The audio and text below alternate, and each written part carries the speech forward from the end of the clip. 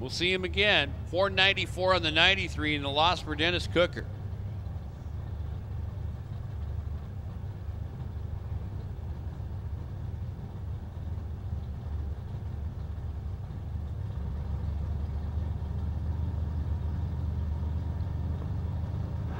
Jeremy McGee rolls up. Face Bob Ordland at 36 Pontiac Street Rod. And he's out in round one. McGee again wins 468 on the 468. Done and done. That sets up Rob Matthews and the Nova versus John Nero and the Mustang. Ford versus Chevrolet. Round one is Super Pro. 2009 National Open Series at Portland International Raceway. That Mustang and Nero is absolutely gorgeous. Extremely clean, nice, and simple. Not a lot going on. That's the way Mustangs should be. As he's going to dial 663, Matthews is 482 to dial in. Nero, he's done in round one, 006 on the red side.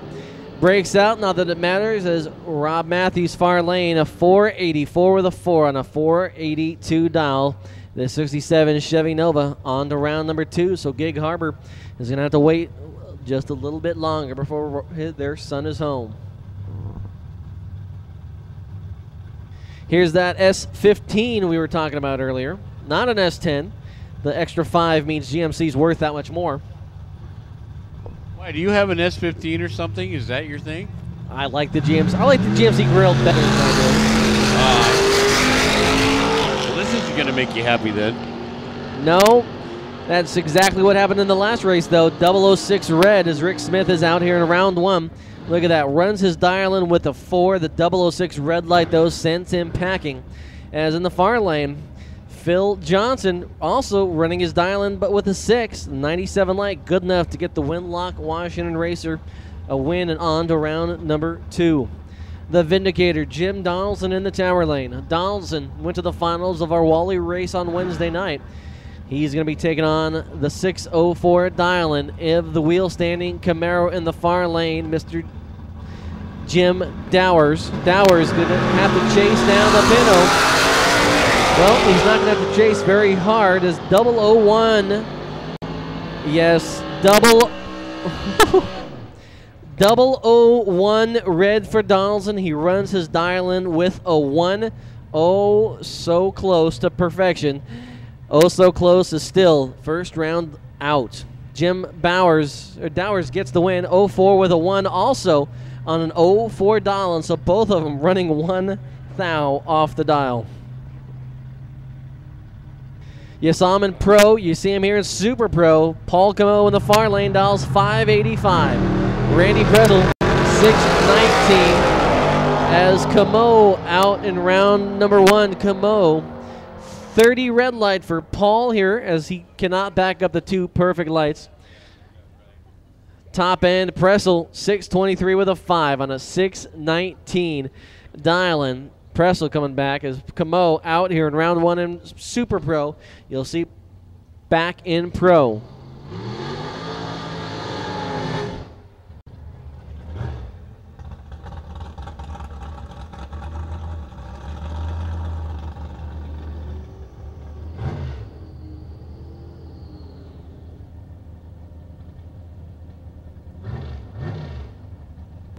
Next up, the Comcast dragster in the far lane. That's another Nero. As we move into Super Pro, getting down to the nitty-gritty here towards the end of first round of Super Pro.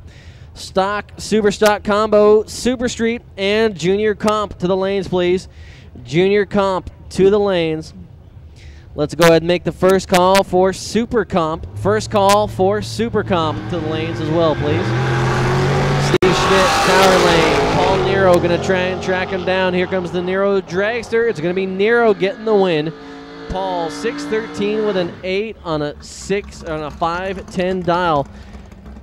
Nero able to hold off, had the huge hole shot advantage over Schmidt. Schmidt, even though he runs his dial and couldn't get around the hole shot of Paul Nero in the far lane. Comcast dragster back for the next round. Once again, I need junior comp and super comp to the lanes, please. Junior comp and super comp to the lanes.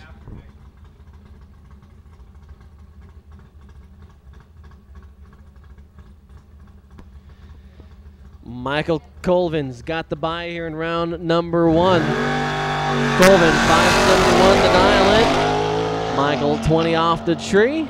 Top end, 574 on a 571. So once again, I need combo. Should be already there as you guys are up next. Combo, super street, junior comp, and super comp, all to the lanes, please.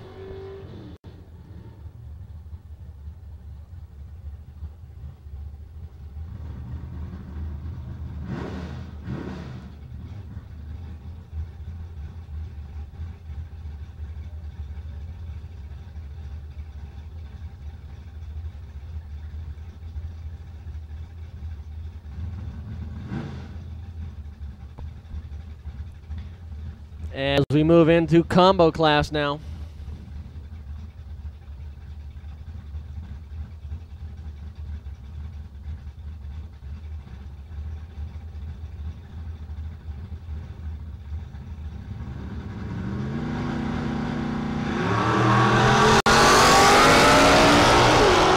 Adam Bodish, Tower Lane, 793, the dial-in. Steve Teeter, far lane, 819. It's going to be Tower Lane. Adam Bodish, 794 with a 7 on a 7 at 93.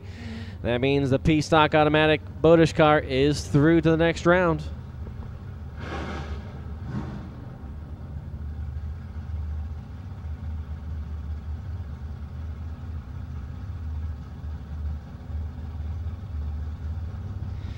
Greg Keelman, far lane, H-Stock automatic, 748 the dial-in for Greg. Tower lane, Mr. Cost. Understand it's Pete Cost now today at the helm. Pete, Tower lane's going to dial 735 on the board.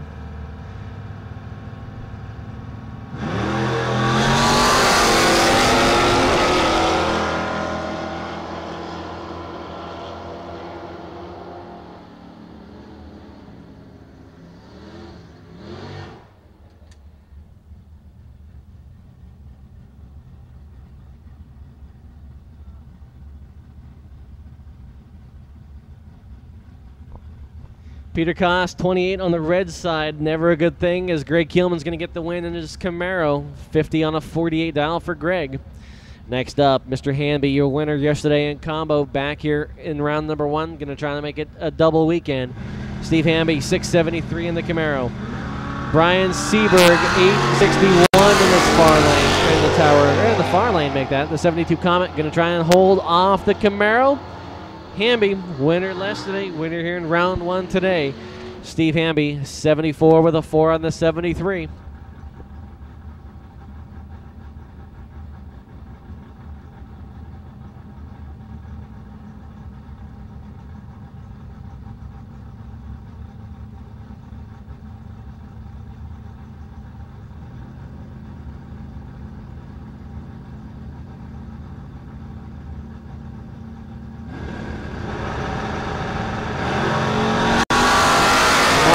Tower lane, Chuck Porter. Porter, a little anxious here in round 1. That means the Camaro's heading home. Far lane, Fall, 41 with a 6 on the 40. 91 miles per hour marks trap speed, so the Tacoma, Washington, El Camino through to the next round. Once again, Super Street, Junior Comp, and Super Comp should all be in the lanes. Super Street, Junior Comp, and Super Comp all should be in the lanes, please.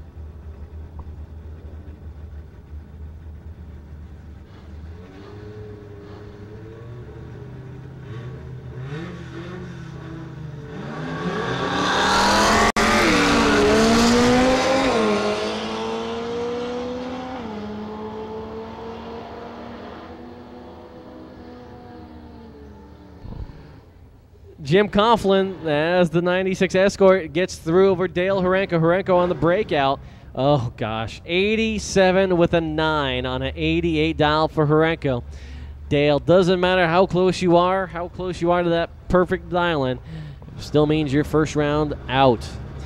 Coughlin, 59 with a 1 on a 55. Next up, the East Coast Tools car.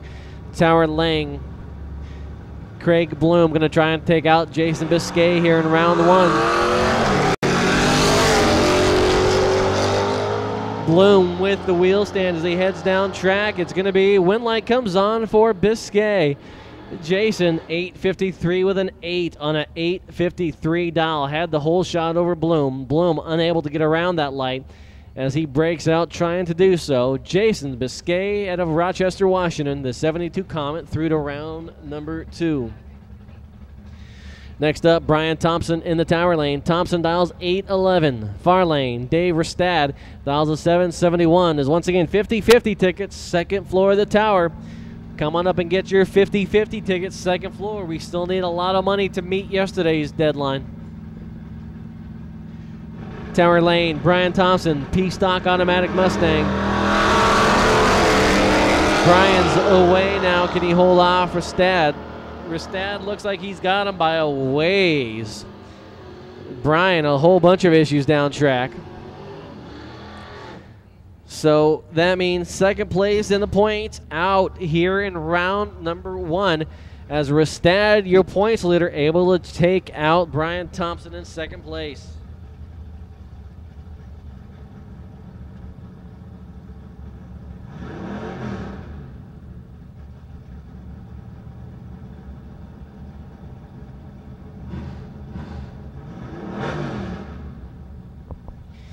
Tommy Gaynor, tower lane. Gaynor now 671. Watch for the big wheel stand from the Chevrolet. Far lane, Don Elgin. Elgin trying to move back up in the points. Chuck Porter and Seberg sit above him now after yesterday.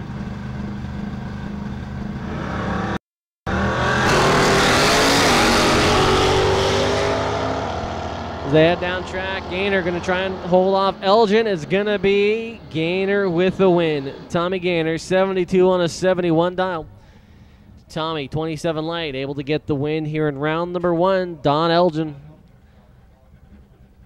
all the way from Des Moines, Washington, makes the trip down, and unfortunately it's going to end with a round 1 loss. So, last but not least, in the far lane, the Pontiac of Bill Edgeworth. Edgeworth, 794 on the board.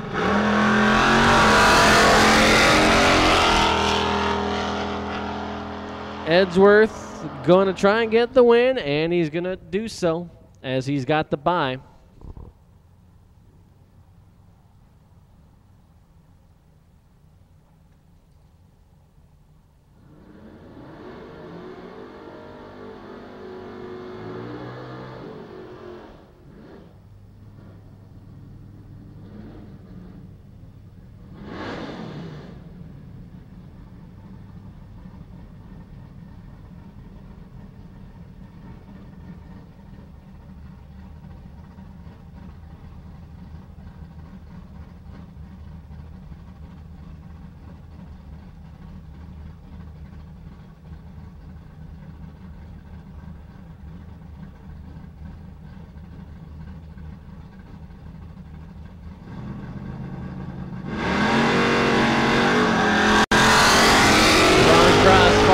Kevin Woodard, tower lane as we move into Super Street. Tower lane, Ron Cross. Far lane is your winner, Cross. 91 with a 4 on a 90 dial. The object of this, first person to hit 690 without going under is going to be your winner. So Cross comes around the whole shot of Woodard to take the win by 72 thousandths of a second.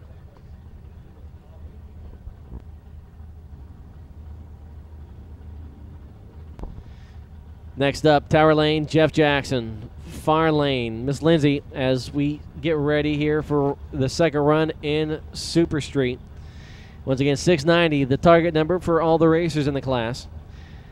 As we have, let's go ahead and call motorcycles to the lanes. Motorcycles to the lanes, please. Jeff Jackson, tower lane, Becky Lindsay, far lane. First one there, it's going to be, well, winner yesterday, out first round today. Jackson is done as Becky Lindsay takes out yesterday's winner on a hole shot. Lindsay, 12 light, was a 92 on the 90. Jackson was quicker, but couldn't get around the light for Becky Lindsay. Let's go ahead and make first call for Super Gas to the lanes, please. First call, Super Gas to the lanes as we come to the close of Super Street here in just a minute. Terry Reed, Tower Lane, taking on the big tire Budweiser Mustang of Gary Erickson in the far lane.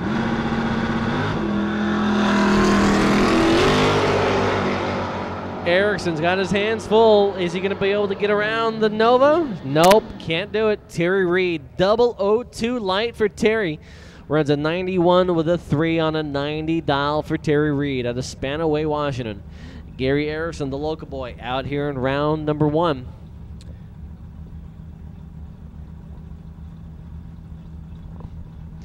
Next up, Hill Vandermeer, Tower Lane. Vandermeer taking on Brad and Craig. Craig out of Olympia, Washington. Vandermeer out of Battleground, Washington. It's going to be, Craig in the Camaro able to get the win as Vandermeer could not run the number. Vandermeer had a nice hole shot advantage, but the Falcon just not there today as Brad Craig takes home the win. Craig currently comes into today 5th place in the points. Right behind him, Jeff Jackson out first round. Justin Sibley, Bob Sims, Steve Lowe, and Tony Ostrikar all above him in the standings. Speaking of your points leader, he is sitting back there in the water box getting to come up. He comes in today 10 points ahead of Steve Lowe. Justin Sibley, far lane. Bob Sims, tower lane. This is 3rd and 4th place in the points. Who's going to move on? It's going to be Sibley on the hole shot. Huge hole shot for Sibley. That means Sims out in round number 1. Justin Sibley going to be able to make up some points now. Can he get around Sims for 3rd? Tower lane. It is the Dark Knight, Mr. Jim Glenn. Glenn in the black Pontiac Firebird. Your points leader coming in, Tony Ostrikar. Going to try and hold off the charging pack. He needs a first round win. Unfortunately, it's going to be tough to do against Jim Glenn. Glenn going to try and take out the points leader. It's going to be Glenn getting the win. Ostrikar runs the number, but can't get the hole shot. Glenn, 14 light, puts a 92 with a 5 together. Good enough to move the Dark Knight on to round number 2.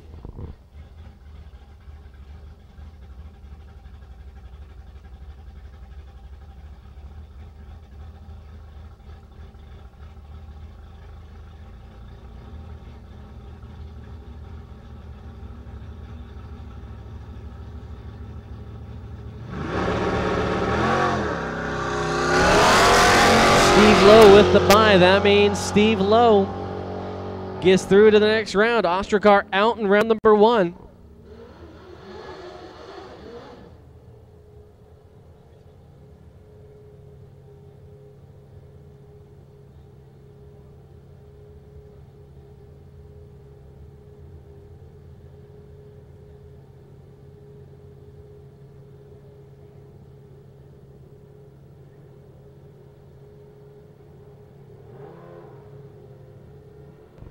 So it looks like now with Tony Ostrikar going out in round number 1, Steve Lowe 2nd place in points, getting the bye.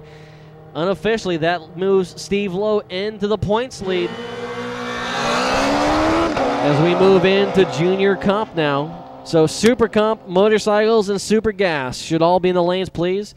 Junior Comp on the line, Super Comp, Motorcycles, and Super Gas to the lanes. Double breakout is Jake Daniels gets the win on the double breakout. 85 with a 4 on a 90 dial. Curtis Moffitt goes way under. 83 on the 90 as it looks like people are beginning to pick up some speed now in the afternoon. Let's go ahead and also make first call for Junior Thunder and Junior Lightning, being there's so many of you. Let's go ahead and make first call. Junior Thunder and Junior Lightning, lanes 1 and 2. Next up, Tower Lane, Brianna Blitzler, taking on Caitlin Doherty. First one there is going to get the win light, and that's what happens. Tower Lane, Brianna gets her license yesterday. Today, she's a winner. In round 1, 91 on a 90. as Kalen breaks out trying to get around the hole shot.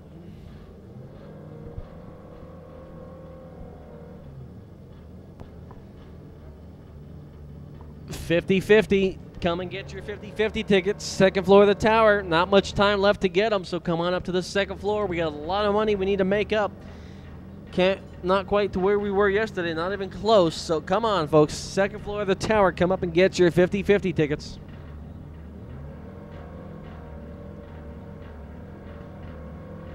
Harley Davidson, Tower Lane, and Bruce and Cerro taking on Nathan Huber. Nathan, your winner yesterday. Doesn't look like the Harley's going to have what it takes to get there, as Nathan Huber gets the win. Huber 94 with a 4 on a 90. 98 light for Nathan, as Bruce couldn't get off the line quick enough. Harley ran quicker but couldn't get there.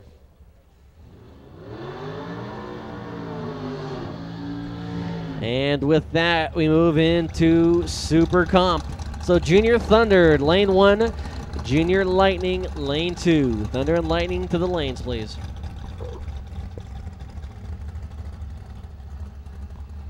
So first up as we move into Super Comp in the far lane, it is the Derringer Dragster, as their target time here in Super Comp is 5:70. First one to the line without going under that 5:70 mark is going to be your winner. This is Super Comp.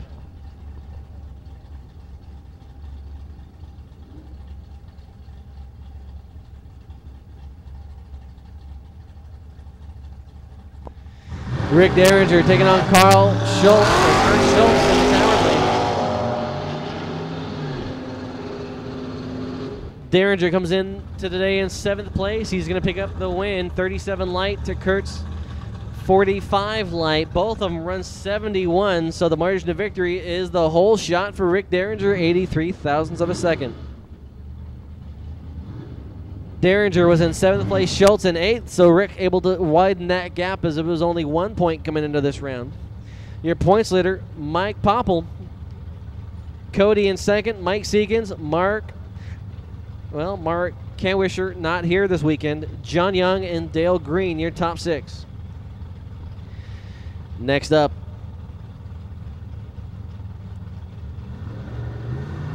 Tower Lane, Mr. Line. Chuck Line taking on Tom Gresham. Gresham in the farm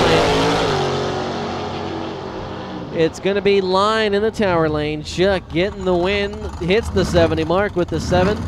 16 light for Chuck. And moves Chuck Line. That should bump him ahead of Kurt Schultz now, as Schultz went out the round before.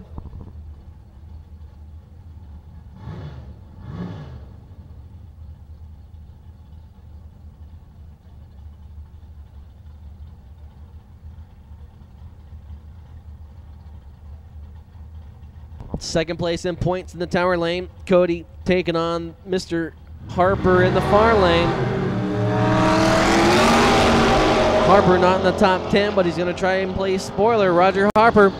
Harper with the breakout. Had the whole shot. Cody coming back in the next round. Cody out early yesterday. Now Harper helps him out today by giving him the round. Don't forget Scott down in the Odyssey battery trailer right here behind us in the tower. If you're looking for any kind of battery need, go down and see Odyssey batteries, guys. They got a lot of stuff on display and can fill you in on whatever you need for your racing or home purpose. As far as batteries go, for your car, bike, boat, whatever you need.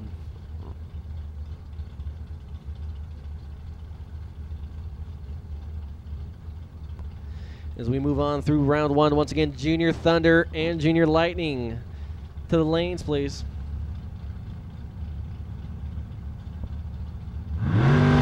Ty Anderson, far lane. Rod Lee, tower lane. Somebody's got a bit of ground to make up. It's going to be Ty Anderson. Anderson, 70 with the 1 on the 70 dial. Had the whole shot over Rod. Ty Anderson back into the next round now.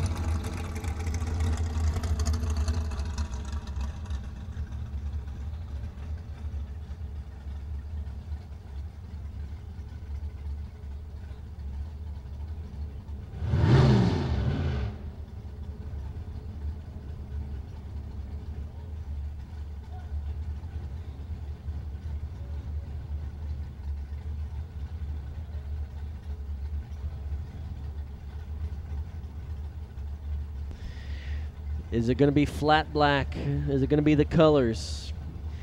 Pick which one you like better and cheer on your driver as they come at you down the main straight here at PIR.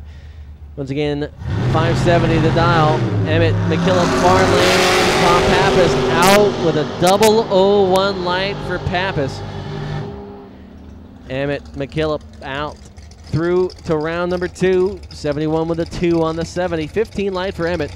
Pappas is 001. Not going to get it done today here in round number 1. McKillop, your winner yesterday, going to try and make it 2 in a row.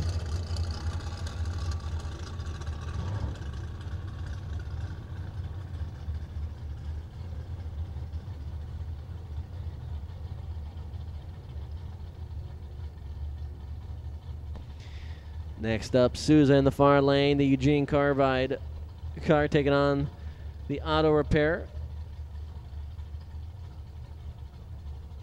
Little check of the track for some debris, and we'll be back to racing here momentarily. Don't forget, check us out on the World Wide Web, PortlandRaceway.com. Check us the live action taking place right here. What you see before you on the track is what's happening live on the web, so call the family if they're not out here and tell them to turn us on.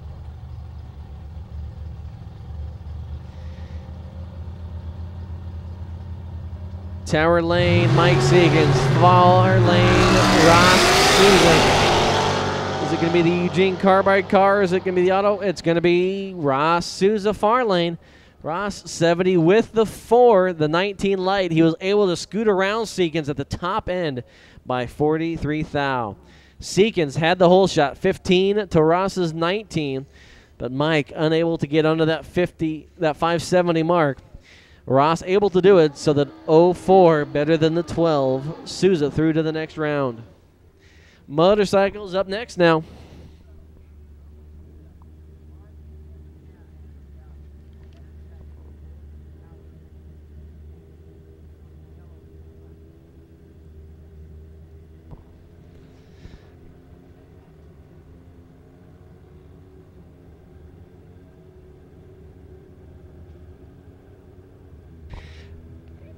Dallas Payne, Tower Lane, far lane, Mike O'Leary. O'Leary on the bike that he just sold. It's going to be heading down to Arizona following this race today. But he's saying his final goodbyes as it takes him to a Wally win yesterday. Can O'Leary make it 2 for 2 on the weekend? He gets around Payne here in round number 1. Once again, Junior Thunder and Junior Lightning should be in the lanes. Thunder and Lightning in the lanes. Jesse DiBartolo far lane. Jesse dial 698. Mark Candy dial 631 in the Tower lane. Mark looking to head down to Ramona for yet another year.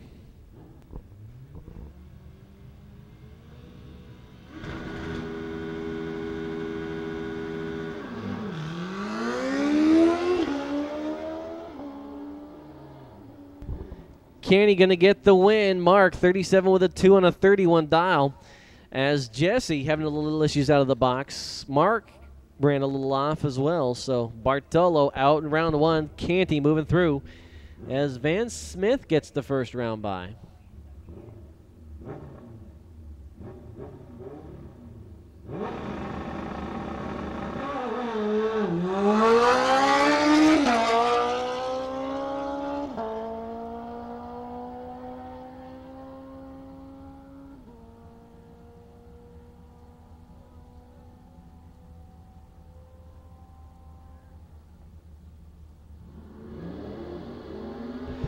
Smith runs a 48 on his 50 dial as we move into Super Gas. Super Gas now.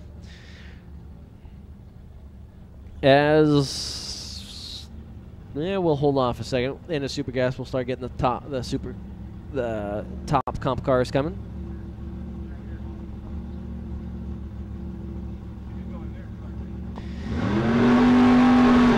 Steve Laskowski, far lane. Dennis Robinson, Tower lane is. First call, top comp to the lanes, please. First call, top comp to the lanes. And by Julie's expression, I can see Steve Laskowski gets the win. 30 with an 8 with a 25-hole shot for Laskowski in the far lane. Laskowski gets the win. Steve's Precision Machine Shop, the sponsor. Next up, the Rip City Mustang in the far lane. We saw the two of these matched up earlier in the time trial. They're matched up again. Terry Wilcox and Mustang Sally in the tower lane. Jason Hurd in the far lane. It was last night's final as well, so the two of them are pretty much locked side by side now for 3 straight passes. Once again, top comp to the lanes, please. Top comp to the lanes.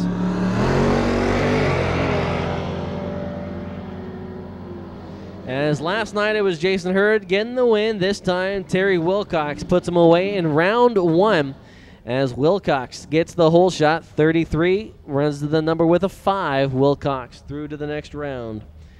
Next up, Ross Childers, tower lane in that ex-Bob Glidden car. The Thunderbird still sporting the old 7-Eleven colors. He's taking on that very nice Vega in the far lane of Rob Parson. Parson a little sideways on his time run. Going to try and keep it straight here in round 1 competition. It's straight. Here comes the old pro stock car. And it is Childers getting the win. Hole shot for Ross, 634 on a 630 dial. Once again, top comp to the lanes, please. Juniors, you should already be there. Juniors, you should already be there. Stevie Wong, second floor of the tower, please. Stevie, second floor.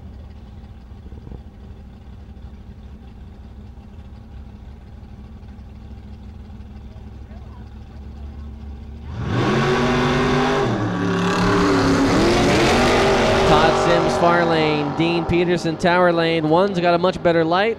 Double breakout.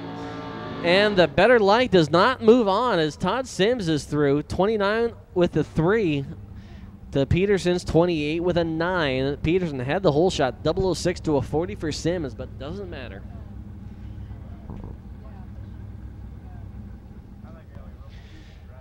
Sportsman, Pro, and Super Pro, you will be laddered round 2. Sportsman, Pro, and Super Pro, you are laddered round 2. All ladders have been posted for Pro, Super Pro, and Sportsman.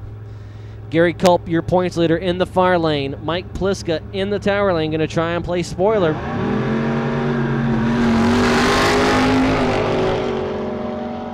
Pliska rolls deep. Gary Culp gets the win. Poor Mike runs the number with a 7, too.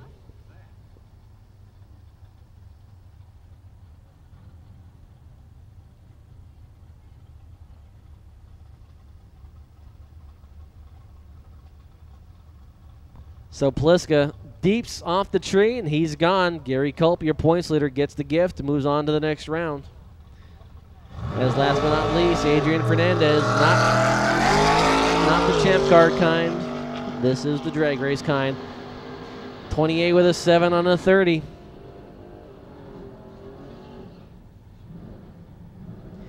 Next up, far lane, Dick Clark, Rod Lee in the tower lane. The Furious Rat making an appearance here this weekend. And you got to like that. You can't see any of the rear tire, maybe just, I don't know, half of it, if that.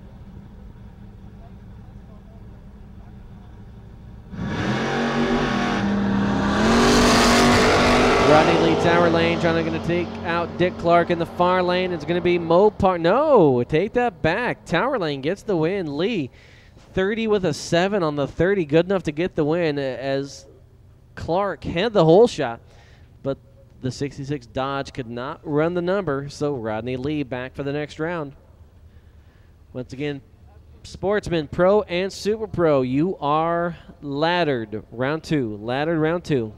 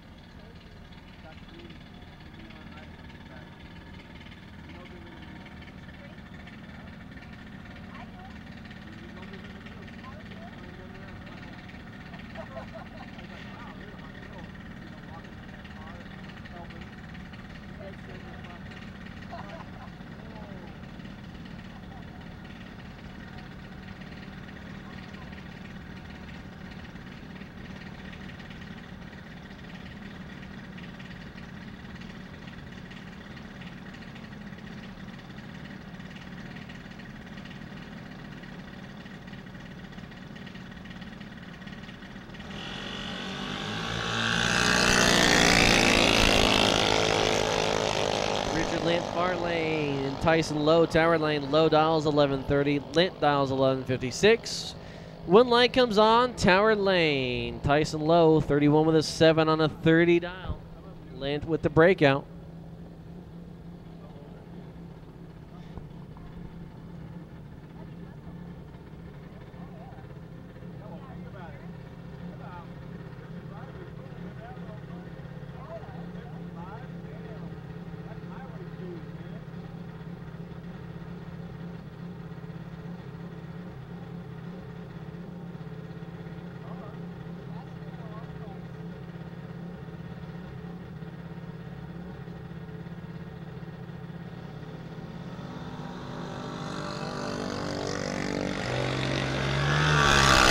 $50 tickets, second floor of the tower. $50 tickets, second floor of the tower.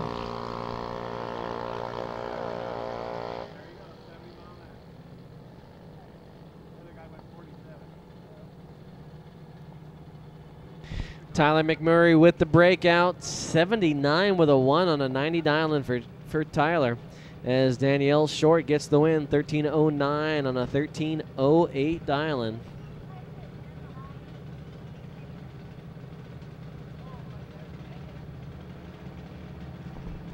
Megan Molinari, Tower Lane. Megan dials 902. Far lane, Joshua Wilcox. Joshua dials 1315.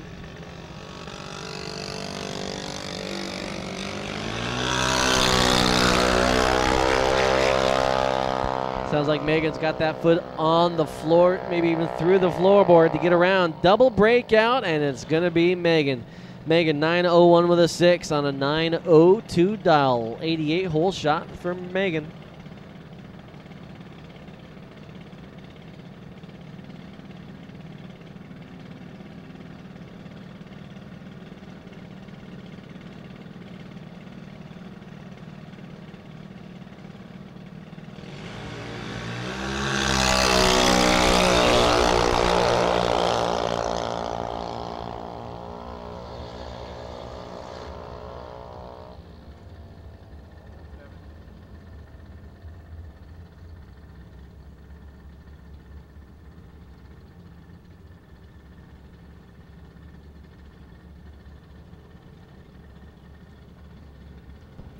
Sean Calham in the far lane gets the win. 50 with a 1 on a 50 dial. Nice hole shot as Katie Kapler could not get it done. Tower lane.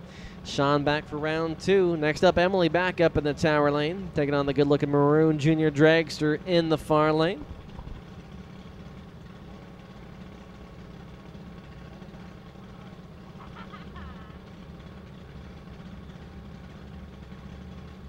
Amber Arthur dials 910. Emily Gerard is away already with a 1297 dial-in. Chilliwack, British Columbia. You gotta like that name, all the way down from Chilliwack. Unfortunately, it's not going to get her to the win light as Amber Arthur in the far lane. 910 with an O on a 910 dial. Nice run for Amber. Although I think that's cutting a little too close when you take the stripe by over 1.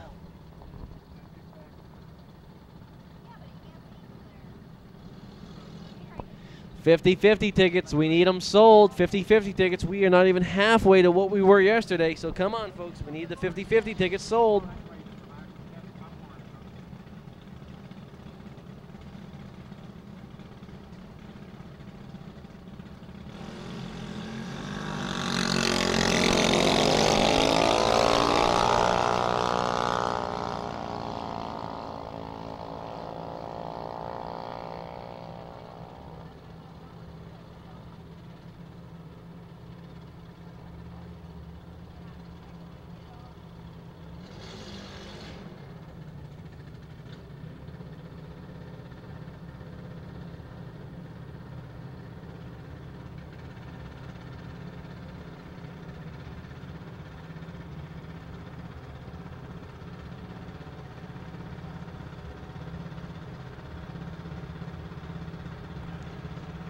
Emily Lewis, tower lane, gets the win as Brandon Johnson with the red light in the far lane.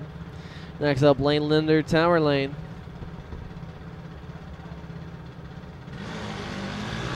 Again,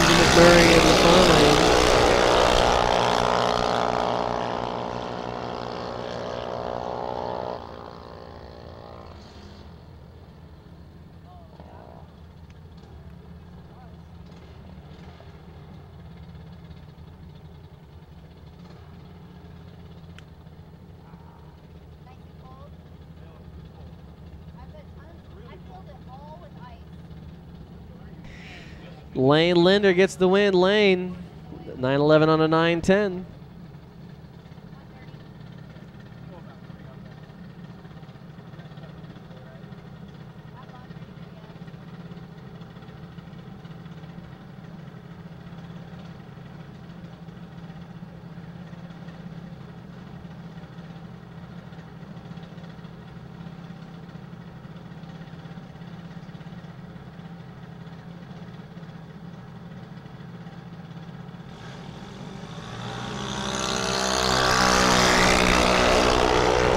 Devin Lewis, Tower Lane, Jordan Calhoun, far lane. Calhoun dials 10-10, breaks out with a 10-07.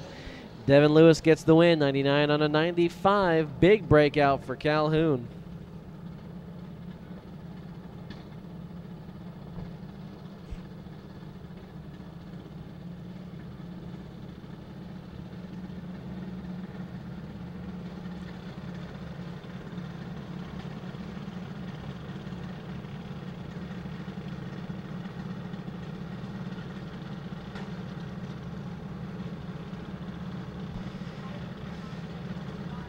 Tyler Dietrich, Tower Lane, dials 910, far lane, 907 the dial in for Wes Morris.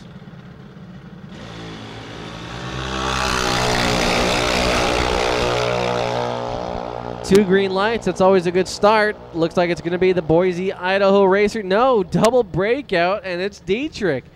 Wow, Wes Morris, 97 on an 07. Tyler, 905 with a 7 and a 9-10. So Tyler coming back on a big double breakout.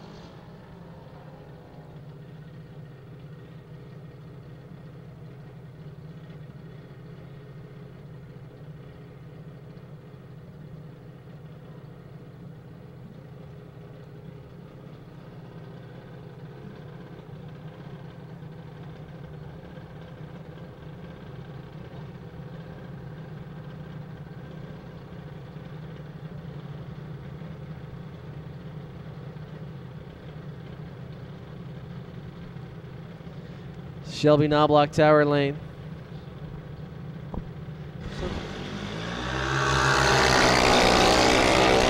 Brianna Lindsay, Tower Lane. Brooks Ellingson, far lane.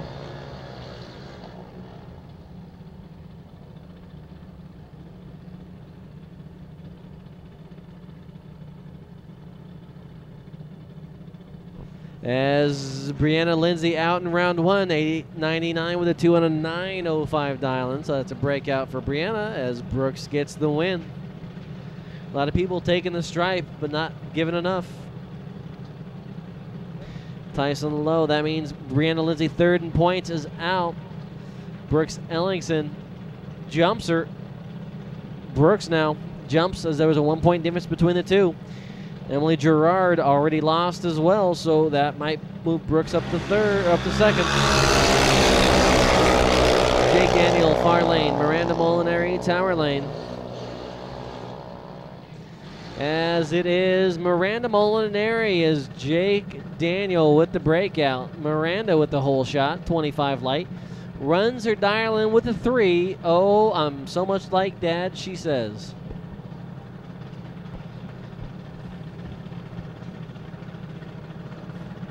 Yeah. Final call. Top comp, please. Final call. Top comp cars should be in the lanes. Top comp to the lanes, please.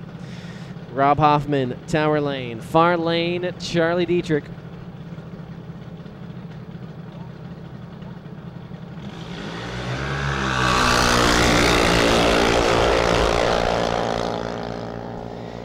Dietrich dials 8-11. He runs at 8-12, and he gets the win light over Rob Hoffman. Hoffman, a little off on the light, runs at 94, so Charlie Dietrich moves on to the next round.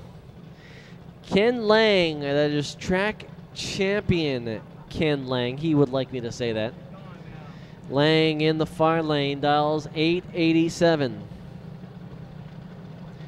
Tower lane, 832 the dial in.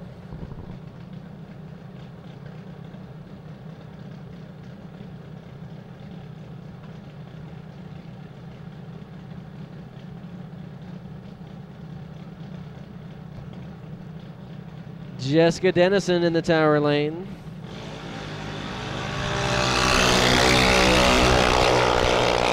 Dennison taking on Ken Lang. Lang going to try and hold off Jessica, and he's not going to do it as Jessica takes out the track champ here in the tower lane.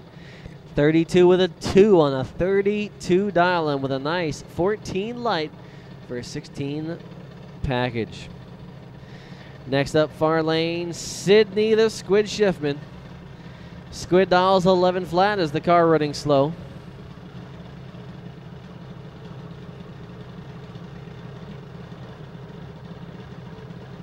Thomas Howe in the tower lane dials 792.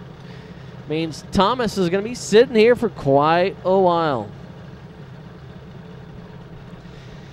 Game of tiddlywinks, maybe eat some lunch and then leave. Sydney's gone. Thomas is gone. Here comes Thomas at the top end. He's going to try and get there. He had the whole shot, double break out though. Oh, Sydney's car finally found the speed she's been looking for. Unfortunately, a game at the bad time, so Thomas Howe gets the win.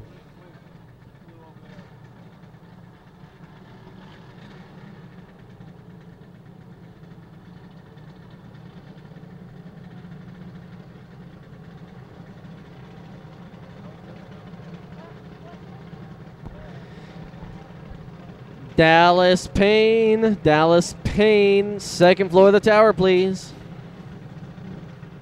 Dallas, come for a walk. Come see us.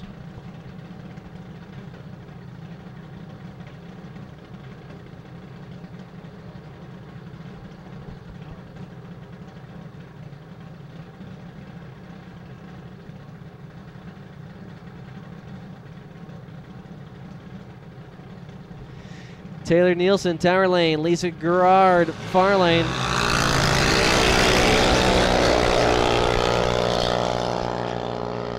Red light for Taylor. Lisa's through. Chilliwack, British Columbia.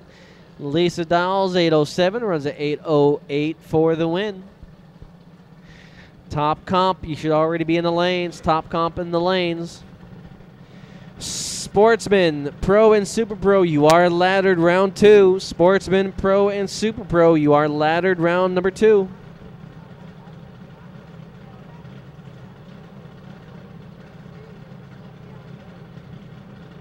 Justin Gibson, far lane. Derek McMasters in the tower lane. Justin Gibson out of Delta, British Columbia, gonna get the win light. Justin, very nice. 005 light for Justin. 799 with a 2 on a 798 dial. McMasters took the stripe but had to break out by 4 to do it. Next up, tower lane, Rochelle Robinette. Robinette gonna dial down in the 790 range. 790, it looks like it's 799 for Robinette. 794 for the far lane.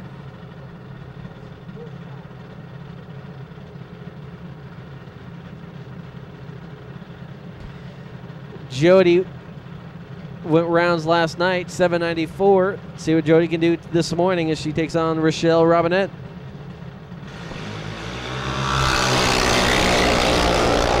Sumner, Washington taking on Eugene, Oregon. Rochelle Robinette with the whole shot. 004 light for Rochelle. She runs 813 as she backs out at the top end to get the win. Jody Hendricks breaks out trying to catch her.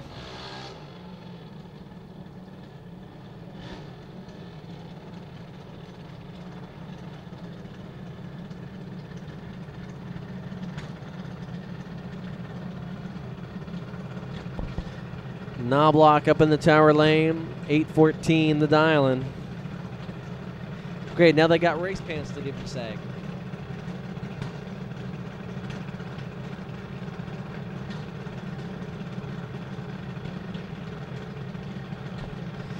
Far lane dials at 8 flat, tower lane 814. Terrence Smith in the far lane going to try and get around Hannah Knobloch at the top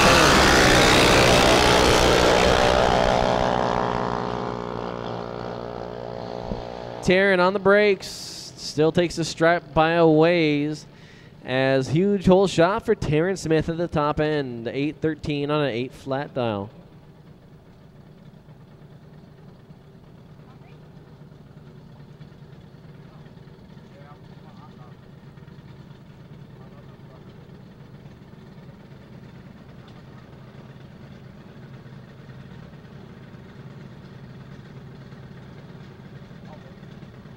Once again, 50-50 tickets, second floor of the tower, 50-50 tickets. Get them now, second floor. We need your help.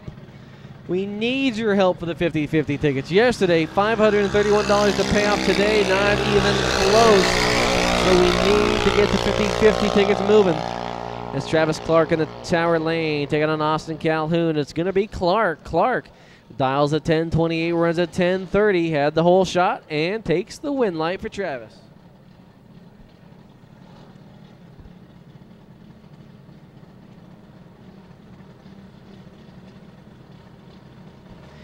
Kaylin Bollinger, tower lane. Kaylin dials 893.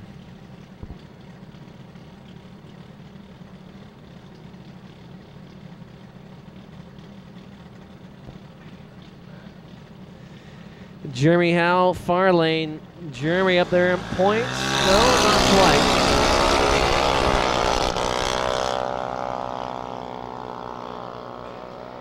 Top end, win light comes on. It's Jeremy Howe getting the win over Kaylin Bollinger. Kaylin third in points coming in. That takes Kaylin out of the running.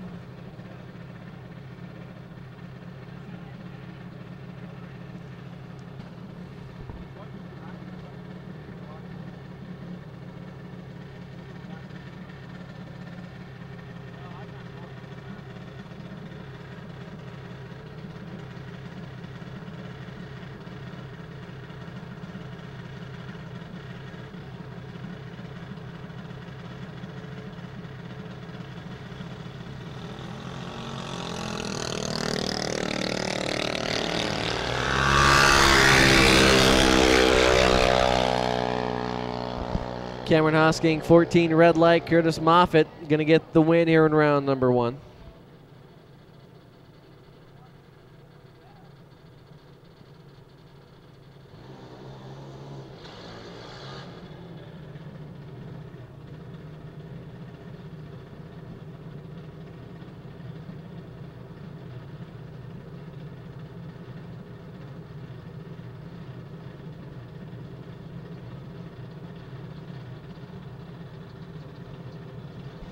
Next up, tower lane. It's Snorts on the side. That is Marissa Malecki. She says a big thank you to Dad for nicknaming her that.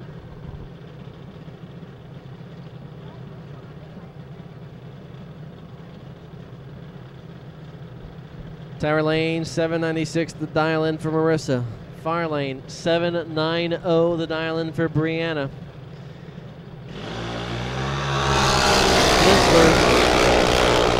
Trying to hold off Malecki now as they head to the top end. Brianna looks like she's by her double breakout, and it's Marissa getting the win.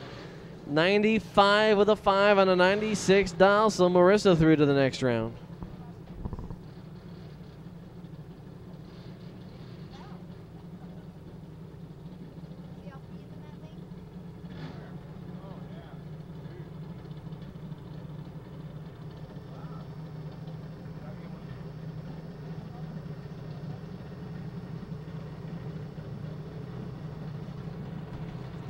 $12 is all we need to hit the, well, $250 payoff mark, 500, so that will put us about halfway.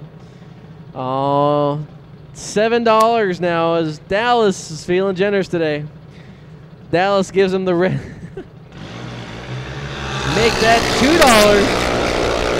$2. $2 is all we need. Cindy, you got $1?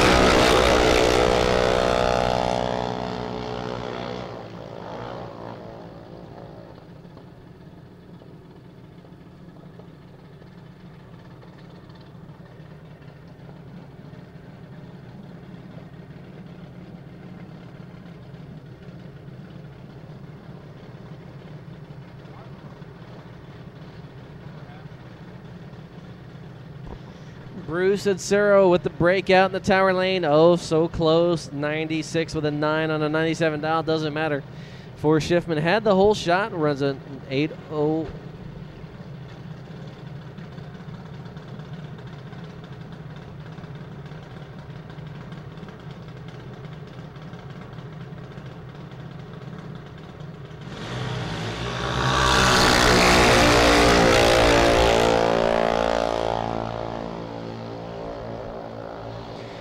Tower lane 805 on an 814 dial for Molly.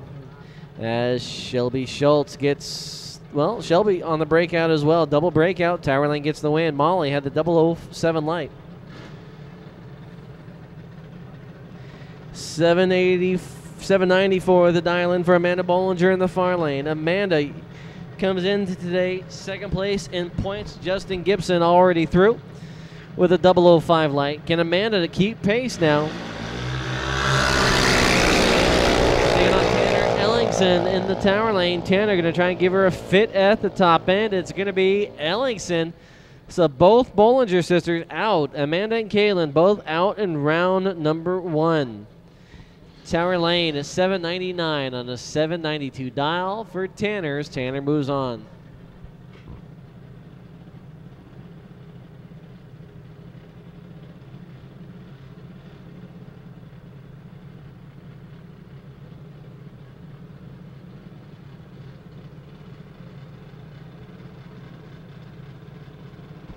Shannon O'Leary in the far lane. Father Mike O'Leary already taken home 1 Wally this weekend. Trying to make it a double. Mark Keeney's going to say, Not as long as Mark's got something to say about it. Tower lane, Eugene, Carbride, Son, Machine, Frankie Souza.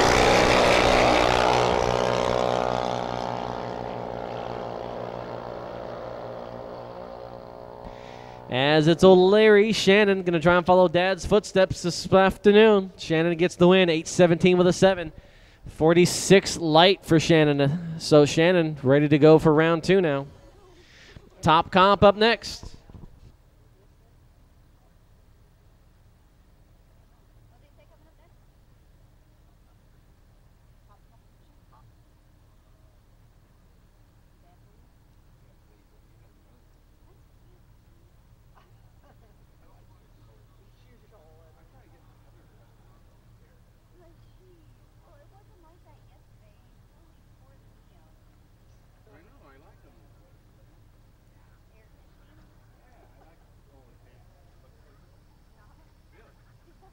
So juniors are done as we get ready now for the big boys. Top comp coming up next.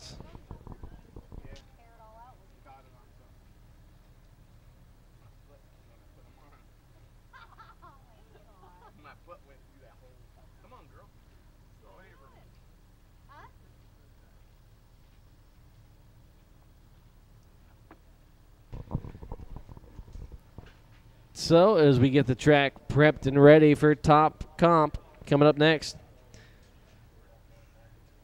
Once again, Sportsman, Pro, and Super Pro, you are all laddered. Sportsman, Pro, and Super Pro, you are all laddered here in round number 2.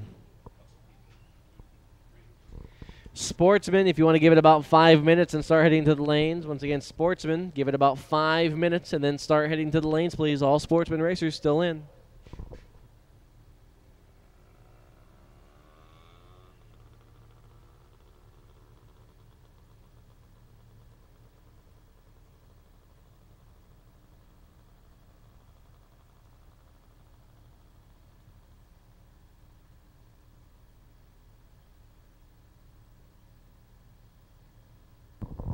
$50-50 tickets, second floor of the tower. You guys got to the end of top comp to get your $50-50 tickets.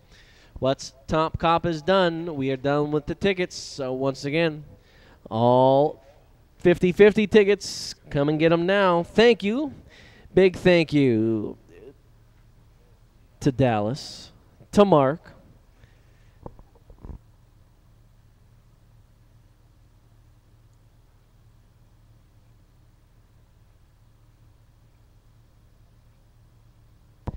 and Pat.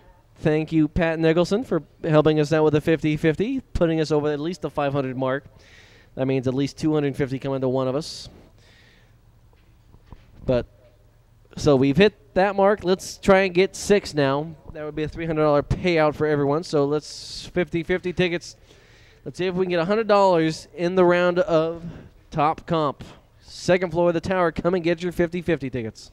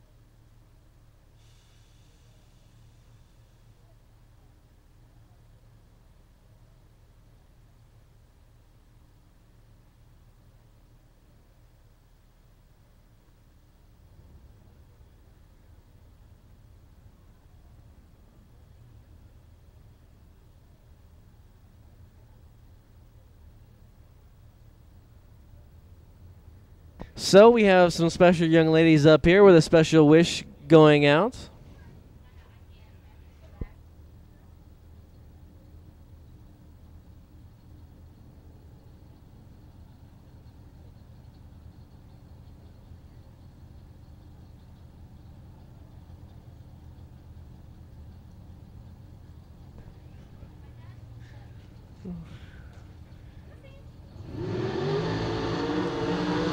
Top comp coming up next. Here comes top comp.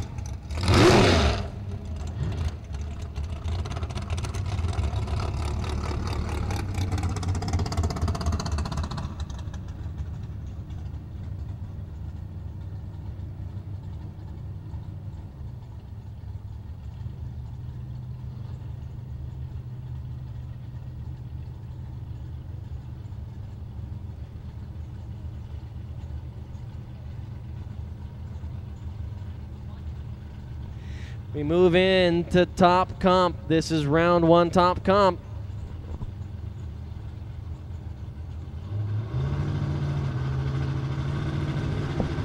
John Schoenfeld, red light. Jim Pappas moving on. So Schoenfeld with the red light here in round 1. Jim Pappas 62 with an 8 on the 61 dial. Your number 8 qualifier moving out of the round 1 area. Next up, far lane. It is the Chevrolet Beretta in the far lane of Doug Arthur. Arthur is going to dial 495.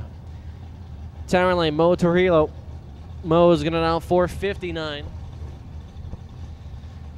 Mo in that beautiful red and green Mo's Automotive car.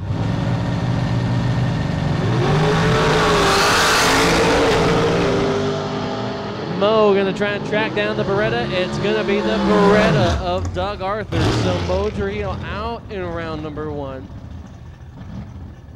Doug Arthur moves on through to the next round. Doug down there in points, only running 3 events at this time. Looks like that's the first time Doug has got out of the first round, so he needed that big time. Next up in the far lane, it is Tower Lane Pessimir. Mike gonna dial 456. 486, the dialing on the far lane. It is our Fender dragster.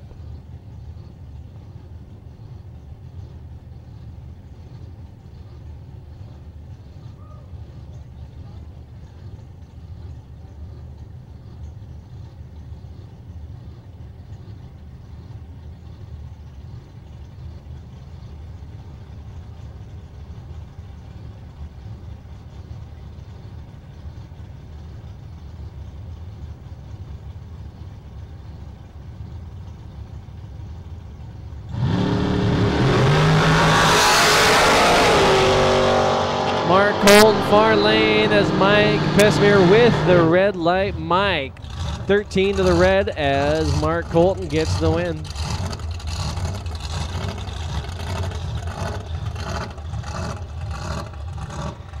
So Pesmere moves on through to the trailer as Mark Colton with the win. Colton, 87 with a 7 on an 86 dial. As, oh, the familiar sound, Mr. Gene Heaton in the far lane. Where's Betty? Betty, where you at, Betty? You're watching Gene. Gino, the proud papa, at 486 the dial in the far lane. Tower lane, 459 the dial in for Randy Pressel. Gene, 002 red light for Gene Heaton. Pressel wouldn't have ran the number. Heaton would have been on the number, would have been a round win for Gene had he not gone 002 red. So Betty's not going to be in a good mood. Stay out of her way as she makes her way back up to the tower. Speaking of Betty, there's a Letty. Mike Williams, tower lane. Williams dials 506 in the Corvette. Far lane, 472 the dial in for Earl Cunningham. Cunningham going to try and get around the door slammer at the top end. It is the, well, it's the rail. Enumclaw, Washington, well, Earl Cunningham calls home. Cunningham 72 with a 2 on the 72 dial for Earl. Next up, the door slammers squaring off here in round number 1 is Sportsman to the lanes, please. Sportsman, racers to the lanes, please. All Sportsman cars and trucks to the lanes.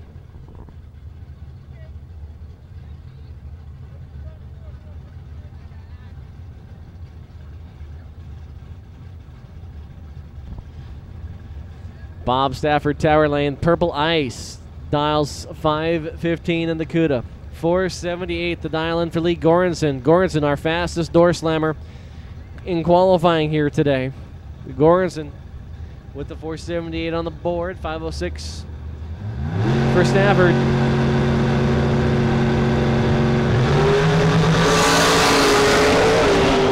Goranson with the 14 red light. Moving Bob Stanford on to the next round. Stanford 17 with the 3 on the 15 dial.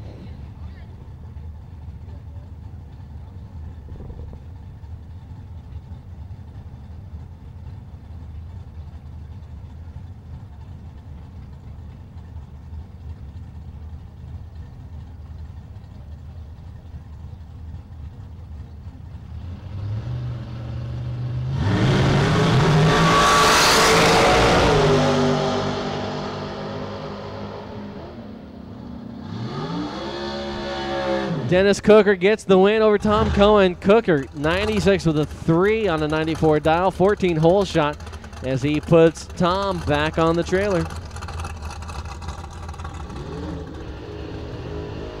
All right, so a special wish going out.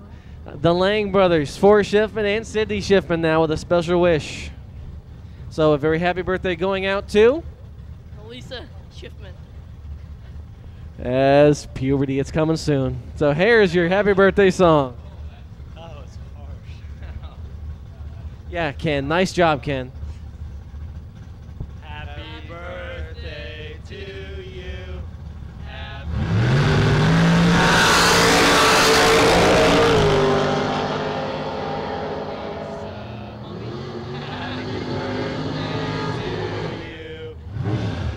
Happy birthday, Mrs. Schiffman, on behalf of everybody.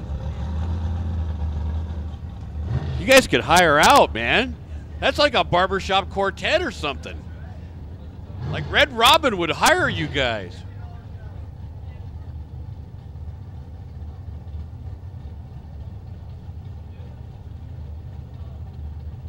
Well, Top Comp continues, and here we are in round 1, and Tim Schillereff, that cool-looking Mullis chassis drag from right here in Portland, will take on Paul Nero in the Comcast team car for Rad Technologies in the left lane. Head start in the matchup will go to Nero. You can see on the Bridgestone scoreboards, 510 the dial for Nero, 418 the dial. they go. Schillereff trying to reel in Nero and gets the job done on this one. Schillereff, your winner, 483, 130 the speed. Schillereff had him top to bottom and front to back. 005 reaction time and 483. A winning effort for Tim Schillereff, the dog trainer. And that'll set up a matchup between David Chun Jr. and Daryl Hemley. How about this in top comp round 1? Full-bodied car and a dragster. We need round 2 as sportsmen, and by the way, sportsman drivers, round 2 you are on a ladder. Checking again these scoreboards on the bridge. 505 the dial for Chun Jr. and 477 the dial for Daryl Hemley. That's right. Full-bodied car will try to reel in the dragster as we continue with round 1 at top comp. There they go. Difference between them in reaction time, about 100. Top end win, David Chun Jr. 506 on the 05 dial, good to go for Chun. Daryl Hemley 479 on the 77 dial in the loss. So the Cavalier is out. The Super Tune Dragster still into the second round, and we call Sportsman round 2 one more time. Remember, sportsman drivers, you are on a ladder for the second round. Gary Zellner will roll up with the Corvette next.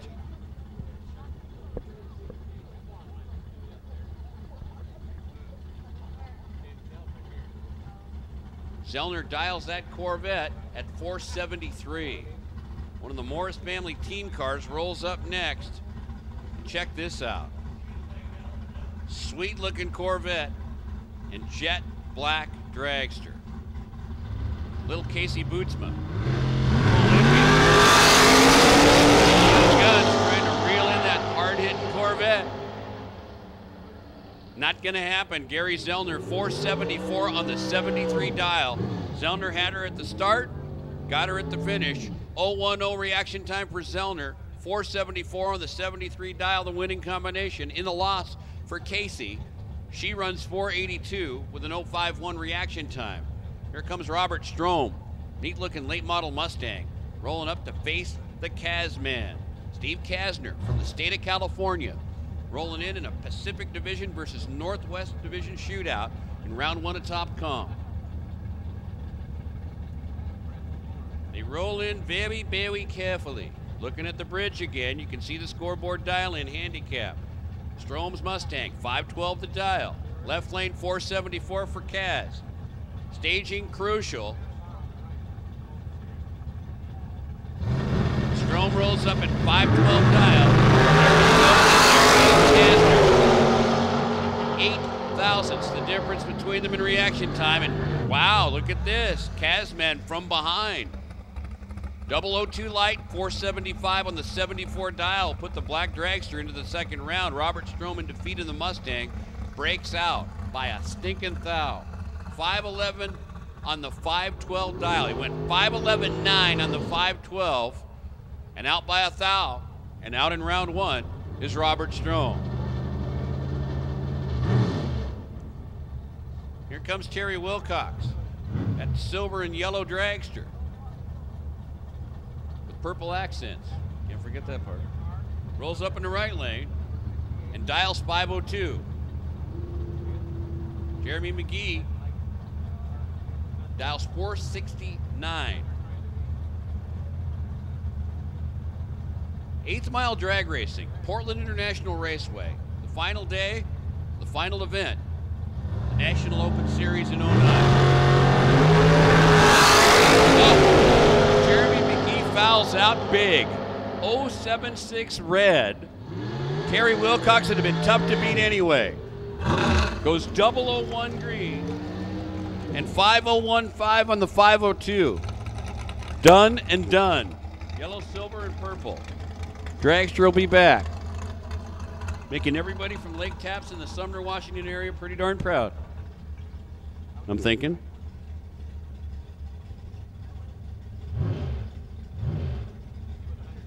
I'm all about craftsmanship and good-looking race cars. You probably know that by now.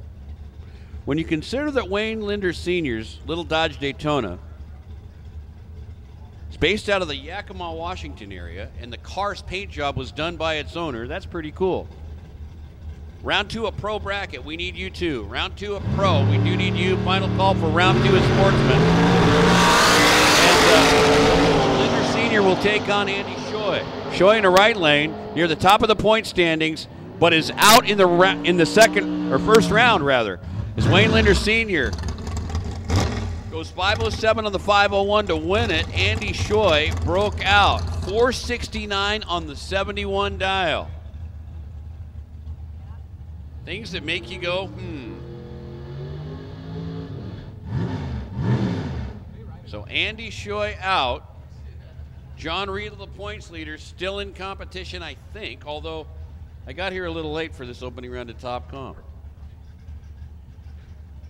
Yeah, I don't believe he's run yet, so I may not be that late for what is basically the second half of round 1 in Top Comp. Lloyd Platum's cool little S10 rolls up in the right lane. That's just a neat car, neat paint. Little truck, sits low, big motor, all good. Can't tell I like it, right?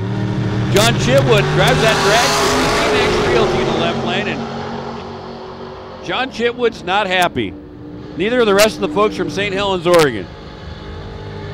An 0-1-1 red light is John Chitwood's demise in round 1 as Lloyd Platum in the S10 bid him farewell and move into the second round. 509 on the 507 dial, good to go for Lloyd Platum. Oh, here we go. How about a matchup between Mike Pessimir and Randy Johnson? I mean, when you're facing a driver that has nearly 50 NHRA Little Goldmen, think that's a tough matchup in anybody's book? I mean, think about that for a minute. The dude you're racing's got nearly 50 of those deals. That's some.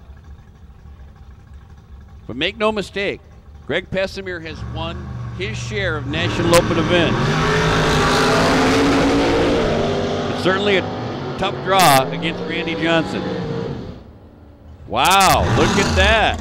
473 on the 75 dial for Pessimir as he breaks out. Randy Johnson goes 483 on the 82 and is on his way to the second round.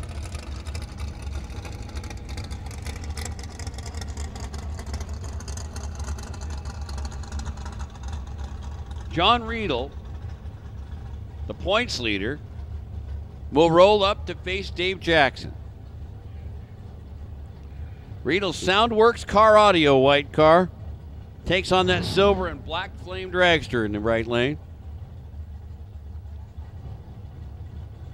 In a brief conversation with John Riedel earlier today, he said, hey, I'm just happy I got the points lead coming into the last race.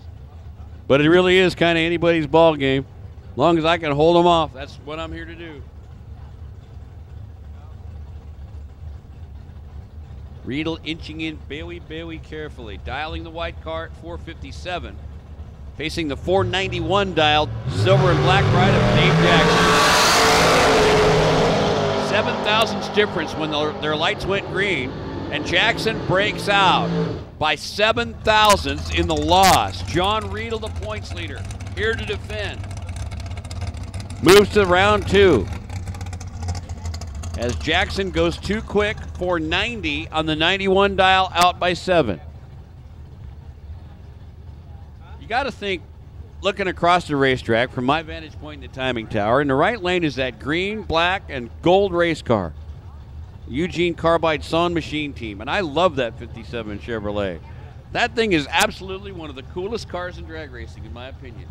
Based on paint, based on the way it sits, based on the power plant, and based on the driver. I mean, the Souzas are great racing family. They are fun to just hang with in the pits, win through the draw. Just saying.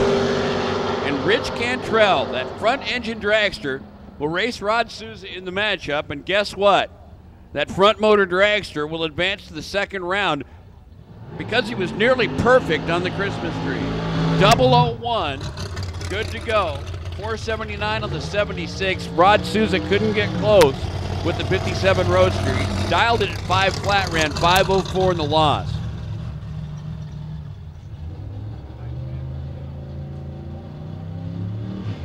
Talk about great racing families. When you describe the Molinaries or the Morris clan, it's what it's all about in drag racing. We're just one big happy family. You know, from junior program all the way up to top fuel. Along the way, you got to start somewhere. And I think it's cool that I've been around a long time. A lot of memories from this sport. Talk volumes about the camaraderie and the families involved. It's all good. Zandy Morris goes 466 on the 466.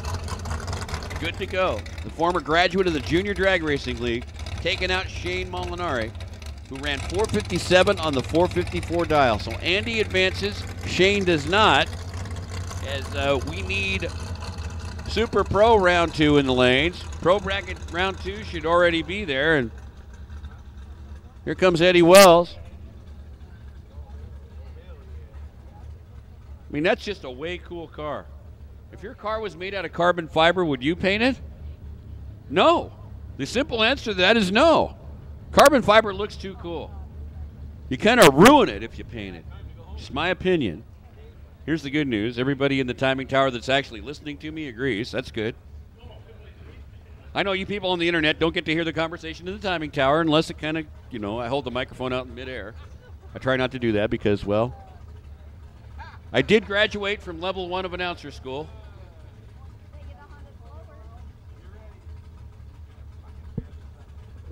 Hey, round 2 is Super Pro. Called you once, called you twice. I'm calling you for the 3rd and final time. Round 2 is Super Pro. Come on. You're on a ladder too. Come on. Eddie Wells gets that single. 441. 158 to speed. And just like that, top comp round 1 is over. We start right back up at the top of the order with round 2 a Sportsman. And lo and behold, guess who is first up? Your friend and mine,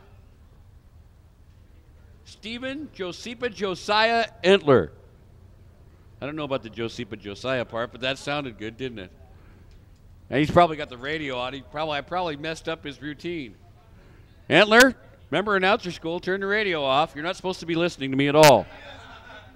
He's flipped. What? Entler, this is a family program. No flying of low-flying objects. Knock it off. Turn the radio off and don't drink the coffee.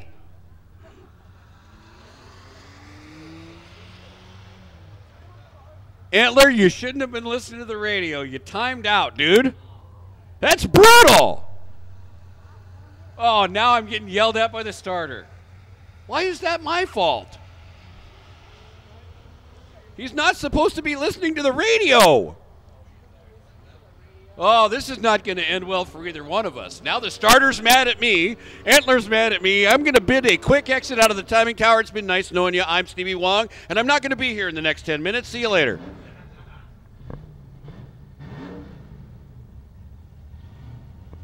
All right, then. You know what I'm going to do? This is level 2 of announcing school. Sometimes it's just better to be quiet. Maybe in Sportsman, because they all got radios, I should just shut up. Let them do their thing. That way I can't be blamed for the outcome. People on the internet are now mad. Yeah, I do that. Some people are happy, some people are mad. If I was to be quiet while all this was going on, they may not be happy. Dave Wilson's new Mustang and Dale Horenko's new race car, that 72 Maverick, go head-to-head in this second round of Sportsman, and that Dave Wilson's like a drag racing machine with that late model Mustang. 911 on the 909, good to go for the late model ride. Dale Horenko's new car, that 72 Maverick stock Illuminator ride, is out of here. Talk about a guy who is pretty darn happy. Win, lose, or draw in this second round of Sportsman. That's Ken Green. He got his first NHRA trophy yesterday. We need Super Pro round 2. Super Pro round 2, come on. And guess what? That Ken Green, talking about driving machines, he's on his way. to round 3. Something tells me Steve Entler should arrive in about 7 seconds.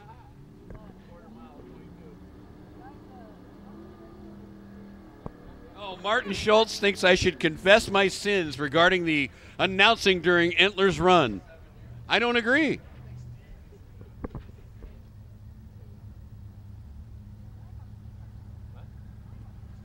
We go to Sportsman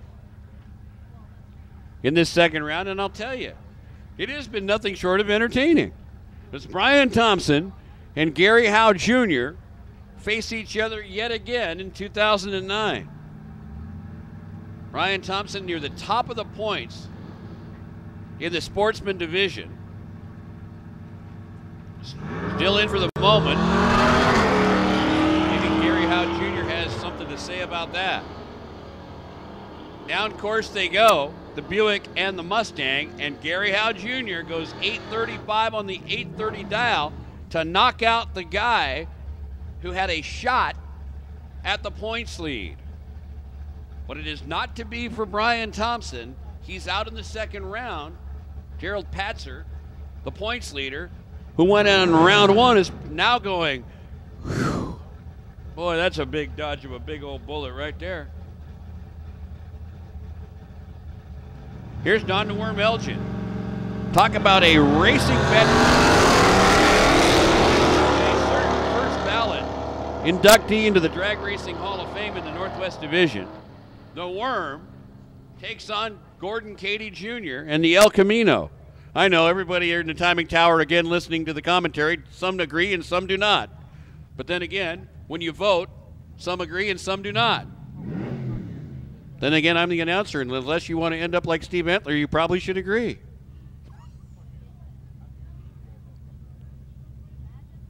I'm just trying to play along. I'm mainly trying to entertain the people on the internet. That's my thing. Super Pro and Combo, we need you in the lanes, please. Super Pro and Combo, we need you in the lanes. Talk about a guy who's a very capable drag racer.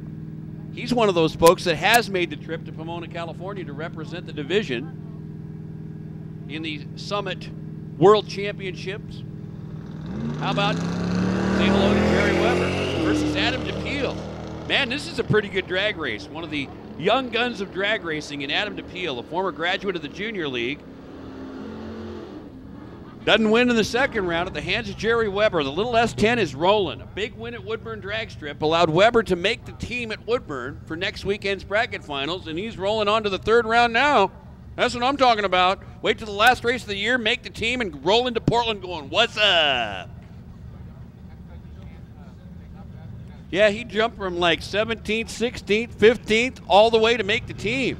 It's all good. Oh, Steve Entler has arrived. See you guys, I'm out.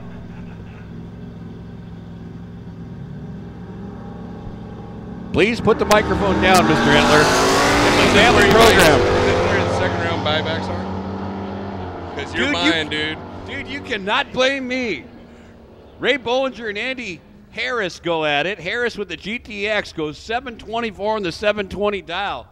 Good to get it for the Mopar clan, and that'll bring up a little Chevy 2 and a little bit of John Mall in the color of Money Chevelle. That's all good, though. Watch this one. This will be a dandy drag race here. That little Chevy 2 is pretty consistent, and the guy who drives it is a guy who has won in the National Open Series before. But Mall is a very capable racer, always at the bracket finals, and I don't think this year is going to be any different, although I have not confirmed that. I'm looking forward to the bracket finals because I may have to make a hasty exit. Steve Entler's up here, and he's all about blaming me. Even the starter's on his side. Now, you know, it's like, you know what? You put the bait out there, and I bit. Dude. Hook, line, and sinker. I only got one word for that. You ready, Entler? I think it starts, it's sucker? No. Oh. It's more kind of like a sound effect off a cooking show. Bam. Gotcha. Doom. You know, and when all of a sudden that thing went red, I was like, what? I mean, it really kind of caught me off guard. You were 'cause just I was sitting there moving. listening to I me was talk rolling about in. you, weren't you? I just wanted to take a deep breath because, you know, keep from the giggles happening. And Laura Lowry and Paul Camo. Red light, good night for the former Division Super Pro champion Paul Camo. Old Gold is gone. And to add insult to injury, Paul Camo, after the 12,000th red light, breaks out by 5. 585.5 on the 586 dial. Laura Lowry rolling on. 686, and that yellow Camaro continues to do damage in pro bracket. And you like, I mean, if you got a camera, I don't care if it's a video camera. I do not care if it's a still camera. I don't even care if you got a camera phone. Get that baby ready and keep the lens focused on that car in the right lane. That thing's a wheel-standing machine with Steve Stewart behind the wheel. Look at that baby. As he tries to chase down Daryl Pettit in a little Datsun truck that could. Well, not this time. Steve Stewart, Chevelle, after that wheel stand, 621, on the 613 dial, 004 for Stewart. Done and done. Chevelle moves to the third round of competition, and here comes my new best friend, Carl Mining. He's a good dude. The always entertaining Carl Mining. He's a great dude. I mean, he I'll never forget this as long as I live.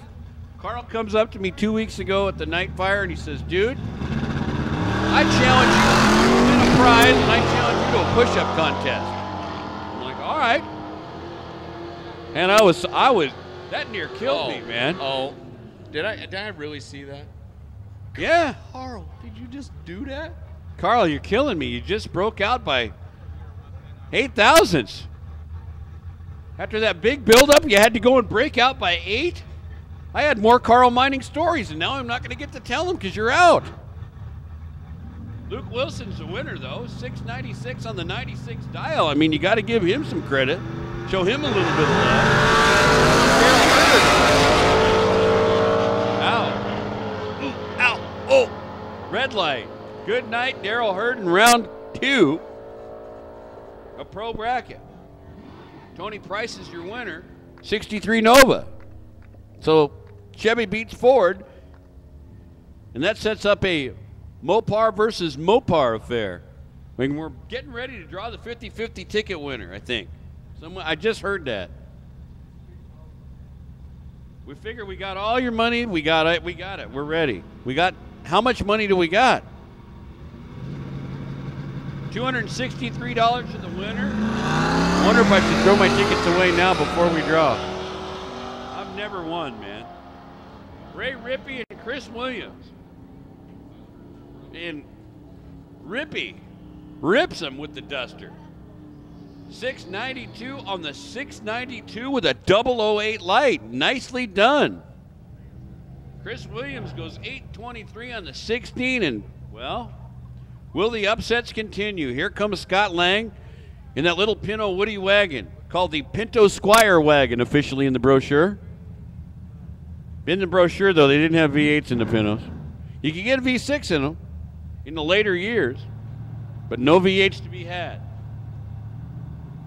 And like I said earlier, I think it was during time trial, Scott Lang's Pinto wagon's never had a hood on it since I've known him. That's the way he rolls, no hood, as he faces Matt Keelman in that 70 Nova. Hey, Keelman got him. Wow, the upsets continue. 770 on the 68 dial, the multi-time track champ and perennial Race of Champions racer is out in the second round. Haven't done this all day, so I'm gonna. In a shocker! I just wanted to do that once. I feel better now. Okay, here we go. My friend Nick Shepard will be in the Race of Champions next weekend at Woodburn Drag Strip as we go to the bracket finals presented by Summit. Here he faces Bobby Ordland, Jr.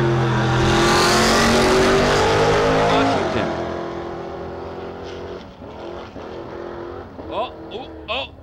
And the upsets continue as Ordland knocks out Nick Shepard. All right, let's go 4 for 4. Let's see if we can do it. Guys ready for this? Here we go. Little Pontiac affair here. The Trans Am versus the GT. Ooh. Actually, it's a Le Mans. Didn't have the GTO off. Wait. I got 7 tickets. Somebody, before you give me the ticket so I can announce a number. But I know I didn't win, but check them anyhow.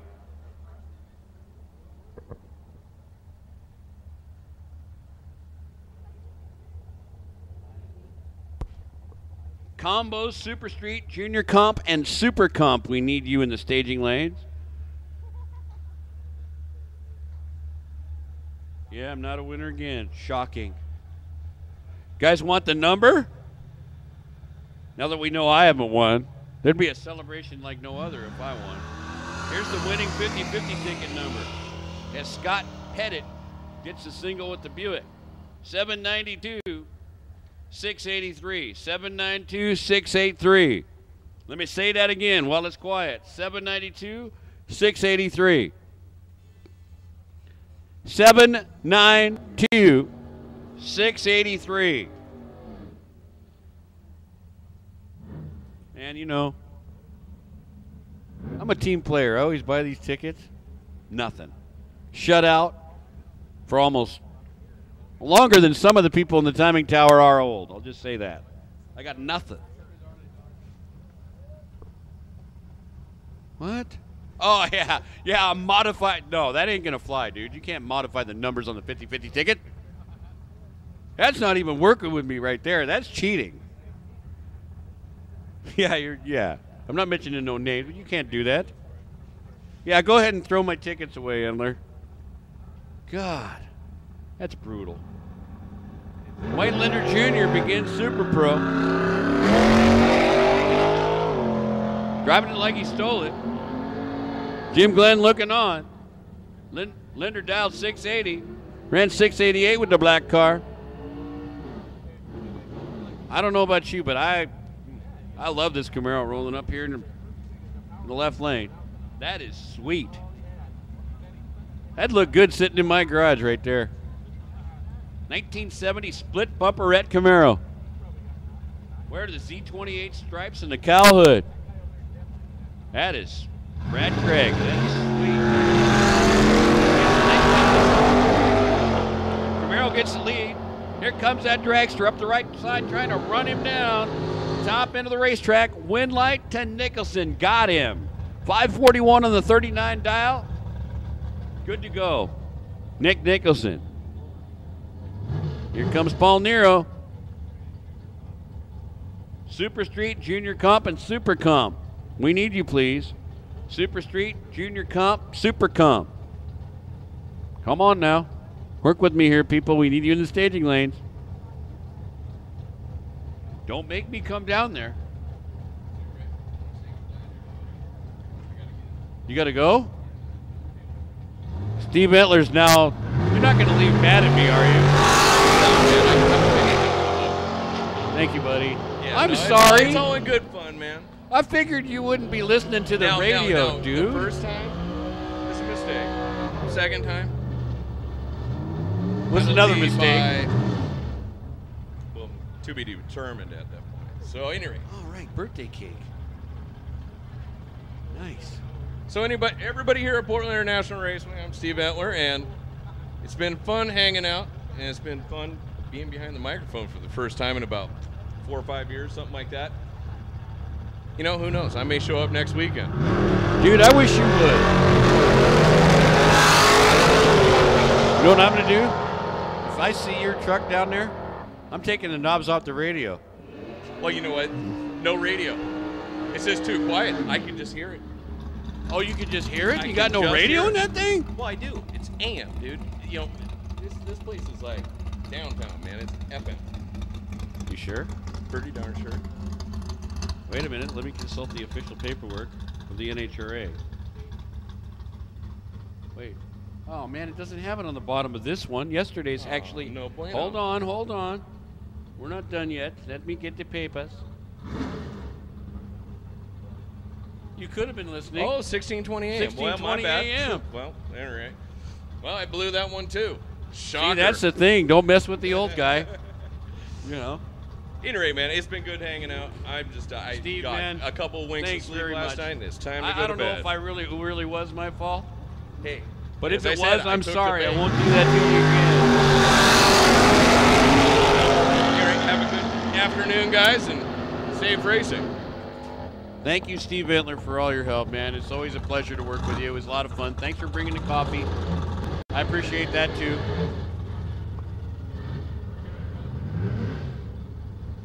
Bill Johnson, $5.99 on the $5.99. Done and done. Here comes Chuck Lynn. He's from the Port Orchard area of Washington State. Man, I tell you what, I don't know about you guys, but I like that Nova in the right lane. That is cool. It's low. It's fast. And Rob Matthews wears the big 61. That's a good working ride in the right lane.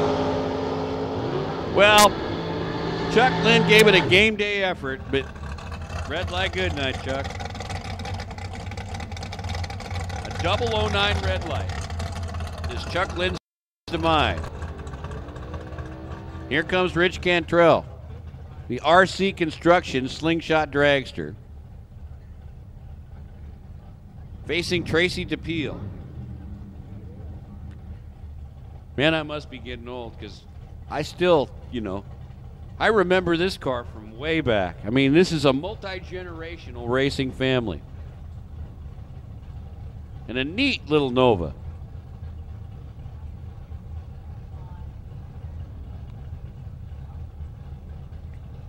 Tracy rolls up saying, I need to be playing the role of giant killer here.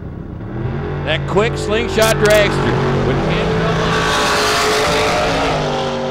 try to run down Tracy Merritt. Both drivers have clean and let me do that again. Clean and green starts, and at the finish line, Rich Cantrell takes the win light by 38/10,000ths of a second.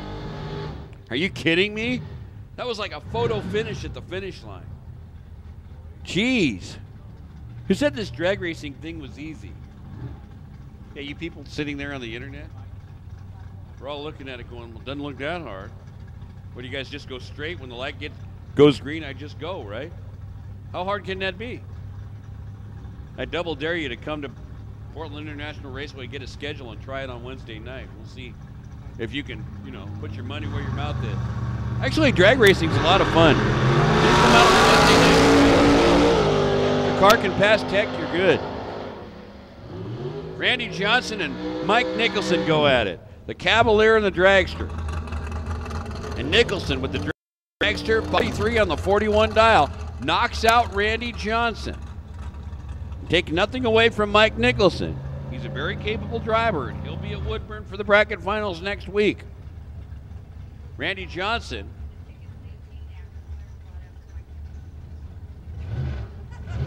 one of the best bracket racers in the business is out.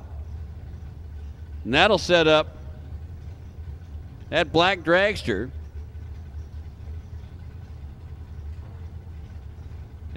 of Emmett McKillop and Andy Morris, I believe. They take their time to stage. Staging very crucial in drag racing. Placement on the starting line for that 000 perfect reaction time. And Emmett McKillop does a good job of doing it right. 011 reaction time and 570 on the 570 dial. Done and done against Andy Morris. Emmett McKillop will try for a second consecutive win in Portland.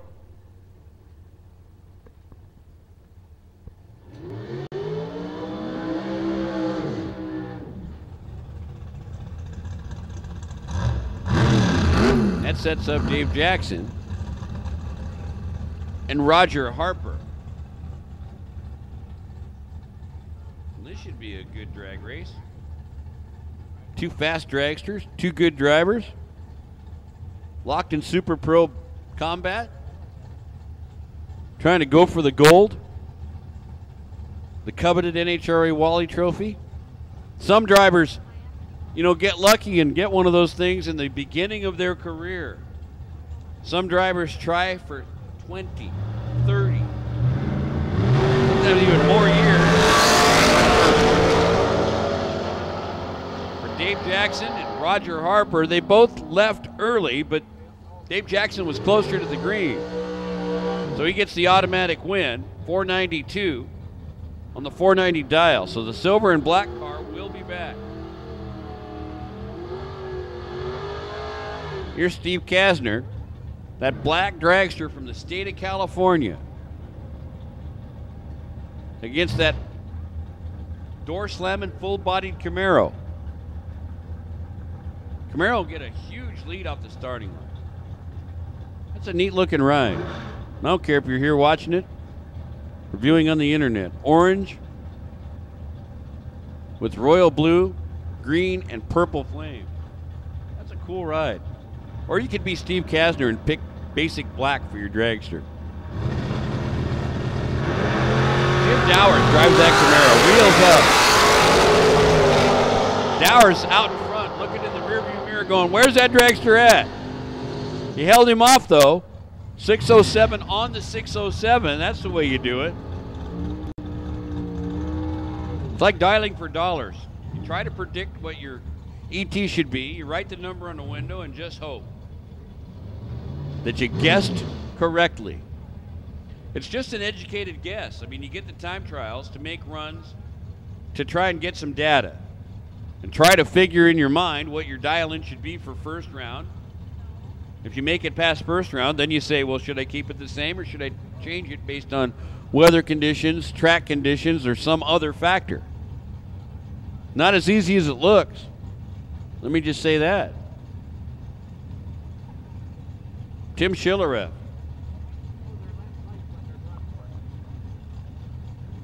Beautiful dragster. Rolls up against the Big Bad Tom's white Beretta is not the winner in the matchup because he broke out by 8 thousandths. Tim Schillerev's dragster is your winner, as I think that might complete Super Pro, at least for the moment.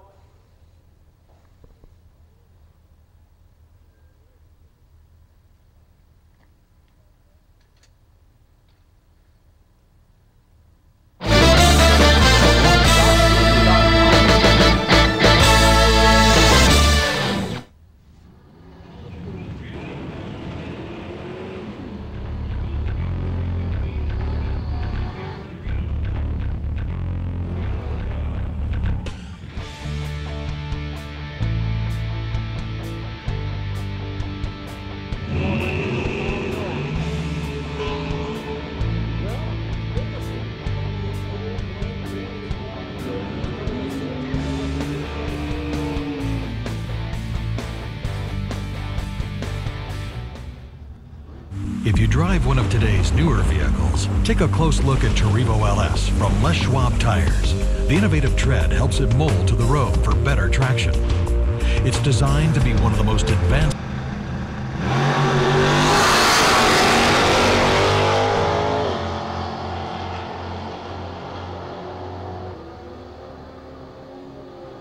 Number 4 and number 8 qualifiers, and Gaynor staves off Hanby as Gaynor goes 674 on the 71 dial to win it.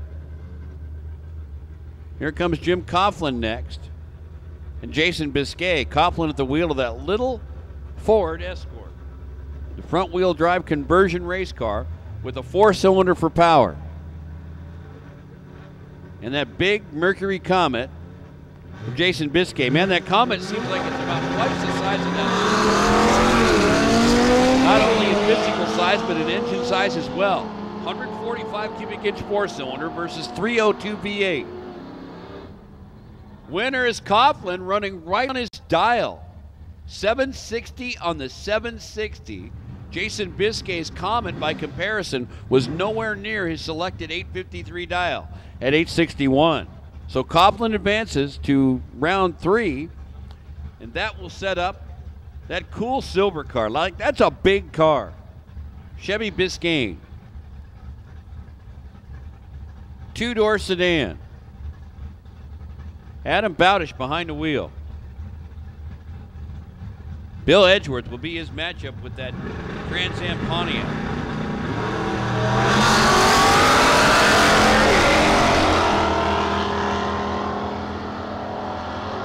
Head starting to match up. Went to Bowdish in a big silver machine, and guess what? It's all about the silver car. As Bowdish wins it, 797 on the 795 dial, good to go. Super Stock El Camino up next. That is just a cool car. 66 El Camino, 283 for power, in a clash of the Titans between Mark Fall and David Rastad. Rastad, the Canadian runner, and silver Trans Am Pontiac, standing in the combo division. I'll tell you what, Rastad is a force to be reckoned with against a professional racer, Mark Fall, but this time it's Mark Fall, 750 on the 744 dial-in. Motorcycles and super gas. We need you in the staging lanes. Motorcycles, super gas, and a cordial invitation to the juniors and Junior Thunder and Lightning.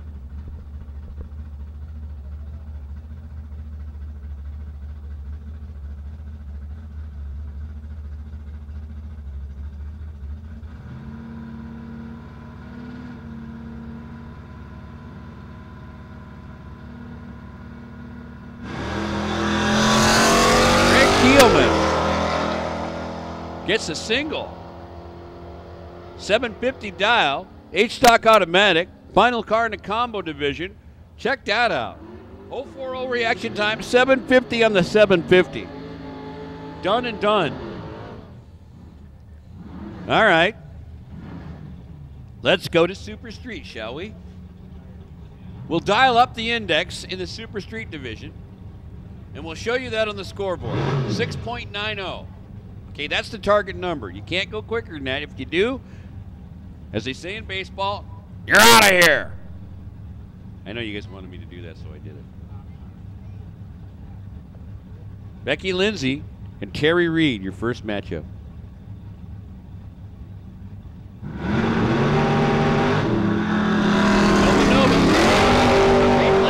Lindsay and Reed. The housekeeper and the muffler guy. Hey, guess what? The housekeeper wins it. Becky Lindsay. Yeah. Awesome. It's clean. It's good. 691 on the 690 index. Done and done. The silver and purple flame car gets the job done, and we'll roll into the third round.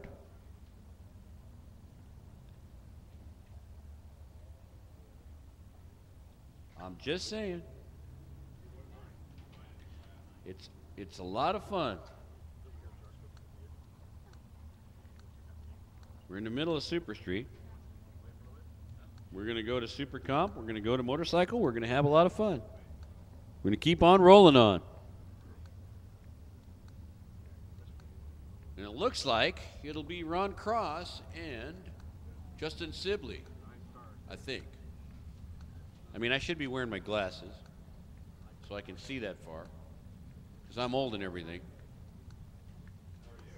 Look at this. Camaros all around.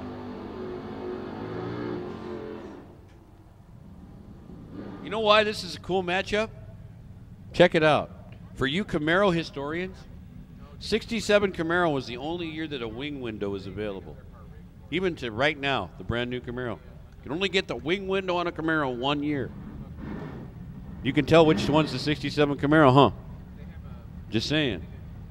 Justin Sibley drives a 68. Because you know why? No wing window. Yeah, you're following along with the plan just perfectly. Here we go. They move in closely, carefully, looking for a 6.90 number. There it is. That's the target. Game on for Justin Sibley and Ron Cross. Wow, and it's Justin Sibley, the black car.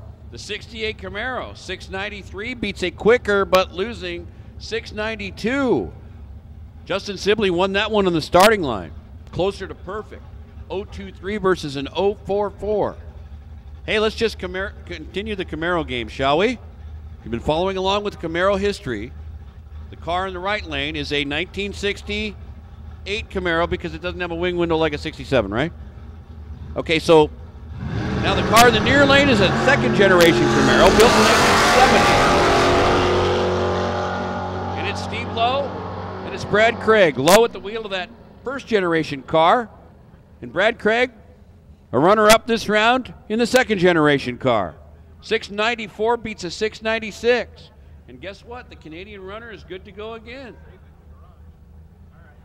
Oh, for you Firebird fans, remember what I told you about the Camaros and the only year that you could get a wing window in a Camaro? Same deal with the Firebird. 67 Firebird, the only year you could get a wing window in those two. I know, useless knowledge, huh? I'm all about the useless knowledge. Yeah, go ahead and call me useless. People on the internet don't think that. Well, maybe they do. They just are too nice to tell me. That's fine. They called in yesterday. You know, feedback is good. I don't care if it's good or bad feedback. Tell that announcer guy to talk about the cars and not, you know, trying to make a living or, you know, sponsors or anything. We want to know about the cars. All right. Okay, we're done with the Super Street and we're moving on to Junior Comp. Now, I had a opportunity earlier in the day to take a close look at these things. That looks like fun. If you're 14 to 20, you can run these cars in the class called Junior Comp, and if you're older than that, you can run them in Pro Bracket. Jake Daniel goes 702 and 689. Breakout for Nathan Huber, so he goes from winner yesterday to runner-up in round, I think this is round 2. I don't know, I've lost track. So many runs, so little time.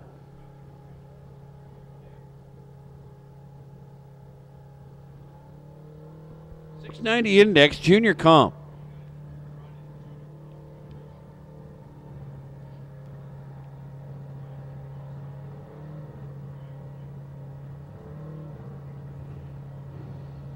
So here's a plan. You know, if you're a family kind of person, here's your plan. You got a youngster between 14 and 20. He or she can run it in Junior Comp, and then when Pro Bracket runs at the same event, Dad can jump in the bad boy and run it in Pro Bracket, or Mom, because they're old enough to do that. Just saying, it could happen. I mean, just conceptually, trying to get the most use out of the car that you can, you know, and I mean, it's expensive enough to run one car. If you have to run two, that's a lot of money. You got to have a bigger trailer. You got to, you know, it's just expensive. Third grade education, I know that type of stuff. You know.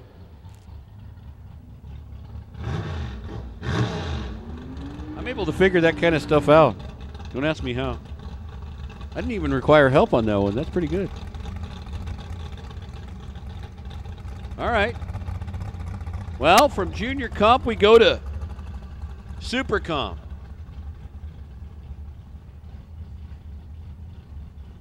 Rick Derringer will roll in. That pretty red, white, and blue dragster. I like that. I like that paint job. I'm just saying. It's pretty patriotic, you know. Almost feels like we should be playing, you know, Lee Greenwood music or something when that thing rolls up. Right lane is Ty Anderson. Pretty good driver over in the right lane, too.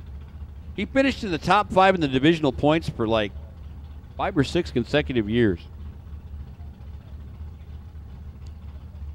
Maybe it's more than that. Somebody, his dad will come up and yell at me for not being correct.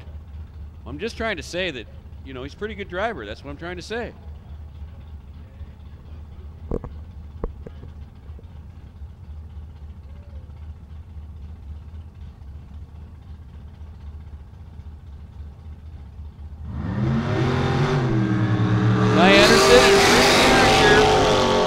Magic number 570. You can't go quicker than that. Well, Ty Anderson didn't, and Rick Derringer did. And Rick Derringer's going to look at his time slip and go, you got to be kidding me. I broke out by a stinking 1,000th? What? Okay, now, I'm not good at hooked on phonics or something because they never had that when I was in school. But if you could look at the guys spelling, the orange car that's rolling up in the right lane, you guys on the internet can't do that. You guys in the grandstands can't do that, but I can. If you looked at the name, spelled L-I-N-N-E. Lynn? Lenny? Just kidding. It's really Chuck Lynn driving the orange car, and guess what? I'll get to have fun with him again. He just won. He beat Cody Shoy, and that's actually important as far as title implications in Super Comp are concerned. Speaking of guys who are doing awfully well this weekend, here comes Emmett.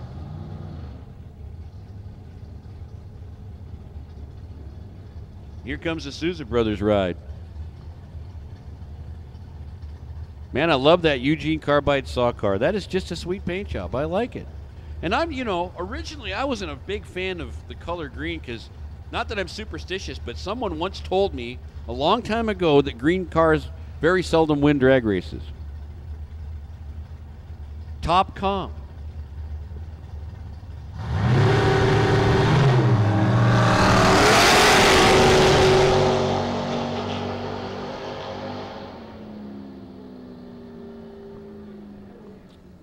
Jeez. Things are really going downhill here in the timing tower. We've been relegated to hand signals. Not all of them good. Emmett McKillop is thwarted in his efforts to try and win a second consecutive race in as many days at the hands of Ross Souza. We're going to see that Eugene Carbide saw and machine car back again. Hey, it's motorcycle time. Beautiful day out, isn't it? Riding a motorcycle on a day like today would be pretty fun, I think. Mark Canny and Van Smith. Oh, Van Smith just red lit by a stinking 1,000. That's like the slimmest margin we can measure with a red light. Jeez, 001 red. In the words of the immortal Homer Simpson, don't! I wanted to do that too. Now that I got that out of the way, I won't do it again.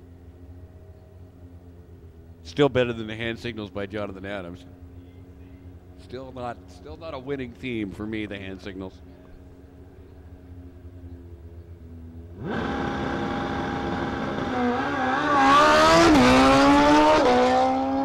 Mike O'Leary gets the single.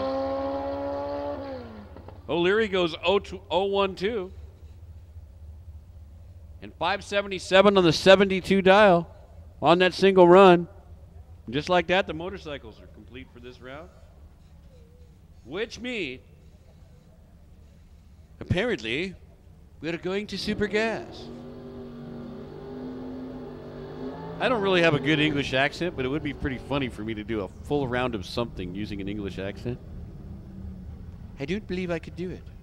However, it would be an outstanding accomplishment if I could. It is a weak display of the English accent. I apologize.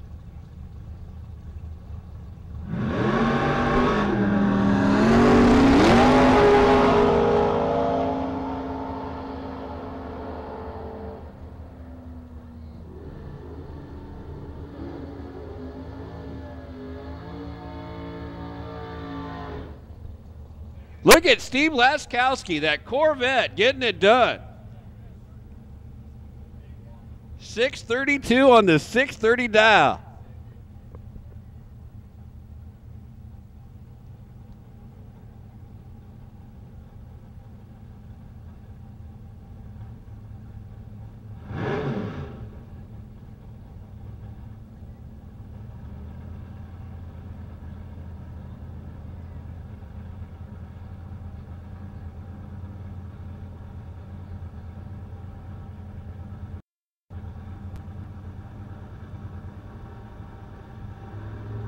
Gary Culpin.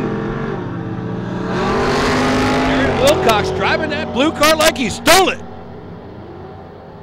Now Barney knows he's got it, so it's all good. Well, except this time because, well, Terry Wilcox comes up short. Gary Culp goes 631 on the 630 index. Done and done. Here comes Todd Sims and Adrian Fernandez. No, you like the R thing. Yeah, huh?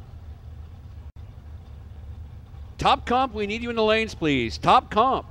We need you in the lanes. It's Sim. It's Adrian. Yo, Adrian.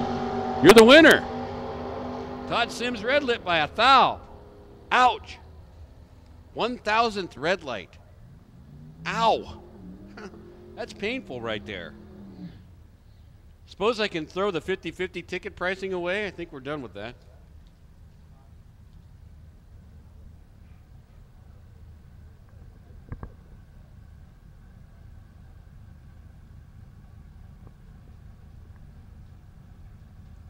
Here comes Ross Childers. I like that T-Bird. I always liked that T-Bird body style for some reason. Those things were available with a V8 and a turbocharged 4-cylinder 5-speed from the factory. Childers goes 628 on the 630, but it didn't matter because he was on a single, and so it's all good. You know, when you're on a single, you can pretty much do what you want. The only thing you have to do is stage it under its own power, and you're good after that.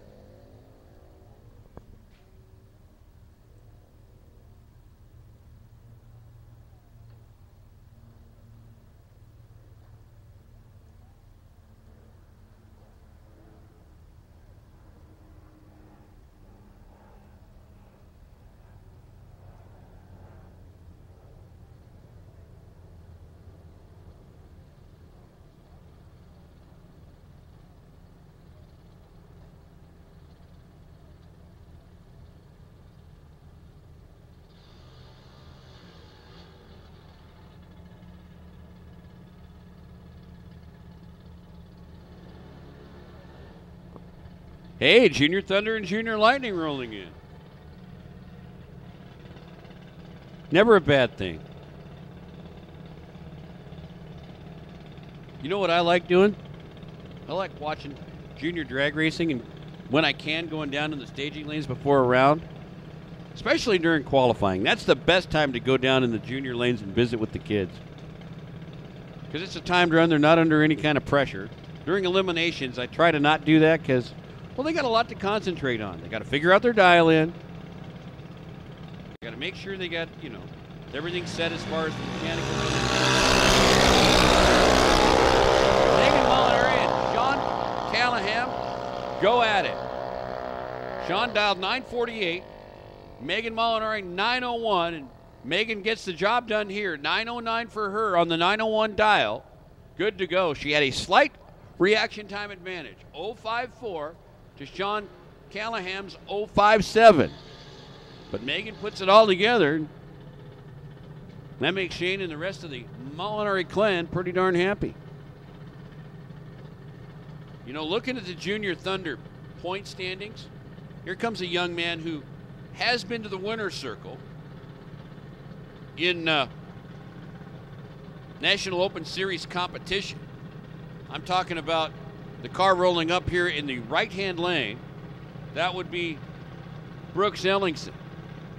And based on his performance yesterday, at this moment, he's fourth in the Brooks' matchup, she drives the maroon car in the right lane and dials it 907. She has the lead, but here comes Brooks, and wow, in a tight one at the other end, margin of victory for Amber Arthur. Check this out, 8 thousandths of a second. If you want me to be specific, I can. 83 10,000ths, to be absolutely specific.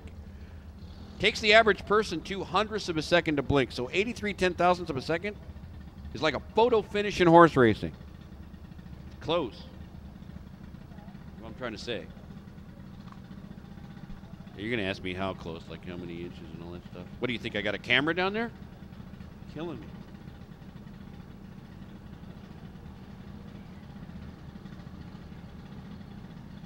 People on the internet want to kill me anyway.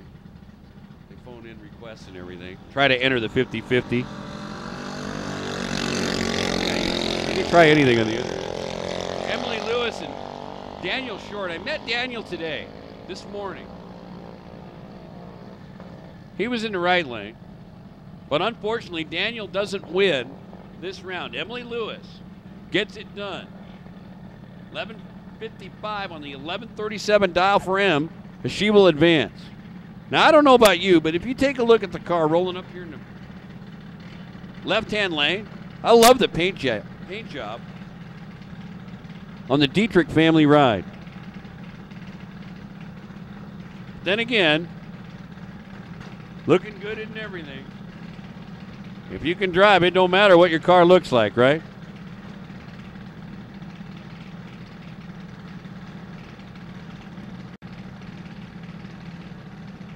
Here we go.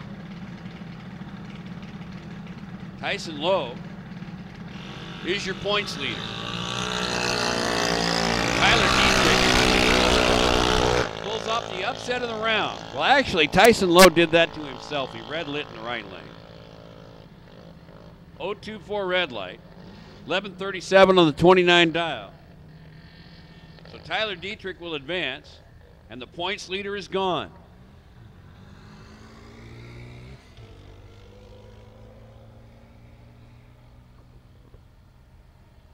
Still don't have a winner in the 50-50. So here's the winning ticket number again while it's quiet. We go down to take a look at the racetrack and retrieve one of the juniors.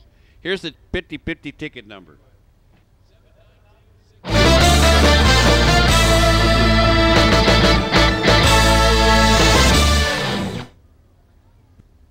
If you drive one of today's newer vehicles, take a close look at Tarivo LS from Les Schwab Tires. The innovative tread helps it mold to the road for better traction. It's designed to be one of the most advanced tires we've ever sold. And its silent wall technology makes it one of the quietest.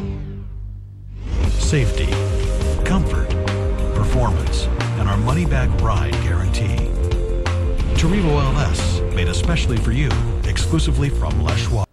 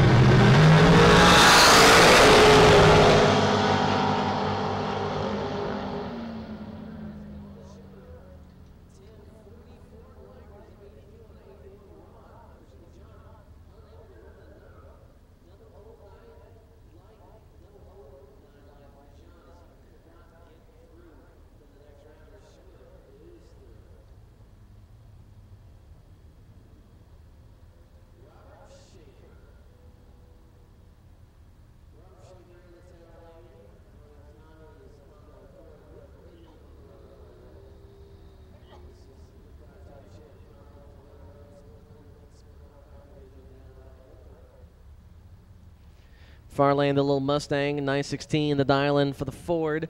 Schaefer dials in 1144.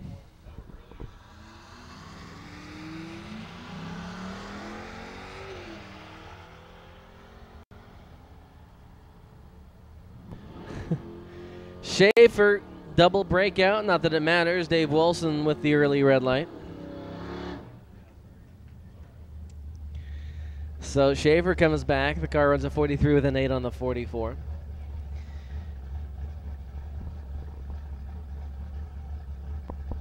Next up, Don Elgin, far lane. Elgin dials 809. Tower lane, Mr. Weber, a 963, in which is going to be a very interesting battle. Weber, tower lane, Elgin, far lane. Elgin's ready to race. Here they come to the top end. It's going to be double breakout and Elgin. Don Elgin, 003 light for Don, runs 808 with a 4 on an 809. Dial Weber breaks out by quite a ways. Super Pro and Combo one more time. Super Pro and Combo one more time, please.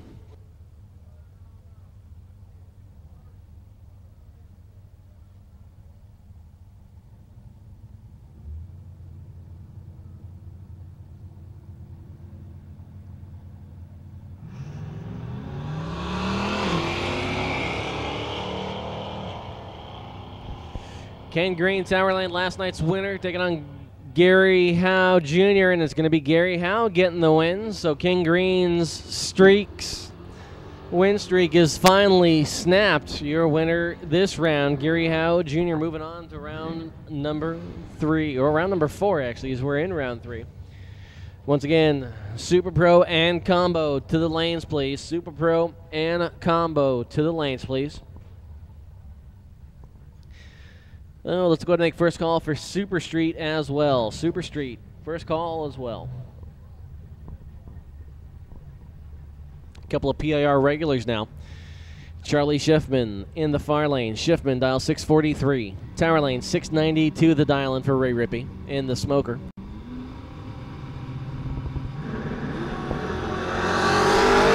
green lights and we got a drag race on our hands. Duster, Tower Lane, Le Mans, far lane. It's going to the Le Mans. Charlie Schiffman, 644 with an 8 on a 643 dial. Ray Rippey breaks out as he tries to get around the whole shot advantage Schiffman had on him. He can't do it. Schiffman coming back. Last round, Laura Lowry able to take out Paul Camo and Old Gold. This round, she's got her hands full again. 742, the dial in for Mr. Johnston in the far lane. Chris dials in that little Nova as it runs quick. Tower lane 685, the dial in on the Camaro for Lowry.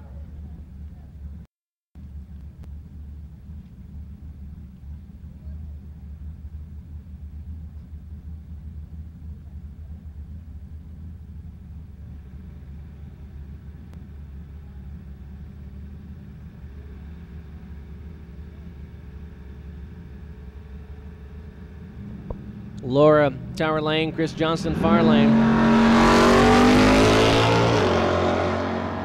Can the Camaro keep up with the Nova? It's going to be Nova getting the win. Johnston with the whole shot. 44 with a 6 on the 42 dial. Lowry backs off just a tad and didn't have the light to stay with him. So coming back for the next round, Chris Johnston. Mr. Price up next in the Nova in the far lane. 678 his dial-in as he is here for the first time this weekend. Going rounds. Tower Lane went to the, I believe, quarterfinals last night in Pro. Going rounds again today, Bobby Orland Jr.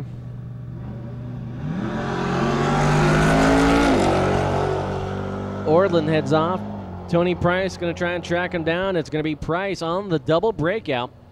77 on a 78 gives Price the win. Orland breaks out by more. 63 with a 1 on a 65 dial-in.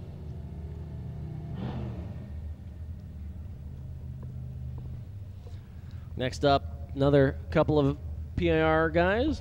Far lane, Scott Pettit. Pettit dials the 738 on the window. Tower lane, Matt Keelman. Keelman with the 768. As Keelman going more rounds than Dad is. What's up with that?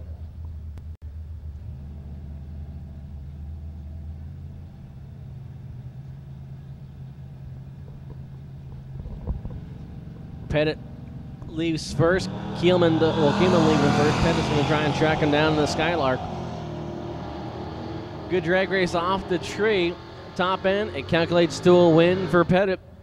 Whole shot 35 to the 49 reaction times. Pettit over Keelman at the top end. That's what it followed up as. 38 with a 6 as Pettit opens up the gap at the finish. Next up, Steve Stewart, your champion from Woodburn in Pro Division here in 2009 as he clinches the championship yesterday down south. Congratulations to Steve. Steve here is going to dial 615 in the wheel standing Chevelle. Luke Wilson in the tower lane. Wilson dials 696. Steve all over the light again. 12 light for Mr. Stewart as he goes 627 on the 615 dial.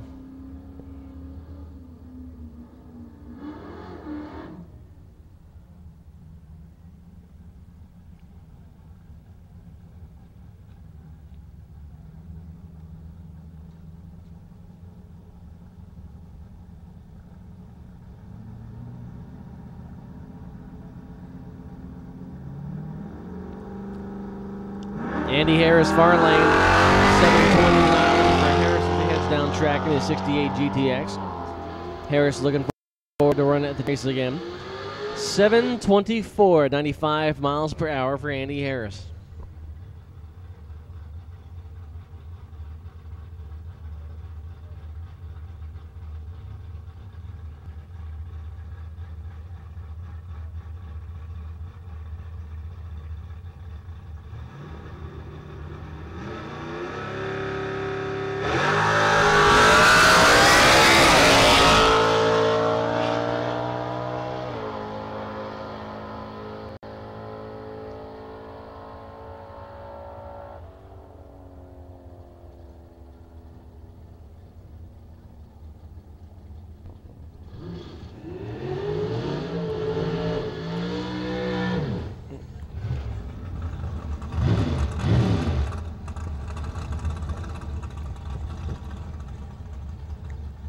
Here comes Super Pro heading at us, so let's go ahead and get Junior Comp, Super Comp, and motorcycles to the lanes, please.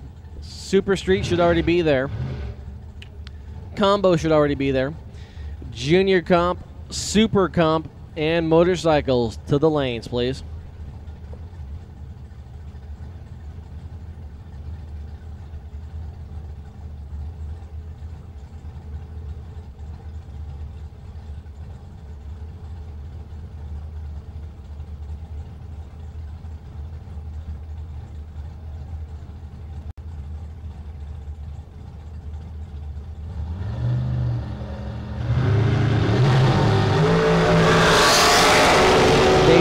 Tower lane, take on Emmett McKillop in the far lane. Winlight goes to Jackson in the tower lane. 94 with a 2 on a 92 dialing.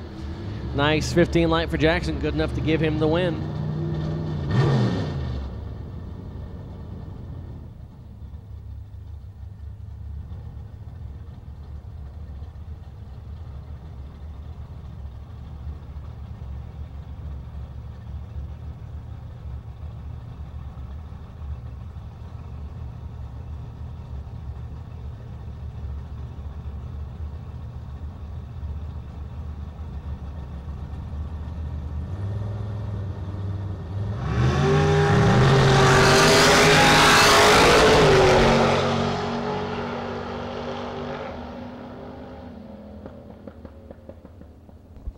Winlight goes to Jeremy McGee over Phil Johnson. Johnson breaks out 98 with a 9 on the 6 dial-in. That bumps him up from a number he had the round before.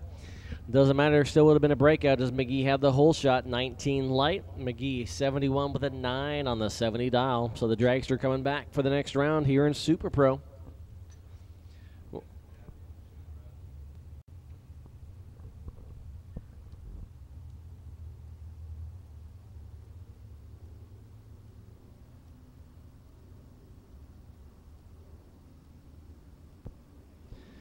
Once again, Junior Comp, Super Comp, and motorcycles to the lanes, please. Super Street and Combo should already be there. So Junior Comp, Super Comp, and motorcycles to the lanes.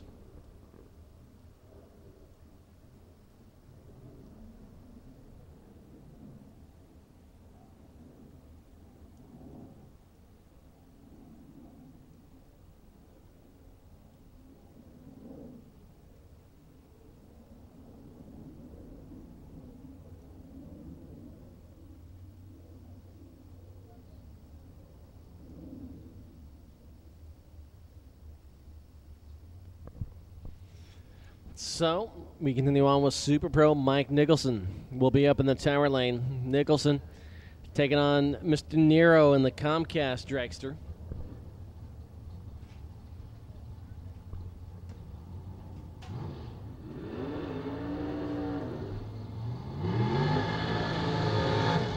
.542 the dial-in on the Masterwire Racing dragster. Main Street Motors, Sam's Auto Body on the side. Mike Nicholson behind the wheel. Comcast in the far lane. Mr. Nero gonna dial, looks like 512 on that beautiful blue dial-in board. I've seen blue, I've seen green now. Good to see the different color dial-in boards available.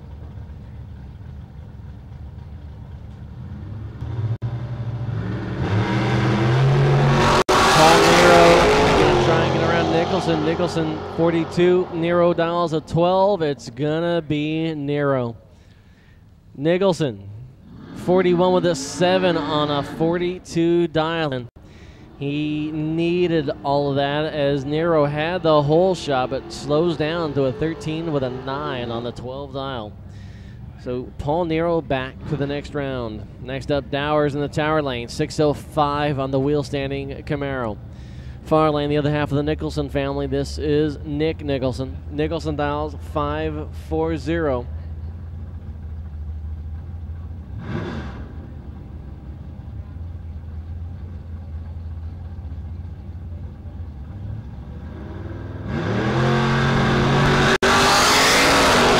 Dowers dials 605. He promptly goes red, giving Nick Nicholson the bye to the next round. Nicholson dials a 40. He runs a 40.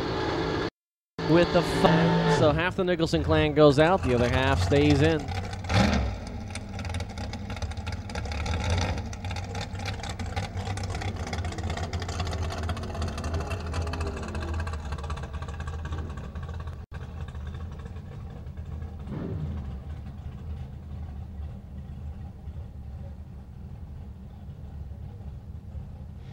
Next up, tower lane. This is Wayne Linder Jr. in Mr. Glenn's Pontiac, 689 the dial-in. Far lane, Mr. Cantrell. Cantrell's going to dial 476 on the slingshot.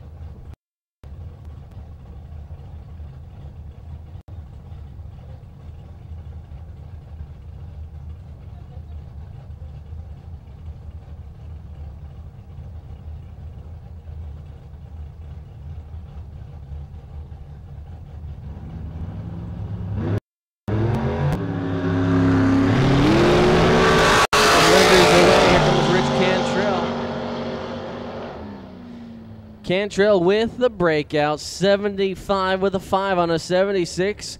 Cantrell had the whole shot, took the stripe. Linder, 690 with a 6 on a 689 dial. Linder with a 21 light is going to get the round win on the Cantrell breakout.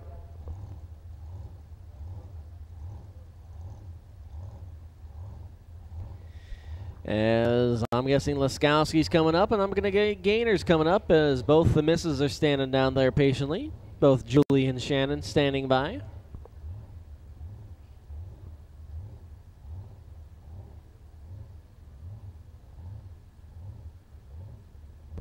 I guess Julie's pulling Tim up, so Steve not coming up right now.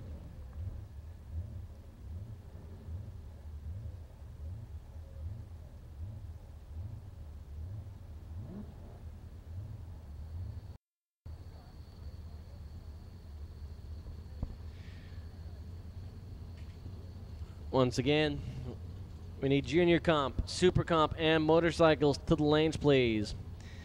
Let's go ahead and make first call for Super Gas. First call, Super Gas.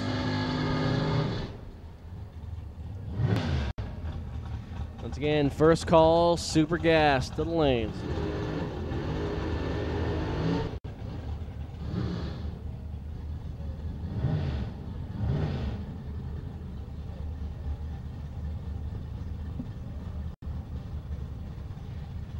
Schiller at far lane. Tim dials 481. Matthews, tower lane, 488 the dial-in. Which means we're pretty much at a heads-up drag race now.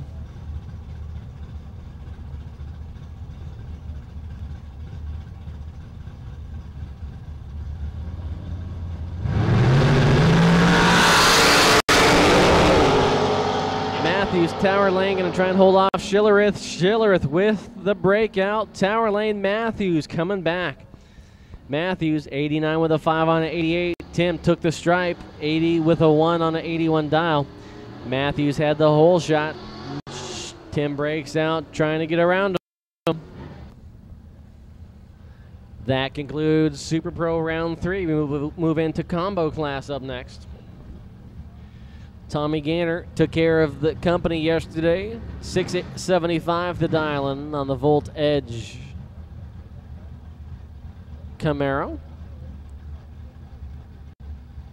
Eastco Machine, A1 Performance Trans and Converters on the side of the big beast of Lake Grove.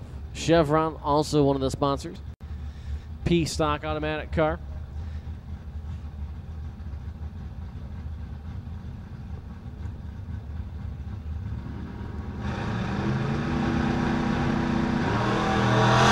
Bodish to the Tommy Gaynor. Gaynor is a 675.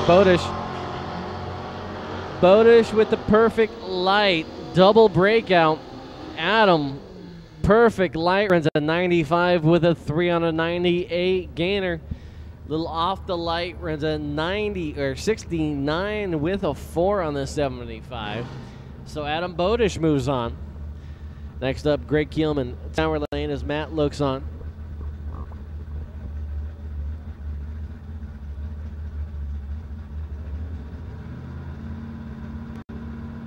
So Bowdish on through as Jim Coughlin takes on Keelman. The little escort in the far lane, 761 to a 751 to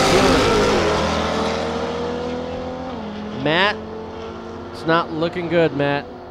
Jim Coughlin gets the win. Coughlin, 64 with a 3 on a 61 dial-in. Keelman, a 52 with a 3 on the 51.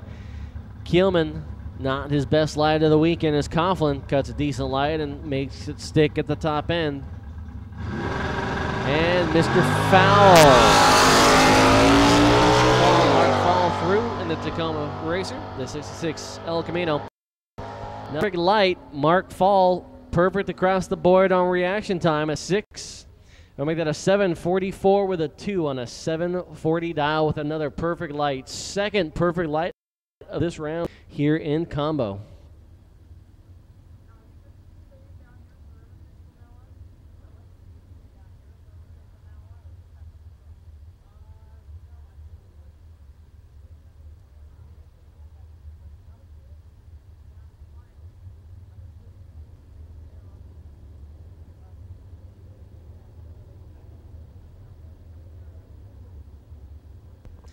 So we are through with combo. Super up next, Junior Comp, Super Comp motorcycles, and second call for Super Gas. Once again, second call, Super Gas. To the lanes, please.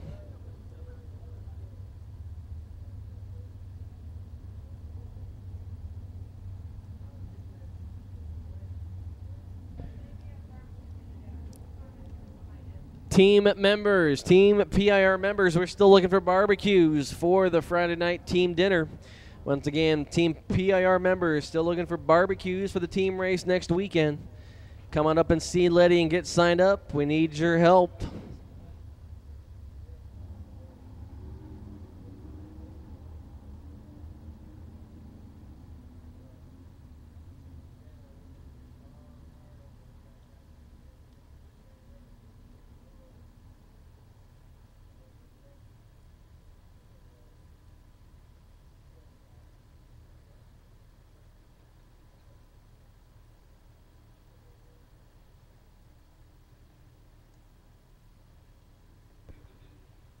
So once again,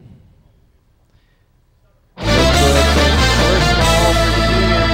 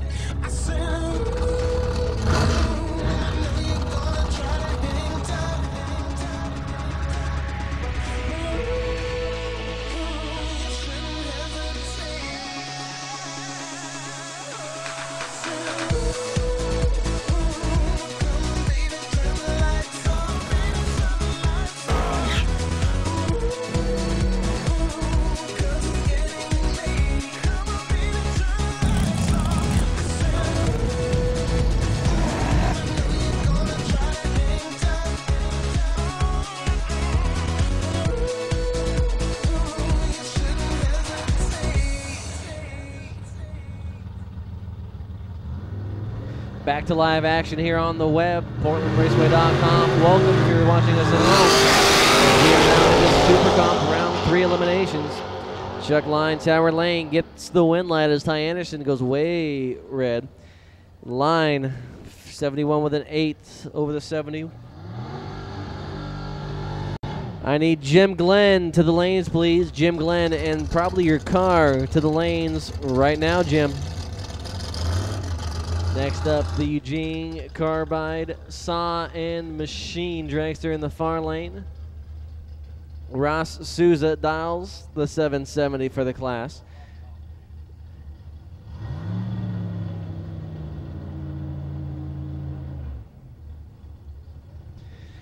As let's go ahead and make the call for Top Comp back to the lanes as well. Top Comp needs you back to the lanes as well, as Ross Souza in the far lane getting ready to go.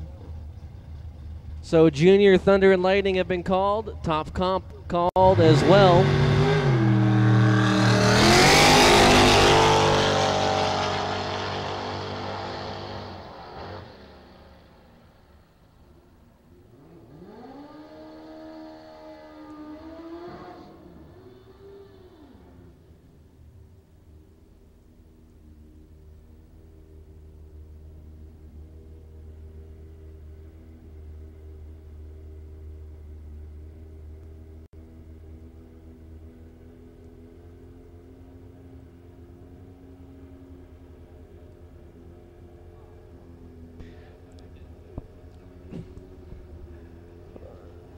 Mike O'Leary, far lane, trying to make it 2 for 2. Mark Candy's got something to say about it. O'Leary getting ready to send his bike to Phoenix, Arizona after this race. We're good off the tree for both. Mark Candy going to try and hold off.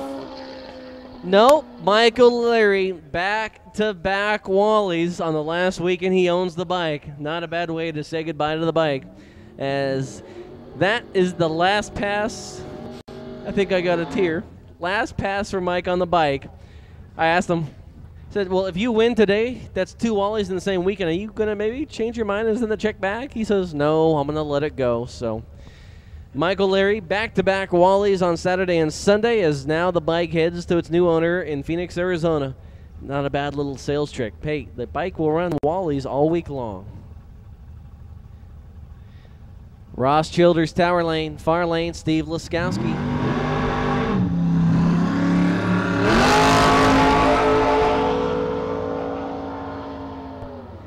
Tower Lane, Ross Childers gets the win, 632 with an 8 on a 630 dial, as Laskowski had the Super Pro dials numbers in the box.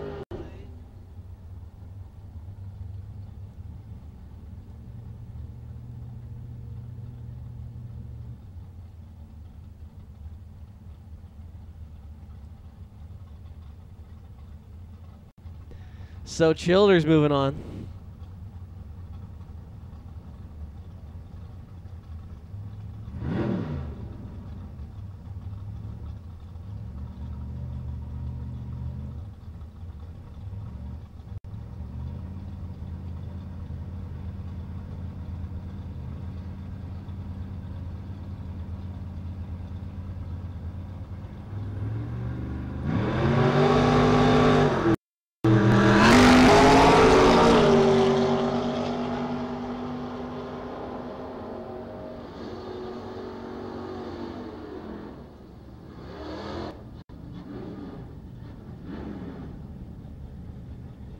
Gary Culp, your points leader, extends the points lead as he takes Adrian Fernandez. Fernandez actually taking himself out. 007 light for Adrian with the 27.6 on the breakout as Gary Culp moves through to the next round.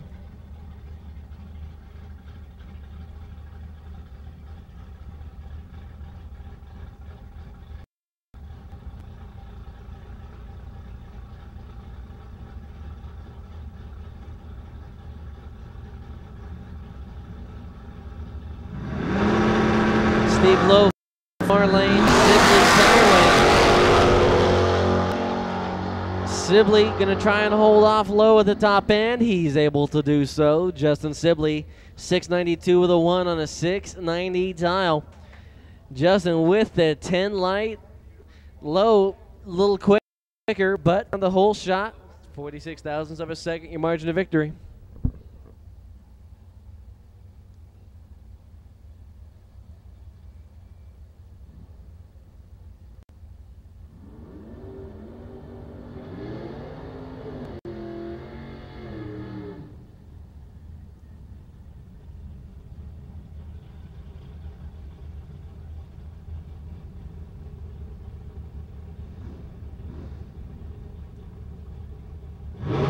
Glenn, Tower Lane, taking on Miss Lindsay in the far lane.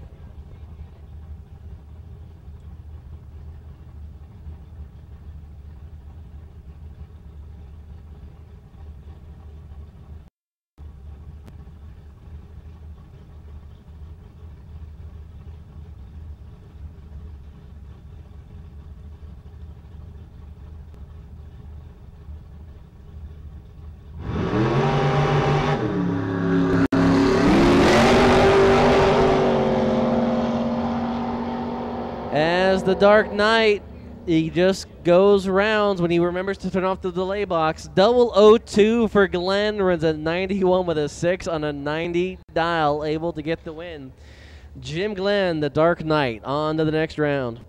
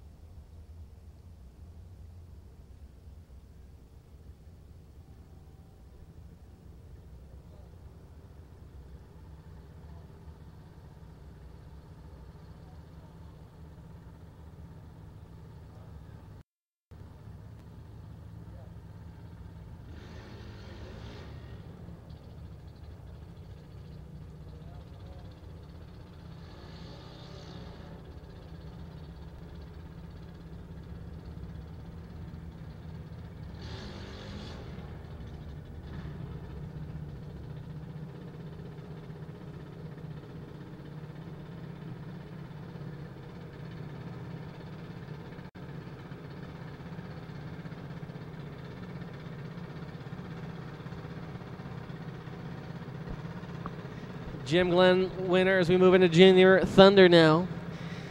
Lane Linder, Tower Lane, taking on, this is Megan Molinary in the far lane, as both Molinary sisters still in now in both junior classes.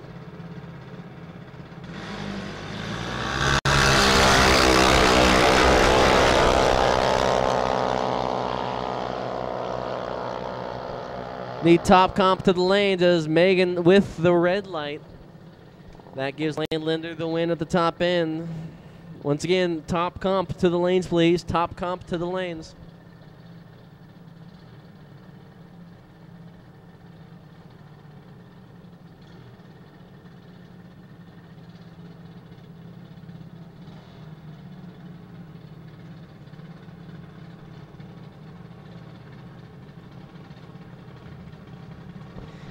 Devin in the Tower Lane, taking on Amber in the far lane.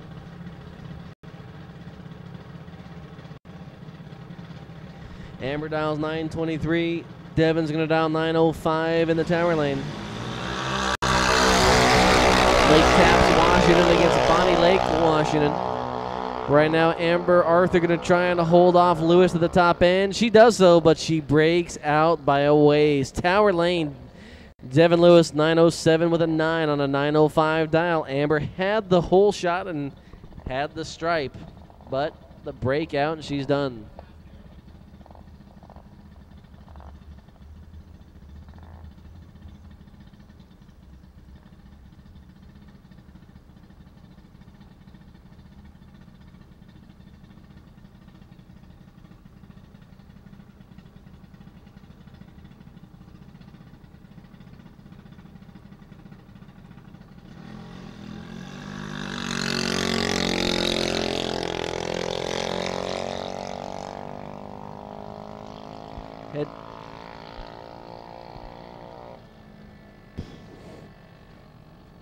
Emily Lewis, 1151 on an 1142 dial.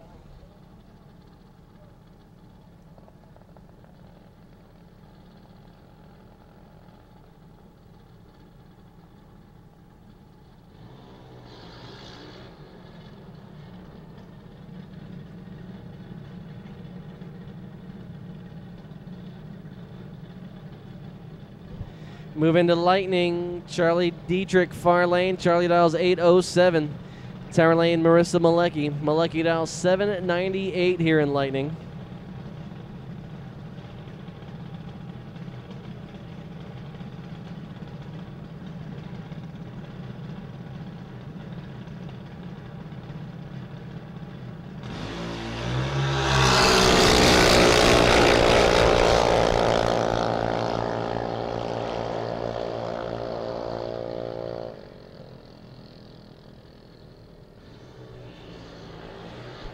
Charlie Dietrich, 813 on the 807 dial, gets the win as Marissa Malecki with a 008 red light. Charlie moving on to the next round.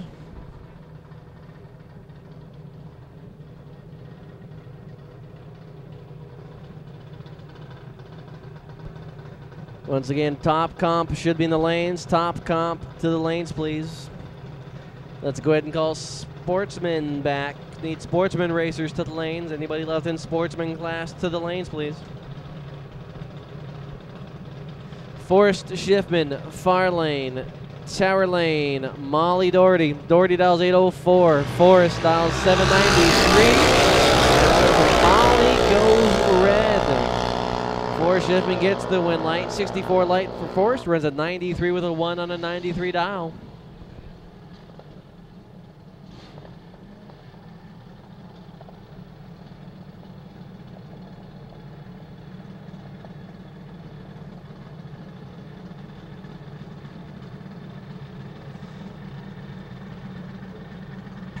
Next up, Tower Lane, Taryn Smith in the winged junior dragster.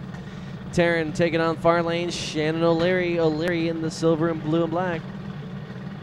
O'Leary gonna dial 818. Taryn Smith is 799.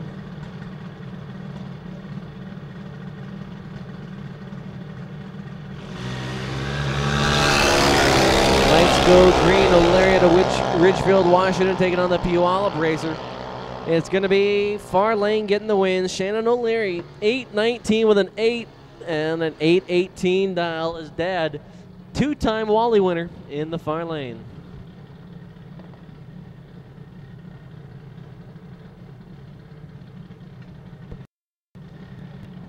Pro and sportsmen to the lanes, please. Pro and sportsmen racers, need you guys in the lanes. Next up, Miranda Molinari, Tower Lane. She saw little sister go out this round. She's going to try and keep the family name going on. Miranda, Tower Lane, dial 799. Far lane.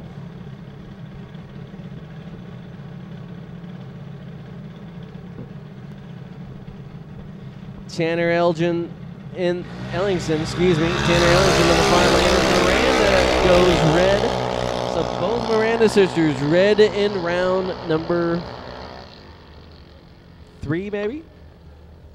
Whatever round we're in. So Tanner Ellingson on 92 with a 4 on a 92 dial for Tanner. Miranda would have been on her dial as well. 8 flat with a 2 on a 799. As look at Rochelle Robinette, Eugene racer moving on. So half the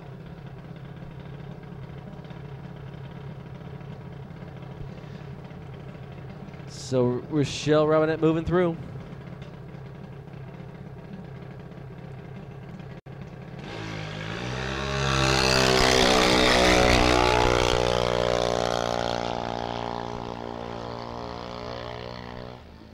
Heading down track, Rochelle Robinette, 002 light for her dad. She's doing okay. 798 on the 795 dial. I get a feeling we'll see a 97 on the dial-in board next time. Once again, big congratulations goes out to Mike O'Leary, back-to-back Wallies, as he says goodbye to the bike. Hey, Mike, you having second thoughts about selling it now? The bike leaves for Phoenix, Arizona, and its new owner here this week.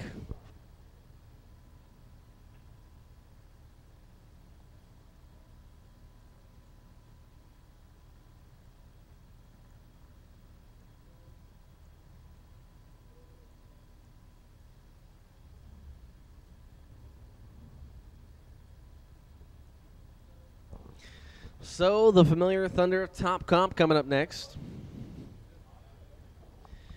As Julie's getting a good workout today. She's back and forth.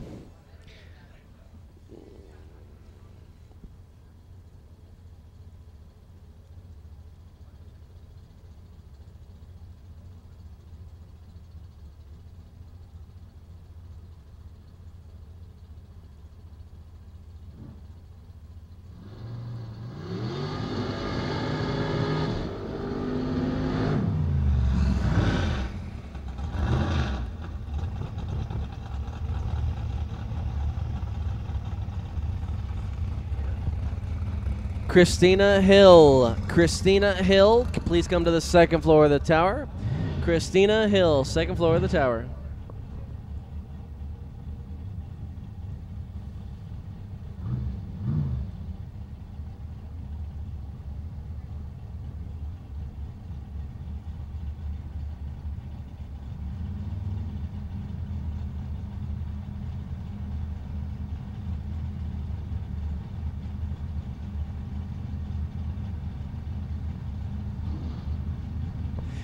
Tim Schiller with far lane. Terry Wilcox, tower lane.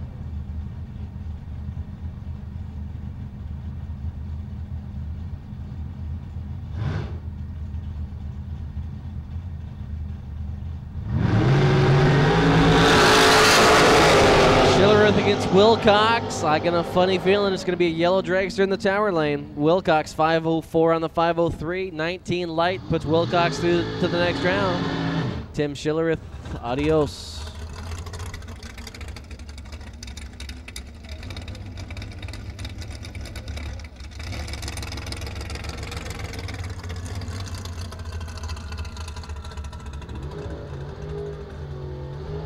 Next up, Eddie Wells in the far lane. Eddie Wells taking on Doug Arthur in his beautiful Beretta in the tower lane. Carbon fiber dragster. Beretta. Pro, well, actually, probably more of a pro mod car.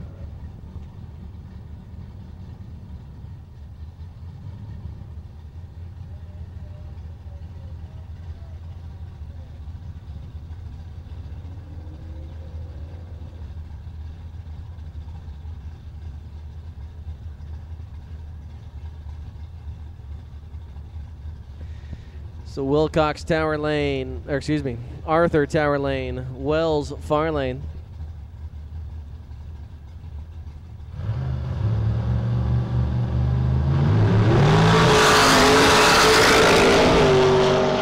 Arthur is away, Wells is away, winner goes to the door, slammer. Doug Arthur pulls out the win over Eddie Wells. Arthur by 18 ten-thousandths of a second at the top end. Final call for pro, final call for pro, super pro to the lanes, please. Super pro to the lanes. So pro, super pro, and sportsman to the lanes.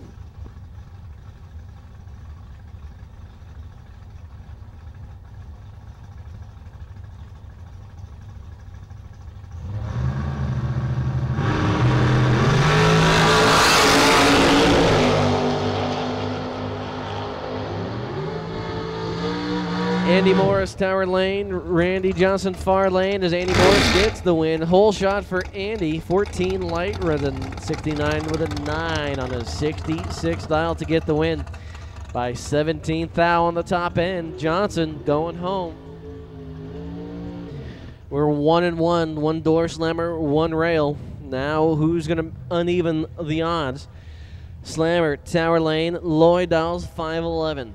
463 the dial in for Mr. Pappas in the far lane. Who wants it? Is it going to be the rails taking the 2-1 edge, or can the door slammers hold them off?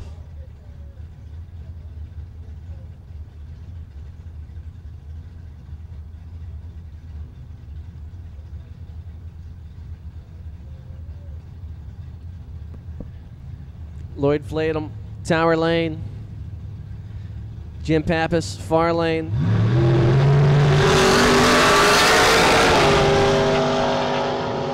Heading down track, it's going to be the rails taking the 2-1 edge as Pappas drives around Lloyd. Lloyd with the hole shot, but the truck, little S10, that could not run the number. Pappas runs the dial in with the 3, so that's good enough to make the dragsters a 2-1 edge. Now the pressure's on. Cooker Tower Lane, can he really uneven the odds, make it 3-1, or can the 490 dial in the far lane on that beautiful Chevrolet Nova of Robert Matthews make it even up at 2? Somebody double up the other on the tree, and it's 2-2 now as the door slammers even it up. Matthews is through. 16 light runs the dial in with an 8. Cooker 38 light drops off the number by 1, so we're 2-2. 2 rails, 2 slammers through to the next round. Robert Schaefer, he's a troublemaker. He's in the tower lane, driving Tanya's little Honda Accord. 11:43 the dial in for Schaefer. 8:33 for the far lane. Howe Jr. going to try and chase down the little Honda Accord at the top end.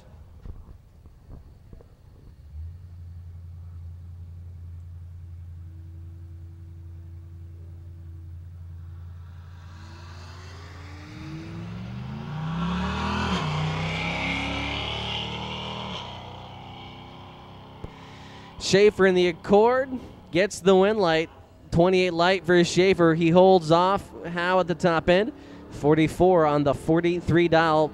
I've ran that Accord in competition. I really don't like that car. I almost don't like that car as much as I don't like that little Suzuki Esteem of Derek Jackson's. So next up, Don Elgin, Tower Lane. He's going to dial 809. He's on to the finals. Well, he'll face Robert Schaefer. I'm guessing Elgin's just going to break in back would be my guess.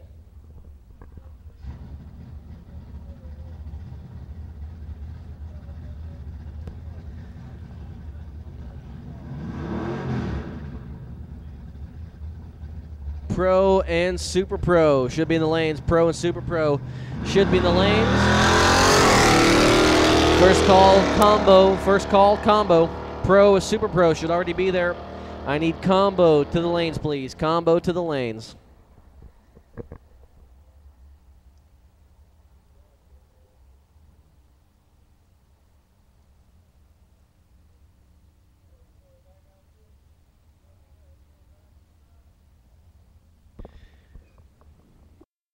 So one combo back to the lanes. Let's just go ahead and make it official. Winners to the lanes, please. Winners to the lanes. All winners, as soon as you're ready, come on back to the lanes, please.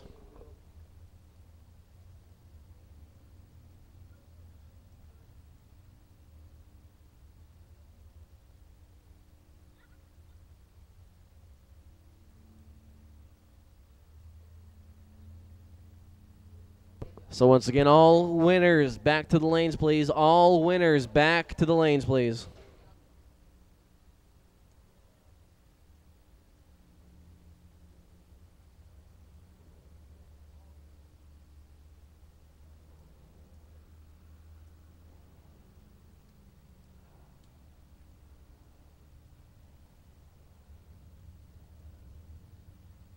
So, as we are looking, the end is in sight for the 2009 National Open Drag Race Series.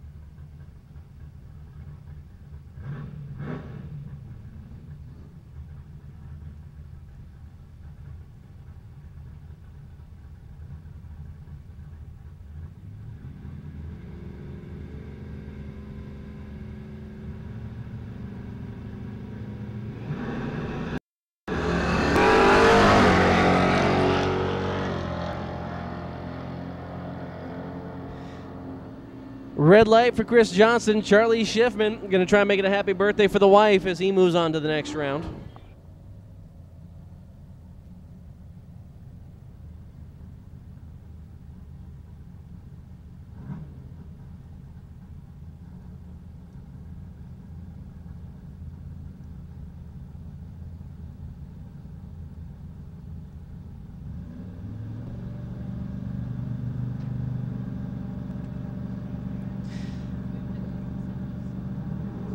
Tony Price, tower lane, far lane, Andy Harris. Harris is going to try and take out Price now.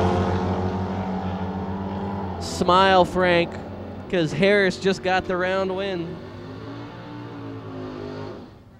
Andy Harris, 14 light, 728 with a 7 on a 725 dial.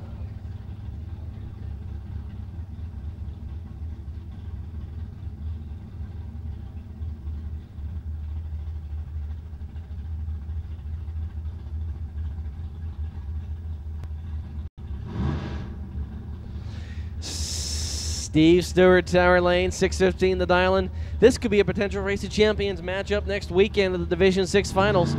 735 the dial-in for Scott Pettit. Yeah! Hey, Letty, that's a point for Team PIR. Letty, we're already counting points for next weekend. Team PIR is up on Team Woodburn already by 1. Scott Pettit, 735 on a 735 dial.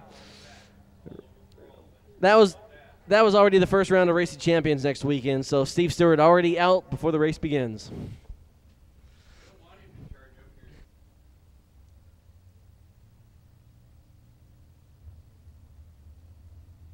So, Steve Stewart, a phenomenal racer, taking home the championship down south this year. Stewart, 617 on a 615 dial with the 008 red light. I wonder if he can see the red light, because the minute he hits the gas, he's skyward as he goes by the tree. So there's an interesting question.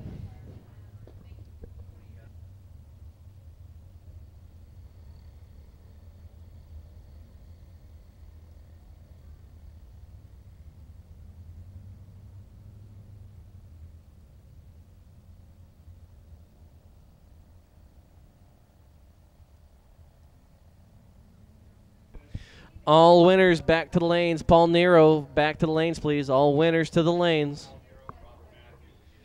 Paul Nero, Robert Matthews. Paul Nero, Robert Matthews to the lanes.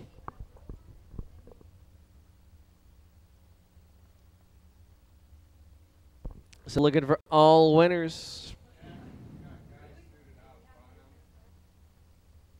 That includes juniors, everyone to the lanes. If you've won, you can run. Don't make me put Stevie back on the mic. Yeah. Yeah, the timing clock's over on Super Pro.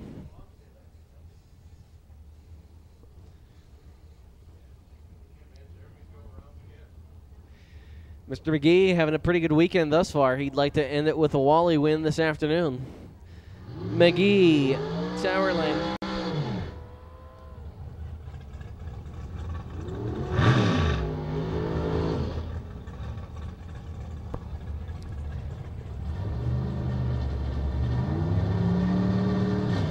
Dave Jackson, far lane, 492 the tower, his dial-in. Mr. McGee, tower lane, the 470 dial-in.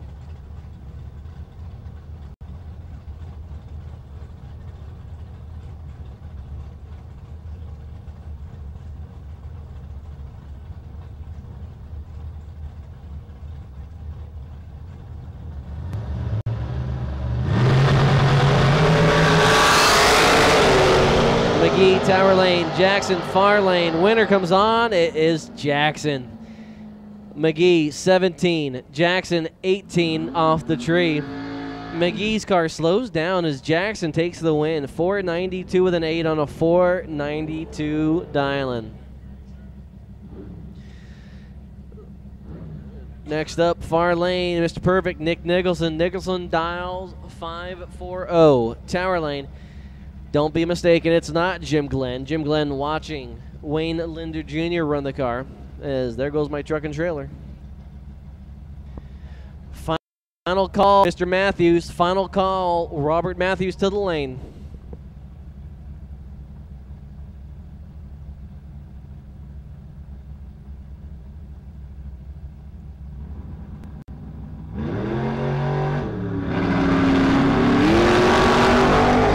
Nicholson, I'm sure he's familiar with seeing the Pontiac next to him, but it's not Glenn that he takes out. It's Wayne Linder Jr.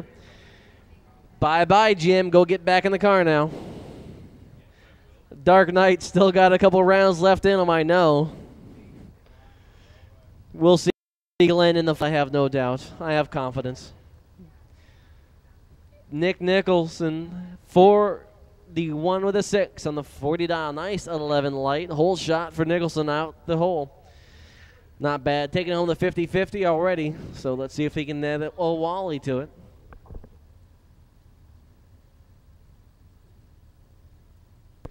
Once again, all winners to the lanes. All winners to the lanes, please, as soon as you're ready.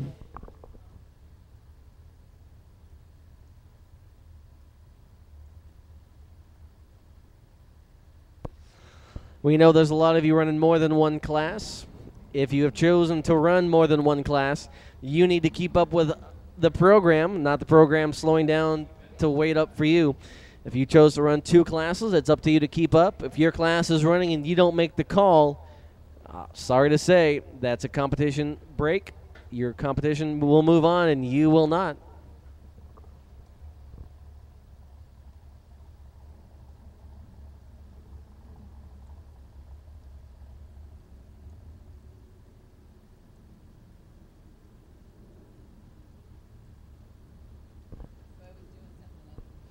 As Combo coming up next. Here comes Combo.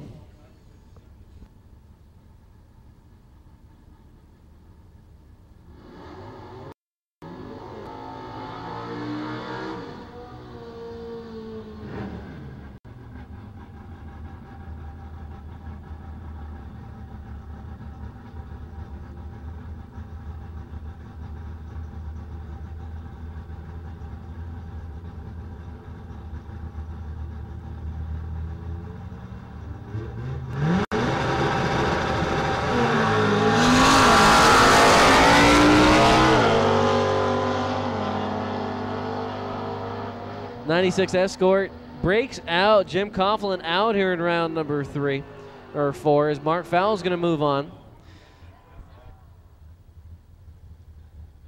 So Mark Fowle will be taking on the boat here in the finals.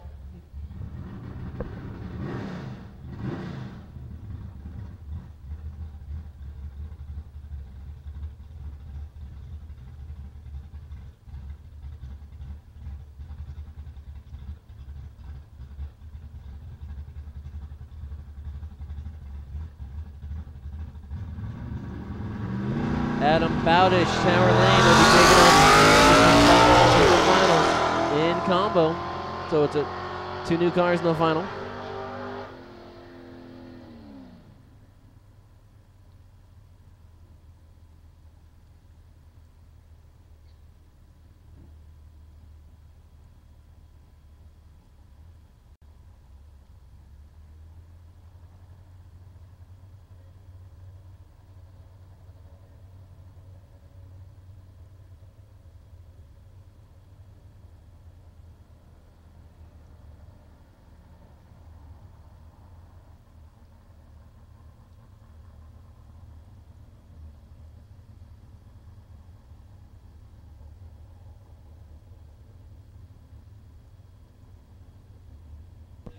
So our final set in Combo.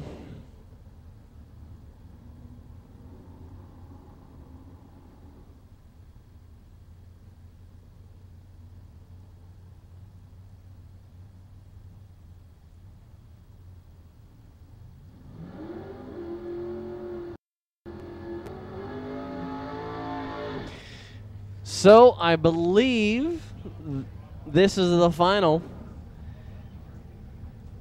in Super Gas.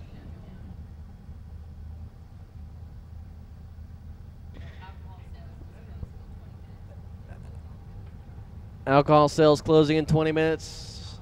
Alcohol sales closing in 20 minutes, and that should empty the tower. Ross Childers, Tower Lane. Mr. Culp in the far lane.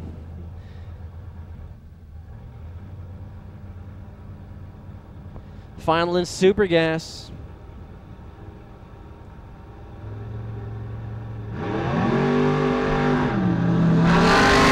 Gary Culp, far lane. Ross Childers, Tower Lane.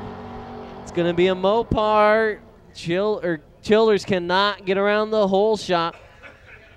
Gary Culp, your winner, and that should give him the championship as well in Super Gas. Gary Culp out of Hermiston, Oregon, 631 with a 5 on a 630 dial.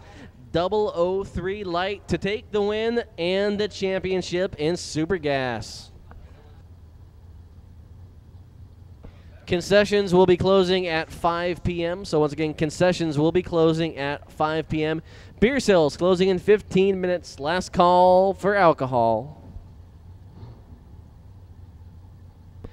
Comcast Dragster, far lane. Paul Nero in the new car, like the new paint scheme.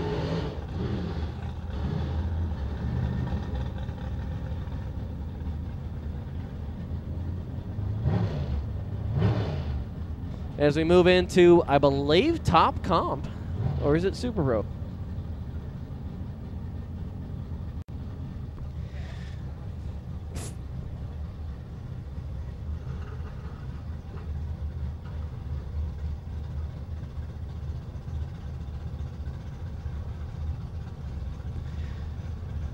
Matthews, Tower Lane, Nero, far lane. Nero dials a 513. Tower Lane, a 490 means a door slammer going to be chasing down the dragster.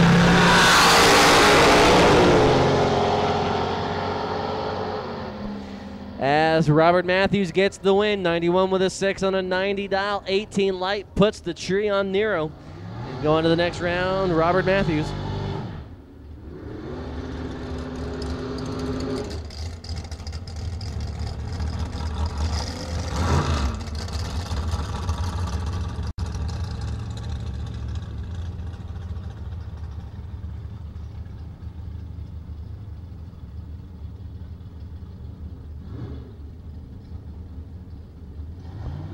Final call, juniors to the lanes, please. Final call, juniors to the lanes.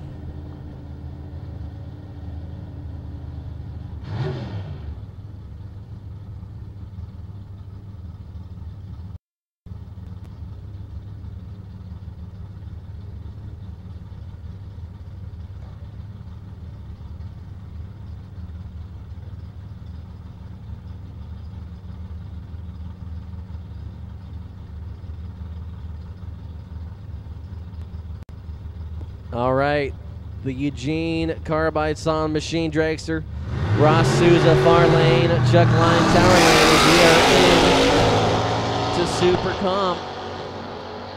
Tower Lane with the red light. Chuck Line gives the race over to Ross Souza, Eugene, Oregon. Souza on to the next round, 70 with a 3 on the 70 bracket. 26 light for Ross.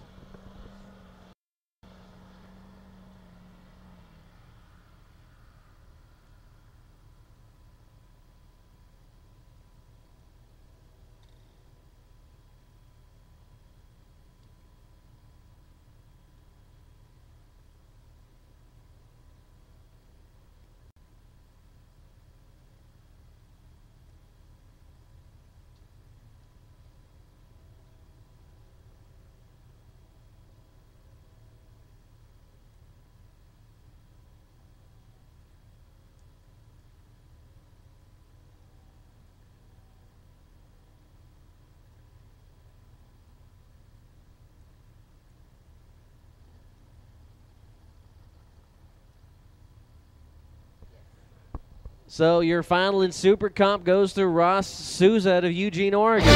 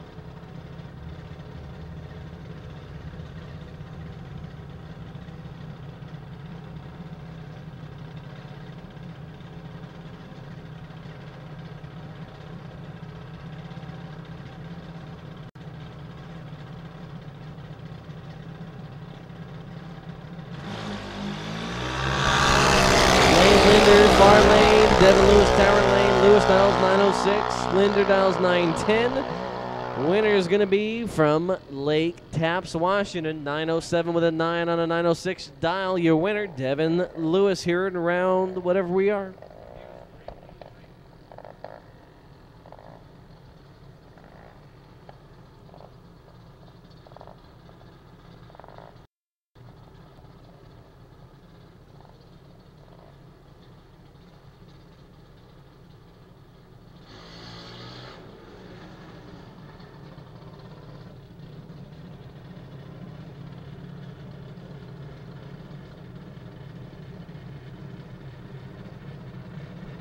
Moving into Junior Lightning up next. Forrest Schiffman, far lane. Shannon O'Leary, tower lane.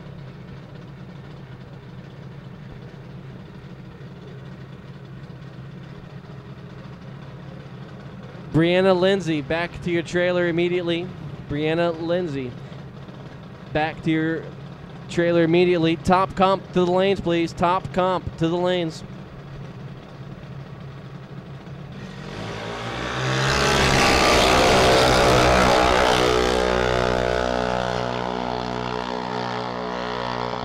O'Leary picks up the win. Shannon, 008 light for O'Leary as she puts down an 819 with a 3. Woo!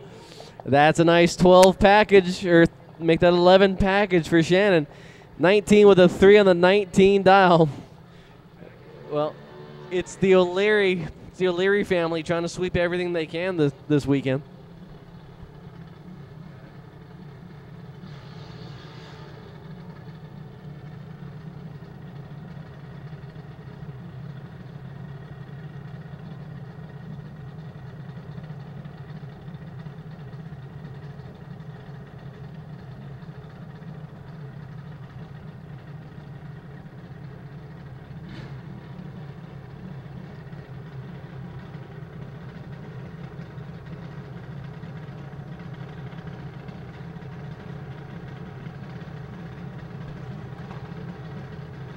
Rochelle Robinette, far lane.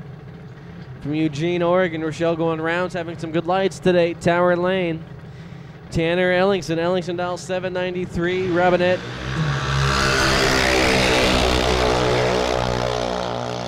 $7.97 the dial in for Robinette. Robinette goes red. Tanner gets the win. That means it's down to 3. As Charlie Dietrich now getting the bye to the next round.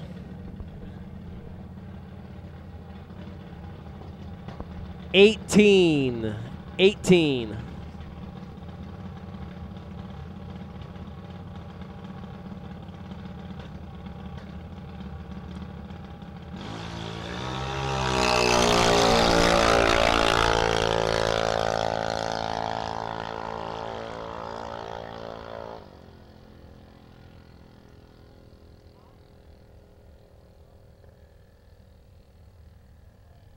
So Shannon O'Leary has the bye.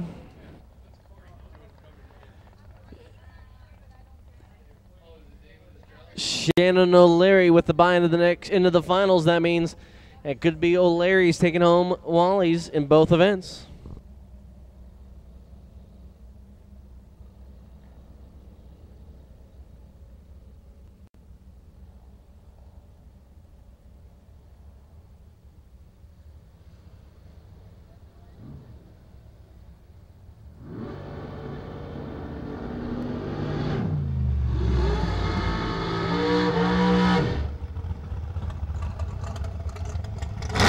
Jeremy McGee to the lanes, please. Jeremy McGee to the lanes. Speaking of Wally winners, he took his first home last night. Mr. Green. Green having an excellent weekend. Finally had the win streak broken this afternoon. Not after going 3 rounds, though.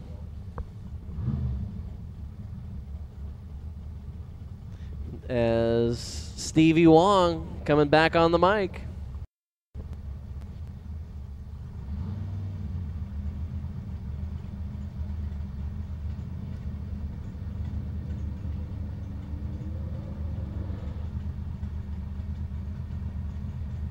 Terry Wilcox will roll up next. That's the yellow and silver car in the left lane, dialing 504. Tom Pappas over on the right side. 463 to dial for that pretty TNT built dragster. Put him down. Top end of the racetrack. Wind light to Pappas.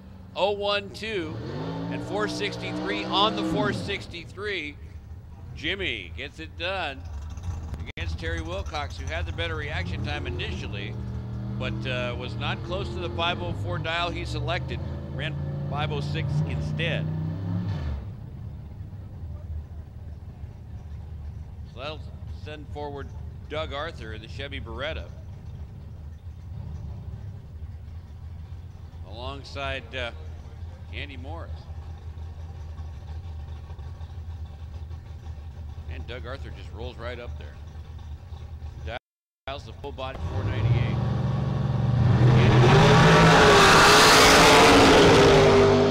Doug Arthur, a slight advantage in reaction time, but breaks out at the other end, and man, is he going to be bummed. He broke out by 2 thousandths, 497.8 on the 498 dial. And that will send Andy Morris, along with Jim Pappas, to the next round.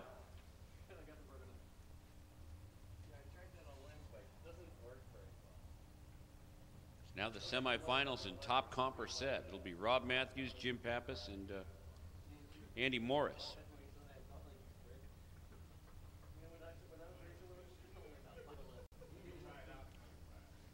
Don't forget that Rich Carlson has lots of pictures from this National Open Series weekend down at his motorhome that is located down track a bit in the grassy pit area here on the tower side, just past the grandstands. Very near to the bridge.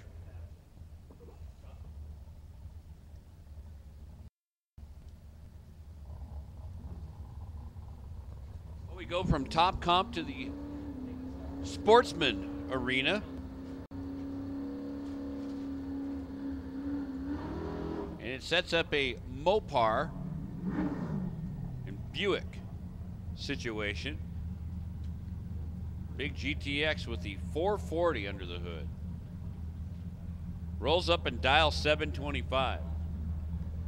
To face that copper-colored Buick, dialed 735. So initially, it'll be the Buick with the lead by a 1/10. Both drivers roll in carefully to stage. They're pre-staged. They roll in a bit more, and they're staged. Scotty Pettit driving the Buick.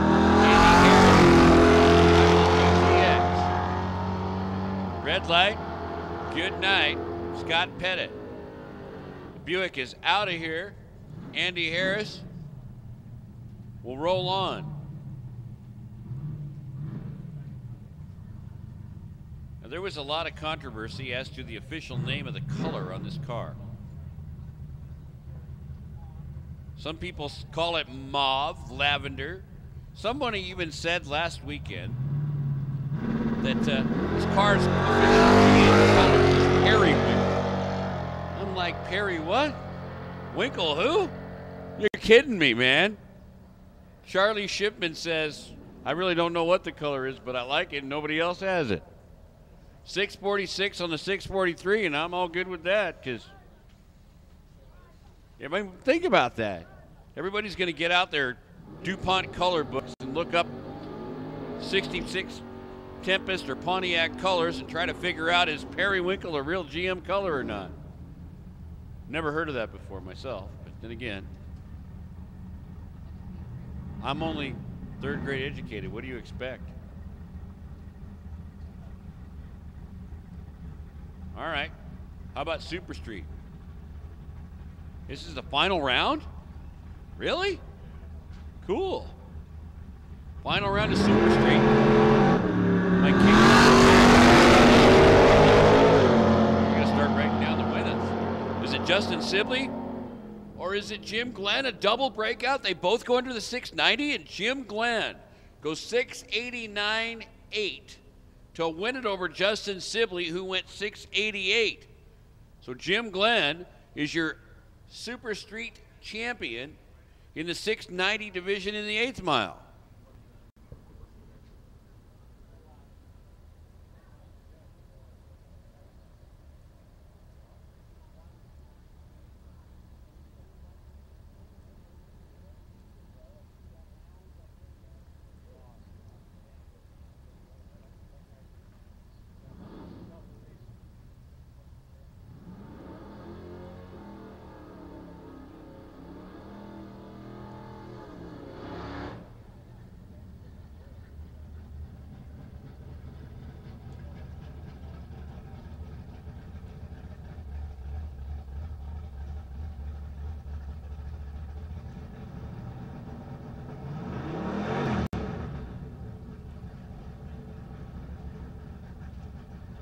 All right. Here comes Don the Worm Elgin. That red, white, and blue Grand Am Pontiac. Dials in at 805. Against a 4-door Honda Accord. Robert Schaefer behind the wheel. Big old lead for Schaefer. There he goes. There goes the worm. Here comes that worm. And that Grand Am. Can he get him? Got him. 808 on the 805. Robert Schaefer broke out.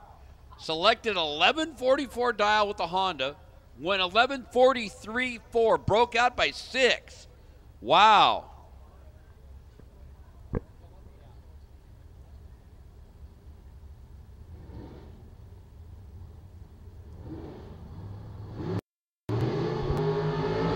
Well, due to noise restrictions, curfews, and all kinds of other legal mumbo jumbo, guess what?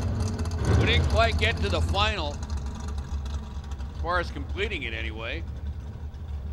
Super Pro. So here we go. Is it going to be Emmett McKillop? Or is it going to be the big man? Racing on house money, Jeremy McGee.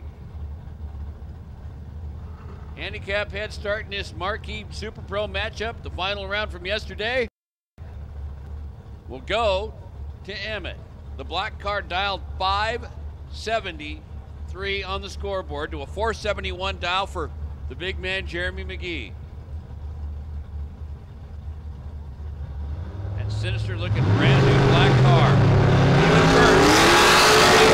I told you this was going to be a dandy. They're separated by 2,000ths when their lights went green, and look at that. Jeremy McGee goes 015, runs right on his dial 471 with a 471.6 performance to knock out Emmett McKillop in the final round from last night in Super Pro. 574 on the 73 dial and the loss for Emmett. So Jeremy McGee wins the Super Pro final.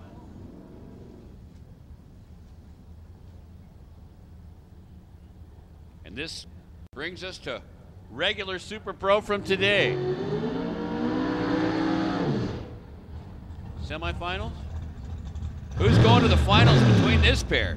Dave Jackson or Nick Nicholson? Winner will get Rob Matthews in the final round. Look at the scoreboards down there. 492 the dial for Jackson, that silver and black flame car, tower side, and dials 541. That's like an area code down here, right? 541. Out of the Nick tries to get it done in a dandy matchup. Nick Nicholson broke out by 1 stinking thousandth. Ouch. And to add insult to injury, had the reaction time advantage with a 002 light. Youch. So Rob Matthews will go to the final round to race Dave Jackson in today's version of Super Pro in the final round.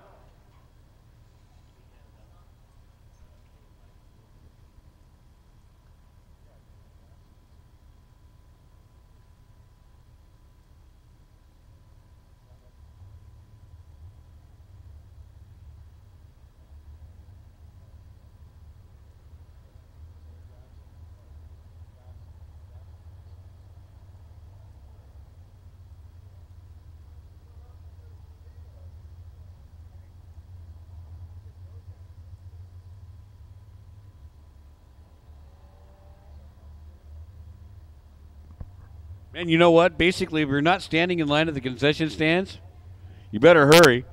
You got 2 minutes. This is a 2-minute warning. Last call for food at the concession stand. Thinking about lunch, late lunch, early dinner, or what I like to call dinner? Well, you better hurry. In two more minutes or less, there's no more chicken strips and fries for you. No more hamburgers, no more hot dogs, no more nothing. No more pretzels, no more chips, no more nothing.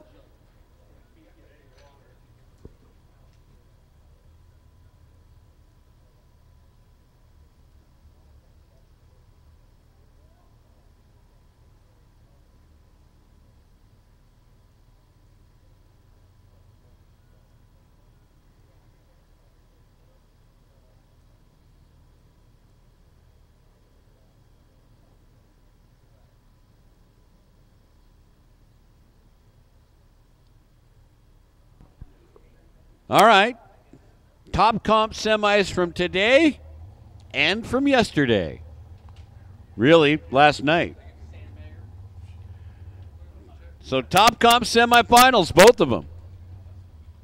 The semis from last night, top comp semis from today. We need all the top comp semifinalists back to the lanes. As we into the combo, stock, super stock combo.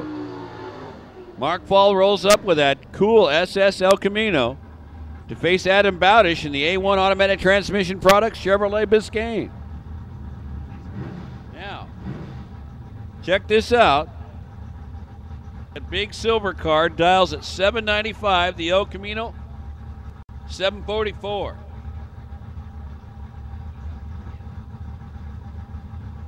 Final round of the combo. Bowdish or Mark Fall? Lead to Bowdish. He's clean and green. Mark Fall clean and green. The chase is on. Red car trying to make up ground on that big silver Biscayne. Top end wind light, Mark Fall. 746 on the 44 dial.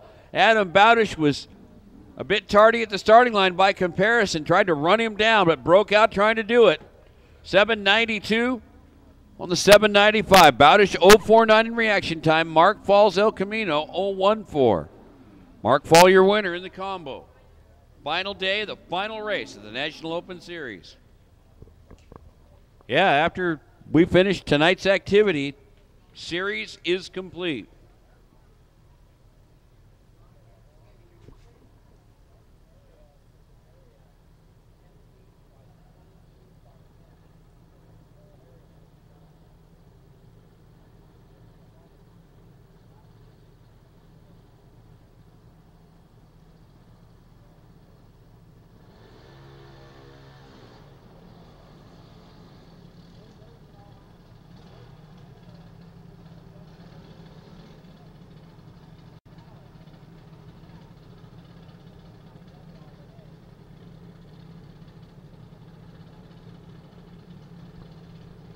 All right, back to the junior program we go.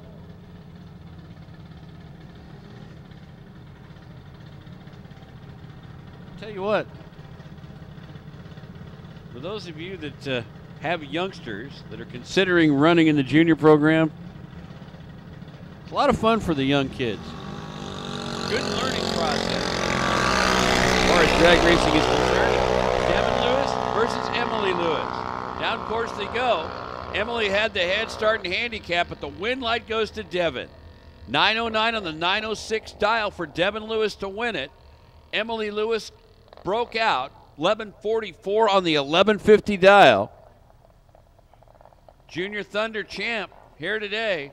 Devin Lewis per Infinity Coaches.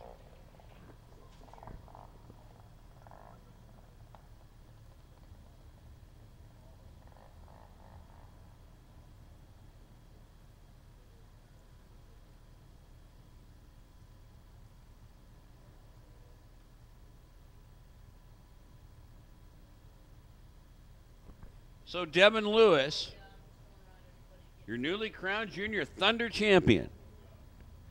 In the matchup you just saw, joins Ross Souza as your Super Comp champ. Gary Culp driving the culprit car as your Super Gas champ. Mike O'Leary winning for the second consecutive day in the motorcycle division. And, of course, in Super Street, driving that black Firebird, Jim Glenn. We work our way to the conclusion of what has been a great racing weekend here at Portland International Raceway. We certainly hope that you've enjoyed yourself this weekend. We've been treated to great weather conditions and super hospitality. And on behalf of the staff and management here at Portland International Raceway and the entire staff of the NHRA and its Northwest Division, it has been a privilege and a pleasure to bring you the activity here this weekend. We hope you've enjoyed yourself, and we certainly understand that in times like today, or times as they are, if you want to word it that way, we understand you have a lot of different ways to choose to spend your entertainment dollar. We certainly appreciate the fact that you've chosen to hang out with us this weekend as we bring you the final race of the National Open Series here at Portland International Raceway. We encourage you to stick around as we still have some more racing to complete. Stick around for the winner's circle presentations at the conclusion of the evening's activities and congratulate your favorite champion. But it certainly has been a lot of fun. I'll give you that. Some memories, certainly, for all of us, whether you work on track or were a spectator either in the grandstands or by way of the internet at portlandraceways.com. We certainly appreciate you hanging out and having fun. We head now to Junior Lightning. And I think this might be the semis of Junior Lightning, if I'm not mistaken. But then again, with a third grade education, you expect me to be right most of the time? I'm not smarter than a fourth grader, okay? Work with me here. Jeez. What do you want from me? I know what the people on the internet want. Talk about cars. I want to make sure the on switch for audio is on. Hint, hint. Hey, Top Comp semifinalists from yesterday and today. We need you in the staging lanes. Boy, that sounds like a TV commercial. Top Comp champions from yesterday and today. We need you in the staging lanes. Shannon O'Leary, at 13 years old, goes 080 on the single and 772. I said 772 on the 818 dial. Hey, Shannon, I'd consider redialing that car. I'm just saying. I mean, you picked 818, and using the math I use, 772 is nowhere near that. You know, I hate to overstate the obvious, but you know what I mean. At any rate, the good news is Shannon will be back because, well, it was a single, and that's all good. And that may be the reason that they ran the car all the way through, just to check it against the 818, you know, to see how fast it would go, so they can redial for the final round confrontation between one of these two. Will it be Tanner Ellingson, that colorful car from beautiful downtown, or close to downtown, Paulsbo, Washington? Or will it be Charlie Dietrich, beautiful downtown battle? Well, it won't be Charlie Dietrich. You know why? Charlie Redlit. So Tanner Ellingson goes to the final round to meet Shannon O'Leary.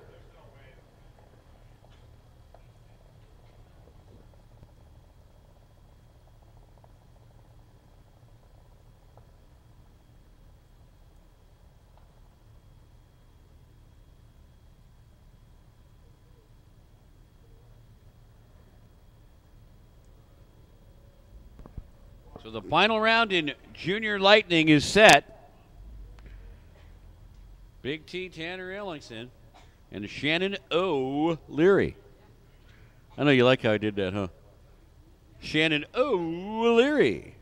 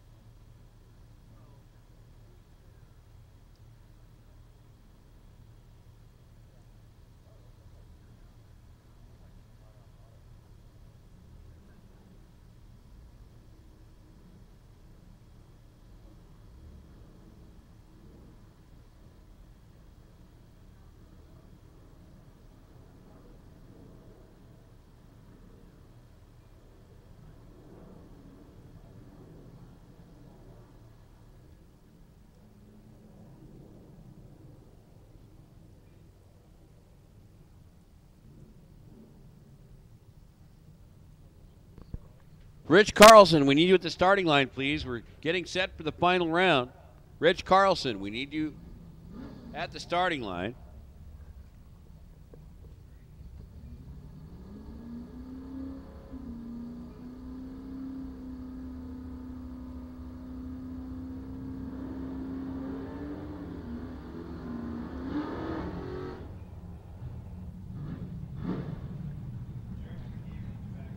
Jeremy McGee, we need you back in the staging lanes too. Jeremy McGee, we need you back in the lanes, please.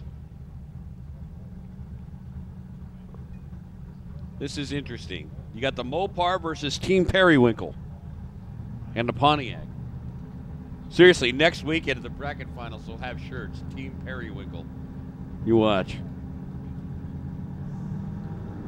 Charlie Shipman and Andy Harris.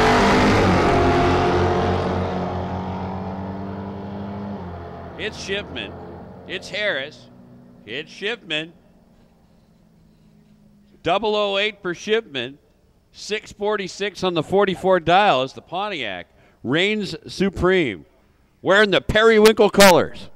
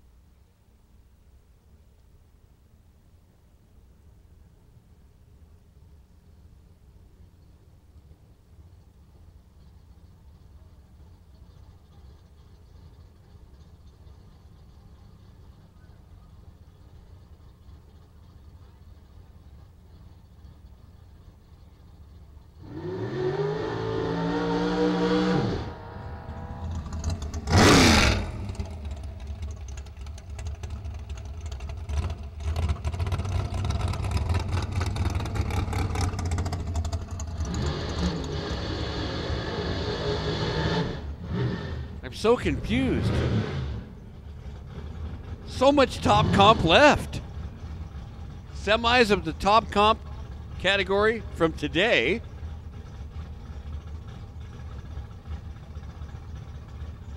Jim Pappas and Rob Matthews.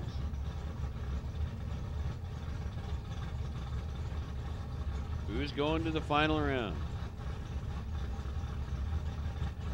They both stage very, very carefully.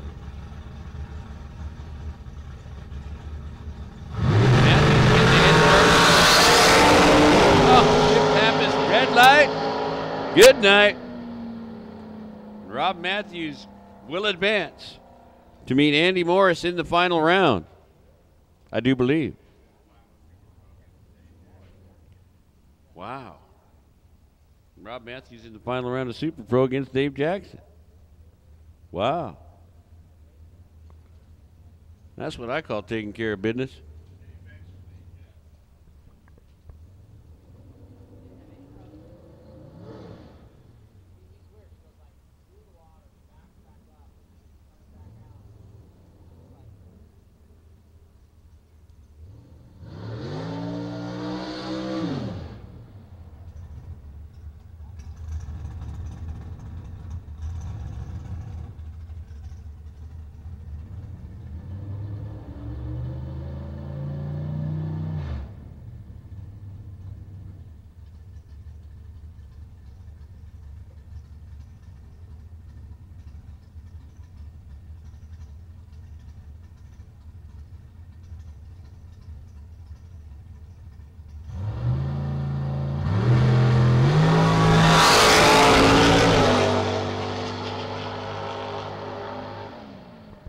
Well, on the single, Andy picked a 470 dial, ran 468.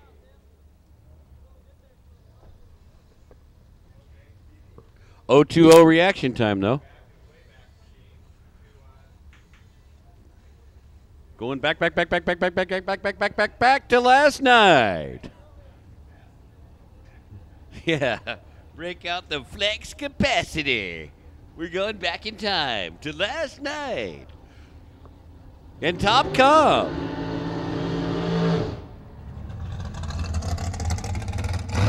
The flex capacitor or the flux capacitor?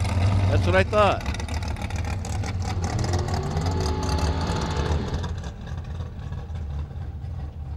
Rich Cantrell rolls up now 475 versus the big man, Jeremy McGee. In conversation in the staging lanes late last night, Jeremy and I were discussing this race car and whether or not he wanted to buy a new one. I go, man, why would you want to buy a new car when this one works so good? He goes, I know. I considered buying a new car, but I thought, well, gosh, this car's been so good for so long. I hate to get rid of it.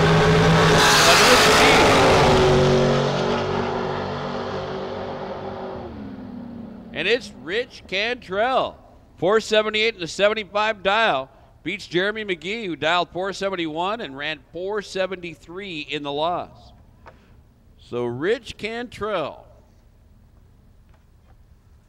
is your winner.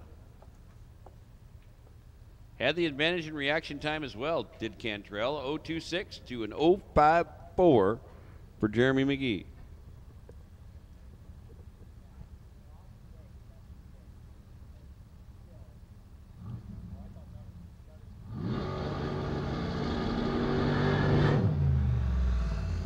So it's Rich Cantrell versus this man, Terrence Wilcox.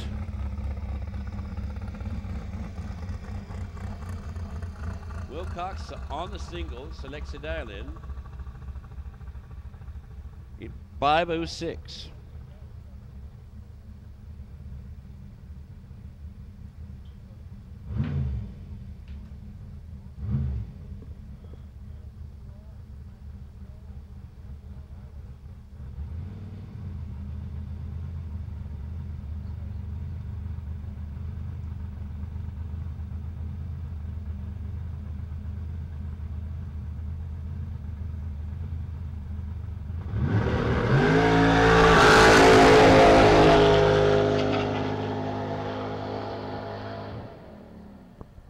Wow, look at Terry Wilcox. 029 reaction time. Picked 506 as a dial.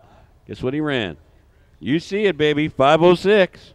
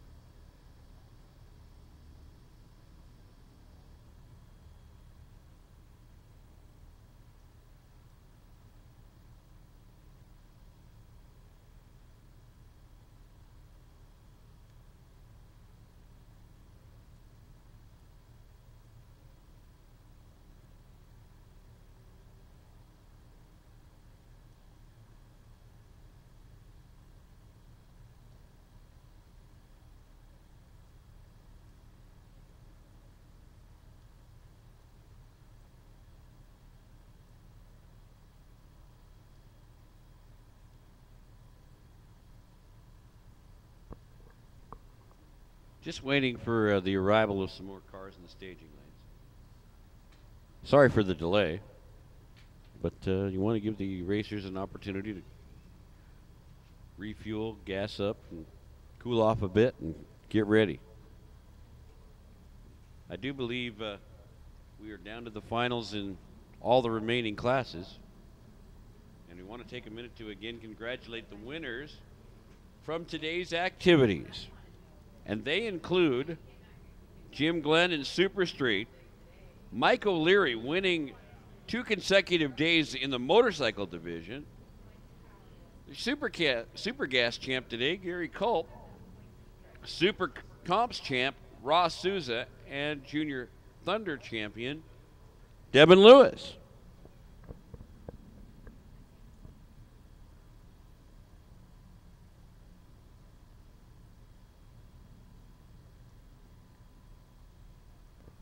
Just a quick reminder to the competitors in Junior Dragster that may have left their starters at the front of the staging lanes. There's still a few starters up there. Make sure that you have your starter in your pit area, in your trailer, or wherever it belongs before you leave. We don't want you to leave your starter behind. That wouldn't be good.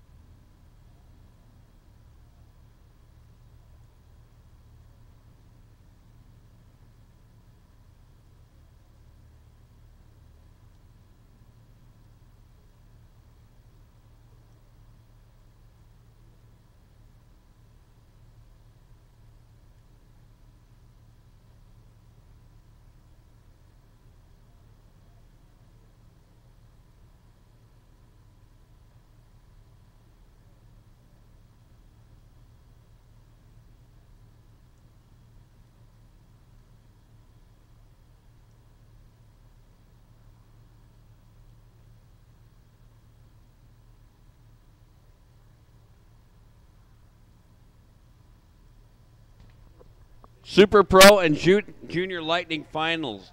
We need you in the lanes, please. Super Pro and Junior Lightning Finals. We need you in the lanes, please.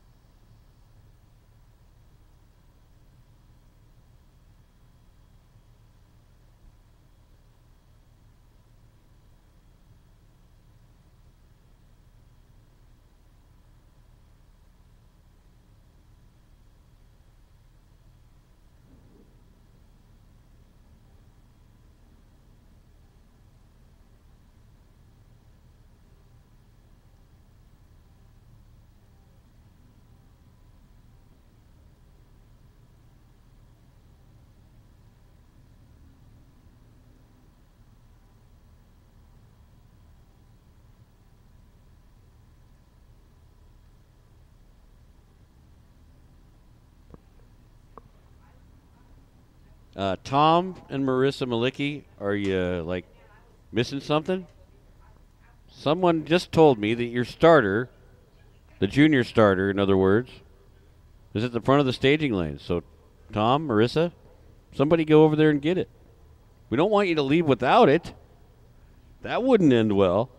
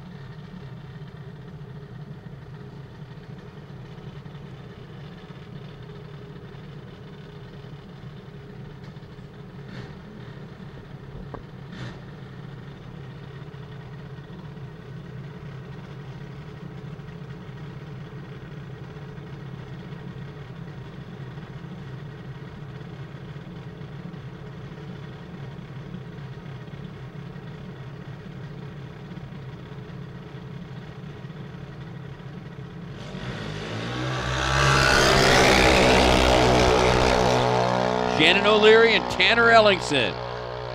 Final of Junior Lightning, and win to Shannon O. O'Leary goes 8-18 on the 8-18. Good to win. Had the better reaction time, 0.49 to Tanner's 0.61, and Tanner gave it a game day effort, tried to run down, and but broke out by just, check this out, 7.89.8 on the 7.90 in the loss. So Shannon O'Leary runs right on the dial, 8.18 on the 8.18 to win the Junior Lightning Division. Final National Open Series event of the year in 09. So Shannon will join Junior Thunder champion Devin Lewis as the champion in Junior Lightning.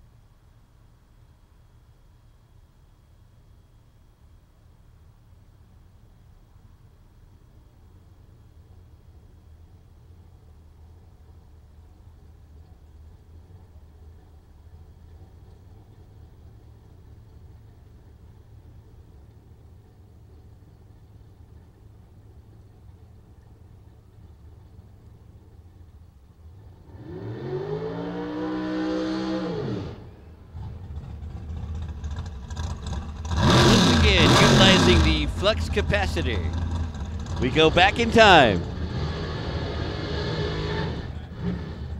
Oh, we're back. Oh, darn it! I wanted to use the flux capacitor again.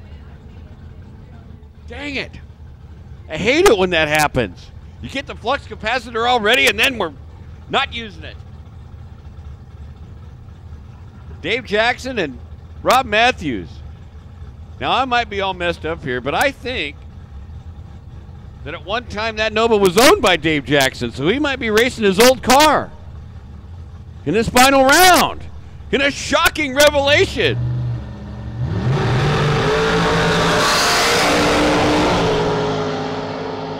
See, it'll all come back to me sooner or later. And it's Dave Jackson, the dragster, 493 on the 92 dial. Rob Matthews, 490 on the 89. Pretty good old drag race there, but Jackson had a handle on it. Better reaction time. And 93 on the 92. So Dave Jackson, your Super Pro winner.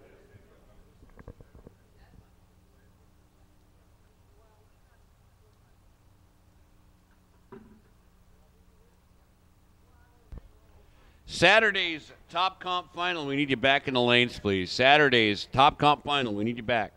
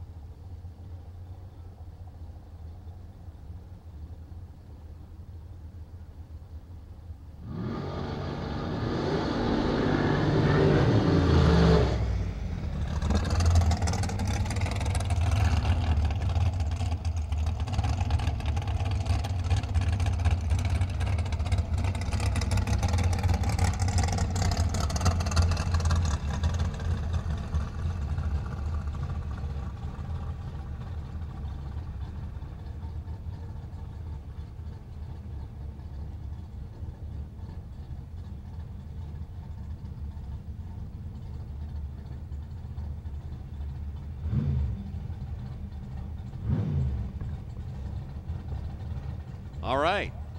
So top comp, the final. Rich Cantrell, Terry Wilcox. You can look on the bridge, see the handicap head start. Plainly will go to Wilcox. Dialing again, 506 in the right lane. That front engine, black dragster for Rich Cantrell and RC Construction, 477 dial. The Randy Parker built jet black ride will have to come from behind to take on Wilcox. Andy Gregory's here. You knew that was going to happen in the final round. They're separated by 1,000th of a second in reaction time, and wow, 506 on the 506 009 reaction time combination. Good enough for Terry Wilcox to win in top comp today against Rich Cantrell, who gave it a game day effort. In his own right, had a 008 reaction time, but ran 478 on the 477 dial in the loss. So congratulations to Terry Wilcox, who is your top comp champion, joining Dave Jackson, your Super Pro champ, Shannon and Mike O'Leary as your Junior Lightning and Motorcycle champions respectively, your Junior Thunder champion, Devin Lewis, your Super Comp champ, Ross Souza, your Super Gas champion, Gary Culp, and of course, Jim Glenn is your Super Street champ.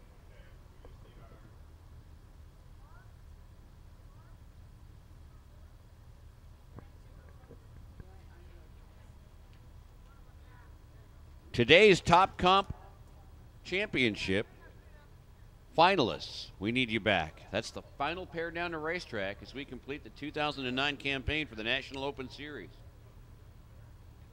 Apparently they are there, so that's a good thing. As you heard me mention the Souza family, and we'll direct your attention down to the starting lines. They're getting set to take a picture. That cool. Green, black, and gold. Eugene Carbide Saw Machine race car rolling up there. Congratulations again to Ross Souza, your Super Comp champ, here today.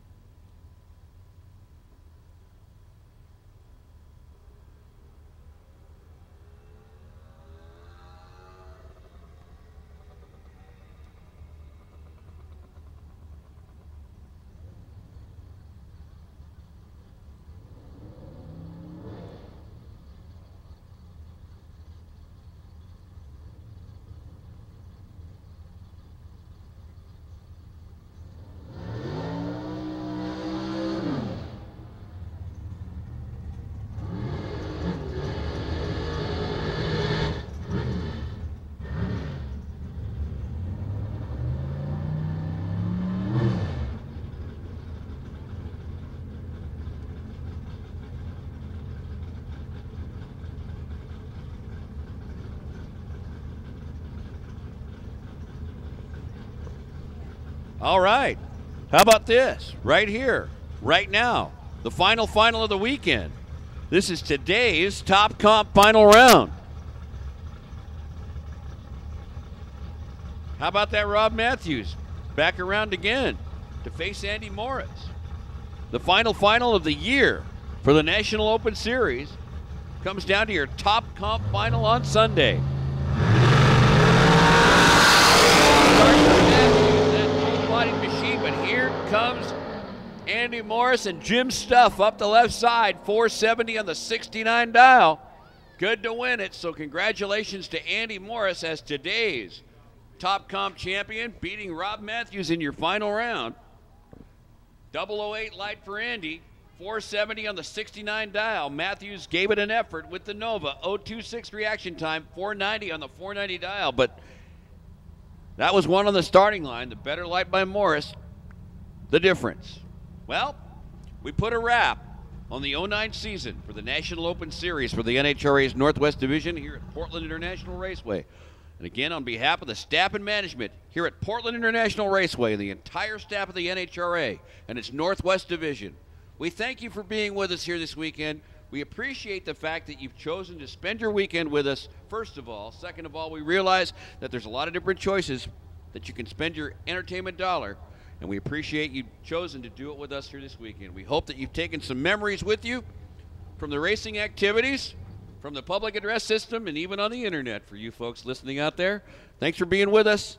Stick around for the Winner's Circle presentations, which are well underway. And until next year, when we'll be back here at Portland International Raceway for the National Open Series, drive safely wherever your travels take you tonight, and we'll see you next year. Thanks again. Good night, everybody.